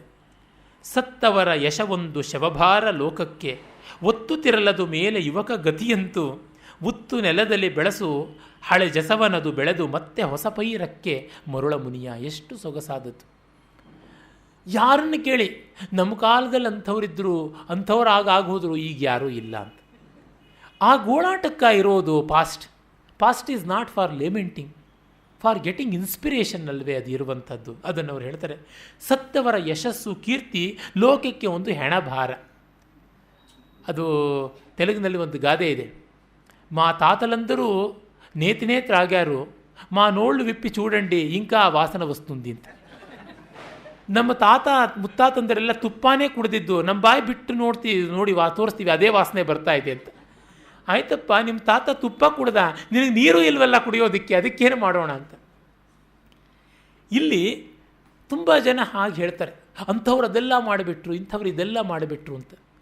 ಯಾವ ಹೊತ್ತು ಅದು ಇಲ್ಲವೋ ಆಚರಣೆಯಲ್ಲೇ ಅದನ್ನು ಬದುಕಿಲ್ಲ ಅಂತಲೇ ಹೇಳಬೇಕು. ಅದರಿಂದ ನಾವು ಉಳಿಸಿಕೊಳ್ಳಬೇಕು. ಪಂಪಾರನ್ನ ಇದ್ದರು ಅಂದರೆ, ಇವತ್ತು ಪಂಪನ ಥರ ಒಂದು ಪದ್ಯ ಬರೆಯೋನು ಇದ್ದಾನ ಅಂತ ಕೇಳಬೇಕು. ಇದ್ದರೆ ಪಂಪಾರನ್ನ ಇದ್ದರು ಅಂತ ಜಂಬ ಪಡೋದಕ್ಕೆ ಒಂದು ಅವಕಾಶ ಉಂಟು. ಆ ಶವಭಾರ ಲೋಕಕ್ಕೆ ಭಾರ, ಒತ್ತುತ್ತಿರಲು ಅದು ಮೇಲೆ ಯುವಕ ಗತಿಯಂತು. ಅದೇ ಒತ್ತುತ್ತಾ ಇದ್ದರೆ ಹೇಗೆ? ಈ ನವ್ಯದವರಿಗೆ ಪಾಪ ಬಂದದ್ದು ಅದು ದೊಡ್ಡ ಸಮಸ್ಯೆ. ಹಿಂದಿನವ್ರದ್ದು ಗ್ಲೋರಿಫಿಕೇಷನ್ ಮಾಡ್ತಾ ಇದ್ದರೆ ಇವರು ತಾಳೋಕ್ಕಾಗ್ತಾ ಇರಲಿಲ್ಲ. ಅದಕ್ಕೆ ಪರಿಹಾರವನ್ನು DVG ಕೊಡ್ತಾರೆ. ಉತ್ತು ನೆಲದಲ್ಲಿ ಬೆಳೆಸು ಹಳೆ ಜಸವನ್. ಅವರ ಹೆಣದ ಕೀರ್ತಿಯ ಶವವನ್ನು ನೆಲಕ್ಕೆ ಹಾಕಿ ಹೂತು ಬಿಡು, ಅದು ಒಳ್ಳೆ ಗೊಬ್ಬರ ಆಗುತ್ತೆ ಅಂತ. ಅಂದರೆ ಅವರ ಕೀರ್ತಿಯನ್ನು ವ್ಯವಸಾಯಕ್ಕೆ ಬಳಸುವಂತ. ಅವರು ನುಡಿದ ಮಾತು, ತುಳಿದ ದಾರಿ ನಮಗೆ ಬೇಕು, ಅದನ್ನು ಅನ್ವಯಿಸಿಕೊಳ್ಳಬೇಕು. ಅನ್ವಯಿಸಿಕೊಳ್ಳದಿದ್ದರೆ ಏನು ಪ್ರಯೋಜನ ಇಲ್ಲ. ಕಾಳಿದಾಸನ ಕಾವ್ಯದ ಶೈಲಿ ಏನು ಅಂತ ತಿಳಿದ ಮೇಲೆ ಕಾಳಿದಾಸನಂತಾದರೂ ಬರೆಯೋದಕ್ಕೆ ಏನಾದರೂ ಪ್ರಯತ್ನ ಪಡಬೇಕು. ಪಡೆದಿದ್ದರೆ ಏನು ಪ್ರಯೋಜನ ಇರುತ್ತೆ? ಕೌಟಿಲ್ಯನ ಅರ್ಥಶಾಸ್ತ್ರ ಅಂತಂದು, ಅರ್ಥಶಾಸ್ತ್ರದಲ್ಲಿ ಕೃತ್ಸ್ನಂಹಿ ಶಾಸ್ತ್ರವಿದೆ ಇಂದ್ರಿಯ ಜಯ ಅಂತಂದರೆ ನಮ್ಮ ಎಕಾನಮಿ ನಿಂತಿರೋದೇ ಸೆಲ್ಫ್ ಕಂಟ್ರೋಲ್ ಮೇಲೆ ಅಂತ ಅವನು ಹೇಳ್ತಾನೆ. ನಿಂತಿರಬೇಕಾದದ್ದು ಅಂತ. ನಾವು ಒಂದು ದಿವಸವಾದರೂ ಈ ದೀಪಾವಳಿನಲ್ಲಿ ನಾವು ನಮ್ಮ ಶಾಪಿಂಗನ್ನು ಕಡಿಮೆ ಮಾಡ್ತೀವ ಅಂತ. ನನಗೊಬ್ಬರು ಗೆಳೆಯರು ಇದರ ವ್ಯತ್ಯಾಸ ಹೇಳಿದ್ರು. ಪರ್ಚೇಸ್ ಬೇರೆ, ಶಾಪಿಂಗ್ ಬೇರೆ ಅಂತ. ತುಂಬ ಚೆನ್ನಾಗಿರೋದು. ಆಕೆ MBBS ಓದ್ತಾ ಇರುವ ಹುಡುಗಿ, ನಮ್ಮ ಮನೆಯಲ್ಲಿ ಬೆಳೆದ ಮಗು ಆಕೆ. ಅವಳು ಹೇಳಿದ್ದು ನನಗೆ ತುಂಬ ದೊಡ್ಡ ಬೋಧೆ ಆಯಿತು. ಶಾಪಿಂಗ್ ಅಂದರೆ ಅವಶ್ಯಕತೆ ಇಲ್ಲದೇ ಇದ್ದರೂ ಕೊಳ್ಳುವುದು ಅಂತ. ನಮಗೆ ಬೇಕಾಗಿದೆ ಅಂತ ನಾವು ಅವಶ್ಯಕತೆ ಇದ್ದಾಗ ಕೊಳ್ಳುವುದು ಪರ್ಚೇಸಿಂಗ್. ತುಂಬ ಚೆನ್ನಾಗಿರುವಂಥದ್ದು. ನಾನು ಹಿಂದೆ ಪತ್ರಿಕೆಗಳಲ್ಲಿ ಪೆನ್ ಪಾಲ್ಸ್ ಅಂತ ಎಲ್ಲನೂ ಪತ್ರ ಮಿತ್ರರದು ಅವುಗಳನ್ನು ಓದುವಾಗ ಅವುಗಳ ಬಗ್ಗೆ ಎಲ್ಲ ಕುತೂಹಲ ನನಗೆ ತುಂಬ ಇತ್ತು. ಆಗ ಹಾಬೀಸ್ ಅಂತ ಶಾಪಿಂಗ್ ಅಂತ ಕೆಲವರು ಹಾಕ್ತಾಯಿದ್ರು, ಎಕ್ಸ್ಚೇಂಜಿಂಗ್ ಗಿಫ್ಟ್ಸ್ ಅಂತ. ಮುಯಿ ಮಾಡ್ಕೊಳ್ಳೋದು ಒಂದು ಹಾಬಿನ, ಒಂದು ಚಿತ್ರವೋ ಗೀತವೋ ನೃತ್ಯವೋ ಅದು ಹಾಬಿ ಆಗಬೇಕು, ಅದಲ್ಲ. ಹಾಗೆಯೇ ನಾವು ವೀಕೆಂಡಲ್ಲಿ ಏನು ಮಾಡಿದ್ವಿ, ಶಾಪಿಂಗ್ ಮಾಡಿದ್ವಿ ಅಂತ. ಅದು ಏನು ದೊಡ್ಡ ಯಾತ್ರೆಯ? ಇದು ಏನಂದರೆ ದುಂದು, ಬದುಕಿನ ಮೌಲ್ಯವೇ ಗೊತ್ತಿಲ್ಲದೆ ಇರುವಂಥದ್ದು. ಅದಕ್ಕೆ ಅವರು ಹೇಳ್ತಾರೆ, ಹಾಗಾಗಬಾರ್ದು. ಅವಶ್ಯಕತೆಯ ಕಡೆಗೆ ನೋಡಬೇಕು, ಅದನ್ನು ಉತ್ತು ಬೆಳೆಯೋದಕ್ಕಾಗಿ ನೋಡಬೇಕು ಅಂತ. ಇನ್ನು ಶಾಪಿಂಗಿಗೆ ಹೋಗುವಾಗ ಎಚ್ಚರದಲ್ಲಿದ್ದರೆ ಎಷ್ಟೋ ಲೋಕಕ್ಕೆ ಕ್ಷೇಮವಾದೀತು. ಕೃತ್ರಿಮಿ ಶಾಸ್ತ್ರವಿಂದ ಇಂದ್ರಿಯ ಜಯ ಅನ್ನುವುದು ಶಾಪಿಂಗನ್ನು ಕಡಿಮೆ ಮಾಡಿದ್ರೆ ತುಂಬ ಒಳ್ಳೆಯದು. ತುಂಬ ಜನಕ್ಕೆ ಆಗಾಗ ಮಾರ್ಕೆಟಿಗೆ ಹೋಗಿ ನೋಡ್ತಾನೆ ಇರ್ತಾರೆ ಏನು ಹೊಸ್ತು ಬಂತು ಅಂತ. ಒಳ್ಳೆಯದು, ವಿಂಡೋ ಶಾಪಿಂಗ್ ಆದರೆ ಪರವಾಗಿಲ್ಲ. ಹಾಗೆ ನಿಲ್ಲೋದಿಲ್ವೇ ಅದು? ತರುವಲ್ಕದಂತೆ ನರಮಮತೆ ಜೀವಕ್ಕೆ ಕವಚ, ಬಿರುಸಾಗಲದು ತಾನೆ ಬಾಳ್ಗೆ ಸಂಕೋಲೆ, ಪುರುಷತೆಯ ಮೇಲೇಳ್ದ ಪುರುಷತೆಯ ಕಲ್ಪಲತೆ ಸರಸತೆಯ ಮಕರಂದ ಮರುಳ ಮುನಿಯ. ತರುವಲ್ಕದಂತೆ ನರಮಮತೆ ಜೀವಕ್ಕೆ ಕವಚ. ಮನುಷ್ಯನ ಪ್ರೀತಿ ಅನ್ನೋದು ಯಾವುದಿದೆ, ಮಮತೆ, ನನ್ನದು ಅನ್ನುವುದು ಮರದ ತೊಗಟೆ ಇದ್ದಂತೆ ಮರಕ್ಕೆ ಪ್ರೊಟೆಕ್ಷನ್. ತರುವಲ್ಕ ಅದರ ಮೇಲಿನ ತೊಗಟೆ ಇದ್ದಂತೆ, ಬಾರ್ಕ್. ಹಾಗೆ ಬಿರುಸಾಗಲದು, ಅದು ತುಂಬ ಬಿರುಸಾಗಿ ಗಟ್ಟಿಯಾಗಿಬಿಟ್ರೆ ಬಾಳಿಗೆ ಸಂಕೋಲೆ. ನಮ್ಮ ಮಮತಾ ಪಾಶಗಳು ತುಂಬ ಗಟ್ಟಿಯಾಗಿಬಿಟ್ರೆ ಬಹಳ ಬಹಳ ಕಷ್ಟವಾಗಿಬಿಡುತ್ತವೆ. ಹಾಗೆ ಪರುಷತೆಯ ಮೇಲೇಳ್ದ ಪುರುಷತೆಯ ಕಲ್ಪಲತೆ, ಆ ಒರಟಾದ ತೊಗಟೆಯ ಮೇಲಿಂದ ಬಂದಂಥ ನುಣುಪಾದ ಚಿಗುರು, ಅದಕ್ಕಿಂತ ಮೃದುವಾದ ಹೂವು, ಅದಕ್ಕಿಂತ ಸವಿಯಾದ ಮಕರಂದ, ಅದು ಮುಖ್ಯ. ಆ ಸರಸತೆಯ ಮಕರಂದ. ಮಮತೆ, ಮಮತ, ನನ್ನದು ಅನ್ನುವುದು ಕಡೆಗೆ ಪಾಕಗೊಂಡಾಗ ಮಕರಂದದಂತೆ ಆಗುತ್ತೆ. ಯಾವ ದುಂಬಿ ಬಂದರೂ ಅದಕ್ಕೆ ಕೊಟ್ಟು ಹೋಗುತ್ತೆ. ತೊಗಟೆನ ಯಾರಾದ್ರೂ ಬಿಚ್ಕೊಳ್ಳೋಕ್ಕೆ ಸಾಧ್ಯವಾ? ಕೊಡಲಿಯಿಂದಲೇ ಕೆತ್ತಬೇಕು. ಕೆತ್ತರೆ ಅದಕ್ಕೆಷ್ಟು ಸಂಕಟ. ಆ ನಿರ್ಯಾಸ ಅಂದರೆ ಯಾವುದು ಲೇಟೆಕ್ಸ್ ಅಂತ ಕರೀತಾರೆ, ಆ ರೂಪದಲ್ಲಿ ಅದು ಗೋಳಾಡುತ್ತೆ. ಆದರೆ ಮಕರಂದ ಹಂಚಿ ಆನಂದ ಪಡುತ್ತೆ. ಈ ಮಟ್ಟಕ್ಕೆ ಬೆಳೆಯಬೇಕಾದದ್ದು ತೊಗಟೆಯಾದ ಬಾಳು ಮಕರಂದವಾಗಬೇಕು ಅನ್ನುವುದನ್ನು ಹೇಳ್ತಾರೆ. ಅಪರಿಪಕ್ವದ ರಚನೆ ಜಗವಿದು ವಿಧಾತನದು, ನಿಪುಣ ನಾನಿದನು ಪಕ್ವಿಪೆನು ಎಂದು ಮನುಜಂ ಚಪಲದಿಂ ಪೆಣಗಾಡಿ ವಿಪರೀತವಾಗಿ ಪನು ಉಪವಿಧಾತನು ನರನು. ಈ ಜಗತ್ತು ಅಪಕ್ವ, ಅಪರಿಪೂರ್ಣ. ಈ ಬ್ರಹ್ಮನ ಜಗತ್ತು ಸರಿಯಾಗಿಲ್ಲ.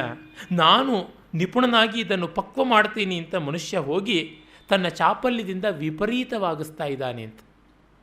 ಅಂದರೆ ಇರುವುದಕ್ಕೆ ವ್ಯವಸ್ಥೆಯಲ್ಲಿ ಏನಿದೆ ಅಂತ ನೋಡಿಕೊಳ್ಳದೆ ಅದನ್ನು ಮತ್ತಷ್ಟು ಇನ್ನಷ್ಟು ಉಲ್ಬಣಗೊಳಿಸ್ತಾ ಇದ್ದಾನೆ ಅಂತ ಹೇಳಿಬಿಟ್ಟಿದನು.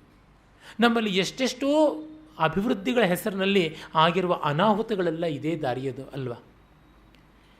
ಈಗ ಬೆಳೆಯನ್ನು ಬೆಳೆಯುವಾಗ ಹಿಂದೆ ಎಲ್ಲ ಒಂದು ಹೊಲವನ್ನು ಬೆಳೆದರೆ ಒಂದು ಭಾಗವನ್ನು ಹಾಗೆ ಬಿಟ್ಟುಬಿಡ್ತಾ ಇದ್ರು, ಬೀಳು ಬಿಡ್ತಾ ಇದ್ರು. ಬಿಟ್ಟರೆ ಅದು ಮತ್ತಷ್ಟು ಎನ್ರಿಚ್ ಆಗ್ತಾ ಇತ್ತು. Giving rest to the land ಅನ್ನುವುದು ನಮಗೆ ಒಂದು ಹೊಸ ವಿಷನ್ ಆಗಿ ಮುಸನೊಬ್ಬ ಹುಕುವೋಕ ಹೇಳಿದಾಗ ಸ್ಟಾರ್ ರೆವಲ್ಯೂಷನ್ ಅಂದರೆ ಆಹಾ ಅಂತ ಅನ್ನಿಸ್ತು. ಆತ ನಮ್ಮವರು ಹಿಂದೆ ಮಾಡಿದ್ದನ್ನು ಹೇಳ್ತಾ ಇದ್ದಾರೆ. ಮತ್ತು ಅವರು ಹೇಳ್ತಾರೆ, ಮೊದಲು ಬೇಕಾದದ್ದು ಒಂದೊಂದು ಎಲೆಯೂ ಬಿಟ್ಟುಕೊಳ್ಳೋದು ಹೇಗೆ ಅಂತ ನೋಡುವ ತಾಳ್ಮೆ ಅಂತ. ನಮಗೆ ಆ ಥರದ ತಾಳ್ಮೆ ಕೃಷಿಯಲ್ಲಿ ಬರಲಿಲ್ಲ, ಮತ್ತೊಂದರಲ್ಲಿ ಬರಲಿಲ್ಲ. ನೋಡಿ, ನಮ್ಮದು ಎಷ್ಟು ಅವಿವೇಕ ಅಂತಂದರೆ, ನಮ್ಮ ಫುಟ್ಪಾತ್ಗಳನ್ನು ನೋಡಿದಾಗಲೆಲ್ಲ ನನಗೆ ಜ್ಞಾಪಕ ಬರ್ತಾ ಇರುತ್ತೆ. ರಸ್ತೆ ಪಕ್ಕ ಮುಂಚೆ ಫುಟ್ಪಾತು ಗಟ್ಟಿಯಾದ ಮಣ್ಣಿಂದ ಆಗ್ತಾಯಿತ್ತು. ನಾನು ಚಿಕ್ಕ ವಯಸ್ಸಿನಲ್ಲಿ ನೋಡಿದ ಫುಟ್ಪಾತ್ ಗಟ್ಟಿ ಮಣ್ಣಿಂದ ಆಗ್ತಾಯಿತ್ತು. ಕೆಸರು ಬಂದರೆ ಏನು, ಮಳೆ ಬಂದರೆ ಏನು ಕೆಸರಾಗ್ತಾ ಇರಲಿಲ್ಲ. ಸ್ವಲ್ಪ ಮೆತ್ತಗಿರ್ತಾ ಇತ್ತೋ ಏನೋ, ಆದರೆ ನಾವು ಅದರ ಮೇಲೆ ಓಡಾಡ್ಕೊಂಡು ಹೋಗ್ತಾ ಇದ್ವಿ. ಹಾಗಾಗಿ ನೀರು ಇಂಗುತ್ತಾ ಇತ್ತು. ಈ ವಾಟರ್ ಟೇಬಲ್ ಅಂತ ಏನಿದೆ ಅದು ಉಳಿಯೋದಕ್ಕೆ ಅದು ಒಂದು ಜಾಗ ಇತ್ತು, ಅದು ಹೋಯಿತು. ಆಮೇಲೆ ಅಲ್ಲಿ ಕಲ್ಲುಗಳನ್ನು ತಂದು ಹಾಕಿದ್ರು, ಅದಕ್ಕೆ ಕಲ್ಲು ಹಾಕಿದ್ರು. ಕಲ್ಲು ಹಾಕಿದ್ದು ಏನಾಯಿತು, ಯಾವ ಕಲ್ಲು ಸರಿಯಾಗಿ ಡ್ರೆಸ್ ಮಾಡದೇ ಇರುವಂಥದ್ದು, ಮಳೆಗಾಲದಲ್ಲಿ ಕಲ್ಲಿನ ಕೆಳಗೆ ನೀರು ಹೋಗಿ ಆ ನೀರು ಮಣ್ಣಿನ ಜೊತೆಗೆ ಬೆರೆತು ಕೆಸರಾಗಿ ಆ ಕಲ್ಲಿಗೆ ಬ್ಯಾಲೆನ್ಸ್ ಇಲ್ಲದೆ ಈ ತುದಿಯಲ್ಲಿ ಕಾಲಿಟ್ಟರೆ ಆ ತುದಿಯಲ್ಲಿ ಅದು ಮುಖಕ್ಕೆ ಬಡಿಯುವಷ್ಟು ಮೇಲಕ್ಕೆ ಎದ್ದು ಆ ಕೆಸರು ರಪಕ್ಕಂತ ಎರಚಿಕೊಂಡು ಹಿಂದಕ್ಕೆ ಒಂದು ಅಲಂಕಾರ, ಕೆಸರಿನ ಅಲಂಕಾರ, ಮುಂದಕ್ಕೆ ಏಟು, ಹಿಂದೆ ಕೆಸರಂಟುಕೊಳ್ಳೋದು, ಮುಂದೆ ರಕ್ತ ಬರುವಂಥದ್ದು. ಈ ರೀತಿಯಾಗಿ ಆಯಿತು. ಫುಟ್ಪಾತ್ಗಳ ಗತಿ ಹಾಗಾಯಿತು. ಆಮೇಲೆ ಅದನ್ನೆಲ್ಲವನ್ನು ಹೋಗಲಾಡಿಸಬೇಕು ಅಂತ ಈಚೆಗೆ ನಮ್ಮ ಸರ್ಕಾರ ಲಿಂಕ್ಸ್ ಅಂತ ಹಾಕೋಕ್ಕೆ ಶುರು ಮಾಡಿದೆ. ಆ ಲಿಂಕ್ಸ್ಗೆ ಯಾವ ಅಂಡರ್ವರ್ಲ್ಡ್ ಲಿಂಕ್ ಇದೆಯೋ ಗೊತ್ತಿಲ್ಲ, ಯಾವ್ಯಾವ ಕಾಂಟ್ರಾಕ್ಟರ್ಗಳಿಗೆ, ಕಾರ್ಪೊರೇಟರ್ಗಳಿಗೆ ಯಾವ್ಯಾವ ಲಿಂಕ್ ಇದೆಯೋ ಗೊತ್ತಿಲ್ಲ. ಆ ಲಿಂಕ್ಗಳು ಯಾವ ಥರ ಅಂತಂದರೆ ಡೆಂಟಿಸ್ಟ್ಗಳು ಕಟ್ಟಿದ ಹಲ್ಲಿದ್ದಂತೆ, ಏನಕ್ಕೂ ಪ್ರಯೋಜನಕ್ಕೆ ಬರೋಲ್ಲ. ನಗೋಕ್ಕೆ ಮಾತ್ರ ಆ ಹಲ್ಲುಗಳು ಪ್ರಯೋಜನಕ್ಕೆ ಬರುತ್ತವಷ್ಟೇ, ಅಗಿಯೋಕ್ಕೂ ಇಲ್ಲ, ಉಗಿಯೋಕ್ಕೂ ಇಲ್ಲ. ಆ ತರಹ ಆಗಿದೆ. ಆ ಲಿಂಕ್ಗಳಲ್ಲಿ ಒಂದು ದೊಡ್ಡ ಮಹಾಮತಿ ಹೇಳೋದು, ಆ ಲಿಂಕ್ಗಳು ಸಿಮೆಂಟ್ ಬ್ಲಾಕ್ಸ್ ಆಗಿರೋದ್ರಿಂದ ಅವುಗಳ ಮಧ್ಯದಲ್ಲಿ ಸಿಮೆಂಟ್ ಹಾಕಬೇಕಾಗಿಲ್ಲ, ಮರಳೆ ಹಾಕಿಬಿಟ್ರೆ ಸಾಕು, ಅವುಗಳನ್ನ ಹಿಡ್ಕೊಳ್ಳುತ್ತವೆ ಅಂತ. ಅದು ಕೇವಲ ರಾಮರಾಜ್ಯದಲ್ಲಿ ಮಾತ್ರ ಹಿಡ್ಕೊಳ್ಳುತ್ತವೆ ಅಷ್ಟೇ. ಈ ಫುಟ್ಪಾತ್ ಸಮತಟ್ಟಾಗಿಲ್ಲ. ಮತ್ತು ಫುಟ್ಪಾತಿನ ಮೇಲೆ ಮರಗಳು ಹಾಕಿದ್ದಾರೆ. ಆ ಮರಗಳು ಯಾವುದು? ನಮ್ಮ ಹಳೆಯ ಕಾಲದ ಮರಗಳಾದರೆ ಒಳಗೆ ಹೋಗಿ ಬೇರು ಬಿಡುತ್ತವೆ. ಈ ಬೋಗನ್ವಿಲ್ಲ ಅಂತ ಇದೆಯಲ್ಲ, ಅದಕ್ಕೆ ಕತ್ತಿಕಾಯಿ ಮರ ಅಂತ ಕನ್ನಡದಲ್ಲಿ ನಾವು ಹೇಳ್ತೀವಿ. ನಾನು ಸಂಸ್ಕೃತದಲ್ಲಿ ಅದಕ್ಕೆ ವೈಶಾಖಿ ಅಂತ ಹೆಸರು ಕೊಟ್ಟಿದ್ದೀನಿ. ಮೇ ಫ್ಲವರ್ ಅಂತಲೂ ಹೇಳ್ತಾರೆ. ವೈಶಾಖ ಮಾಸದಲ್ಲಿ ಹೂ ಬಿಡುತ್ತೆ, ಅದಕ್ಕೋಸ್ಕರವಾಗಿ. ಅವು ಹೊರಗೇ ಬೇರು, ನೆಲದ ಮೇಲೇ ಅವುಗಳ ಬೇರು. ಆ ಬೇರು ಫುಟ್ಪಾತೆಲ್ಲ ಆಕ್ರಮಿಸಿಕೊಳ್ಳುತ್ತವೆ, ಬಹಳ ಬೇಗ ಬೆಳೆಯುತ್ತೆ. ಹಾಗಾಗಿ ಇಂದು ಲಿಂಕ್ ಹಾಕಿದ್ದು ನಾಳೆ ಡಿಲಿಂಕ್ ಆಗ್ತಾ ಇರುತ್ತೆ. ಆ ಬೇರು ಮೇಲಕ್ಕಿದ್ದ ತಕ್ಷಣ ಇದು ಆ ಕಡೆ ಈ ಕಡೆ ಉಬ್ಬು ಹಲ್ಲಿನ ತರಹ ಚಾಚಿಕೊಂಡು ಬಿಡುತ್ತೆ. ಆಗ ಏನು ಟೋಲ್ ಗೇಟ್ ಆಗುತ್ತೆ ಅಷ್ಟೇ. ಕಾಲ್ ಗೇಟ್ ಸ್ಮೈಲ್ ಇರೋದು ಟೋಲ್ ಗೇಟ್ ಸ್ಮೈಲ್ ಆಗುತ್ತೆ. ಒಂದು ಲಿಂಕ್ ಕಳಿಸಿಕೊಂಡು ತಕ್ಷಣ ಒಬ್ಬ MLA ಪಕ್ಷಾಂತರ ಮಾಡಿದರೆ ಇಡೀ ಪಾರ್ಟಿಯ ಕೊಲ್ಯಾಪ್ಸ್ ಆಗುವಂತೆ ಅಷ್ಟೂ ಲಿಂಕ್ಗಳು ಡಿಲಿಂಕ್ ಆಗುವಂಥದ್ದು ನಾವು ನೋಡ್ತಾ ಇದ್ದೀವಿ. ಕಾರ್ಪೊರೇಟರ್ಸ್ಗೆ ಸ್ವರ್ಗ ಇದು. ಅವರಿಗೆ ಮತ್ತೆ ಅನುಕೂಲವಾಗುತ್ತೆ. ಕಾಮಗಾರಿ ನಡೀತಾ ಇರಬೇಕು, ಅದು ಕಾಮಕಾರ್ಯ, ಕಾಮಚಾರ ಹೀಗಾಗಿದೆ. ಅಂದರೆ ಮೊದಲು ಬಹುಮುಖವಾಗಿ ನೆಮ್ಮದಿಯಲ್ಲಿದ್ದಂಥದ್ದು ಈಶ್ವರ ಸೃಷ್ಟಿಯ ಫುಟ್ಪಾತು ಈಗ ಯಾವ ರೀತಿ ಆಗಿಬಿಟ್ಟಿದೆ. ಕೇರ ಫುಟ್ಪಾತೇ ಪಾಪ ಕೇರ ಫುಟ್ಪಾತ್ ಆಗಿಬಿಟ್ಟಿದೆ. ಇನ್ನು ಏನು ಅಂದರೆ ನಾವು ಇರುವ ವ್ಯವಸ್ಥೆಯನ್ನು ಎಷ್ಟು ವ್ಯವಸ್ಥಿತವಾಗಿ ಹದಗೆಡಿಸ್ತಾ ಇದ್ದೀವಿ ಅಂತ ಇದರಿಂದ ಗೊತ್ತಾಗುತ್ತೆ. ಆ ಬಗ್ಗೆ DVG ಅವರು ಹೇಳ್ತಾರೆ, ಉಪವಿಧಾತನಾಗಿದ್ದಾನೆ. ಬ್ರಹ್ಮನಿಗೆ 4 ತಲೆ ಇದೆ, ಇವನಿಗೆ 1.5 ತಲೆ ಆಗಿಬಿಟ್ಟಿದೆ. ಅದು ಬಂದದ್ದು ಪ್ರಮಾದ ಅಂತ. ಈ ತರಹ ಜೀವನ ಮೌಲ್ಯಗಳನ್ನು ಬಹುವಿಧವಾಗಿ ಹೇಳಿ ನಮಗೆ ಮಾಸದ ಬಾಡದ ಬೆಳಕನ್ನು ಕೊಟ್ಟಂಥ ಗುಂಡಪ್ಪನವರಿಗೆ ಎಷ್ಟು ಕೃತಜ್ಞತೆ ಸಲ್ಲಿಸಿದರೂ ಸಾಲದು. ಓಂ ತತ್ಸತ್. ನಮೋ ನಮಃ. ಕಳೆದ 4 ದಿನಗಳಿಂದ DVG ಅವರ ಮರಳು ಮುನಿಯನ ಕಗ್ಗದ ಬಗ್ಗೆ ಅವಧಾನಿಗಳಿಂದ ಉಪನ್ಯಾಸವನ್ನು ಕೇಳ್ತಾ ಇದ್ದೀವಿ. ನಿನ್ನೆ ಅವರೊಂದು ಮಾತು ಹೇಳಿದರು, ಯಾವುದೇ ವಿಷಯದ ಅನುಭೂತಿ ಇದ್ದರೆ ಮಾತ್ರ ಅಭಿವ್ಯಕ್ತಿ ಪಡಿಸೋದಕ್ಕೆ ಸಾಧ್ಯ ಅಂತ. ಇದಕ್ಕೆ ಸ್ವತಃ DVG ಅವರ ಕೃತಿಗಳೇ ಸಾಕ್ಷಿಯಾಗಿದೆ. ಅದರಲ್ಲೂ ಆ ಕೃತಿಗಳ ಸಂದೇಶವನ್ನು ಮನೋಜ್ಞವಾಗಿ ನಮಗೆಲ್ಲ ಮುಟ್ಟಿಸ್ತಾ ಇರೋವಂಥ ಅವಧಾನಿಗಳು ಸಹ ಅನ್ಯತಮರು ಅಂತ ನಾನು ಭಾವಿಸ್ತೀನಿ. ನಾನು ಇದುವರೆಗೆ ಒಳ್ಳೆ ಲೇಖಕರೆಲ್ಲ ವಕ್ತಾರರಾಗೋದಕ್ಕೆ ಸಾಧ್ಯ ಇಲ್ಲ, ಅಥವಾ ಒಳ್ಳೆ ವಕ್ತಾರರೆಲ್ಲ ಲೇಖಕರಾಗೋದಕ್ಕೆ ಸಾಧ್ಯ ಇಲ್ಲ. ಯಾವುದೋ ಒಂದು ನ್ಯೂನತೆ ಇರುತ್ತೆ ಅನ್ನೋಂಥ ಭಾವನೆಯನ್ನು ತಳೆದಿದ್ದೆ. ಆದರೆ ಅದರ ಅರ್ಥವೇ ಈಗ ಬೇರೆ ಆಗಿದೆ. ನಾನು ಒಬ್ಬ ಶಿಕ್ಷಕಿಯಾಗಿ ಅನುಭೂತಿ ಇಲ್ಲದೆ ಅಭಿವ್ಯಕ್ತಿ ಪಡಿಸಬಾರ್ದು ಅನ್ನೋವಂಥ ಒಂದು ಎಚ್ಚರದ ಗಂಟೆಯನ್ನು ಕೂಡ ಅವಧಾನಿಗಳು ನಮಗೆ ತೋರಿಸಿದ್ದಾರೆ. ಅಂದರೆ ಒಂದು ವಿಷಯವನ್ನು ಆಮೂಲಾಗ್ರವಾಗಿ ನಾವು ಅರಿತಾಗ ಮಾತ್ರ ಅಭಿವ್ಯಕ್ತಿ ಪಡಿಸೋದಕ್ಕೆ ಯಾವ ಮಾಧ್ಯಮ ಆದ್ರೇನು, ಲೇಖನವಾಗಲಿ ಅಥವಾ ಭಾಷಣವಾಗಲಿ ಉಪನ್ಯಾಸವಾಗಲಿ ಅನ್ನೋದು ತುಂಬ ಚೆನ್ನಾಗಿ ಇವರು ಪ್ರತಿಪಾದಿಸಿದ್ದಾರೆ. ಹೀಗೆ ನಮಗೆಲ್ಲ ಇವರ ಒಂದು ಉಪನ್ಯಾಸ ವೇದ್ಯವಾಗಿದೆ ಅನ್ನೋದರಲ್ಲಿ 2 ಮಾತಿಲ್ಲ. ನೆನ್ನೆ ಇವರೇ ಇನ್ನೊಂದು ಮಾತು ಕೂಡ ಹೇಳಿದ್ರು, ನನ್ನ ಉಪನ್ಯಾಸದಲ್ಲಿ ಪಾಸ್ ಇರೋದಿಲ್ಲ, ಆದರೆ ಕೇಳೋರ ಬಗ್ಗೆ ಅಯ್ಯೋ ಪಾಪ ಅನ್ನೋಂಥ ಅನುಕಂಪ ಬರುತ್ತೆ, ನನಗೋಸ್ಕರ ನಾನು ಹೇಳ್ಕೊಳ್ತಾ ಇದ್ದೀನಿ ಅಂತ ಅನಿಸುತ್ತೆ ಅಂತ. ಆದರೆ ನಾವು ಈ ವೇಗದ ಯುಗದಲ್ಲೇ ಹುಟ್ಟಿರೋರು, ನಮಗೆ ವೇಗವೇ ಜೀವನದ ಗತಿನೂ ಕೂಡ ಆಗಿದೆ. ಇವರ ಉಪನ್ಯಾಸದ ವೇಗಕ್ಕೆ ನಾವೆಲ್ಲ ಚೆನ್ನಾಗಿ ಒಗ್ಗಿಬಿಟ್ಟಿದ್ದೀವಿ ಅಂತ ಕೂಡ ಅನಿಸುತ್ತೆ.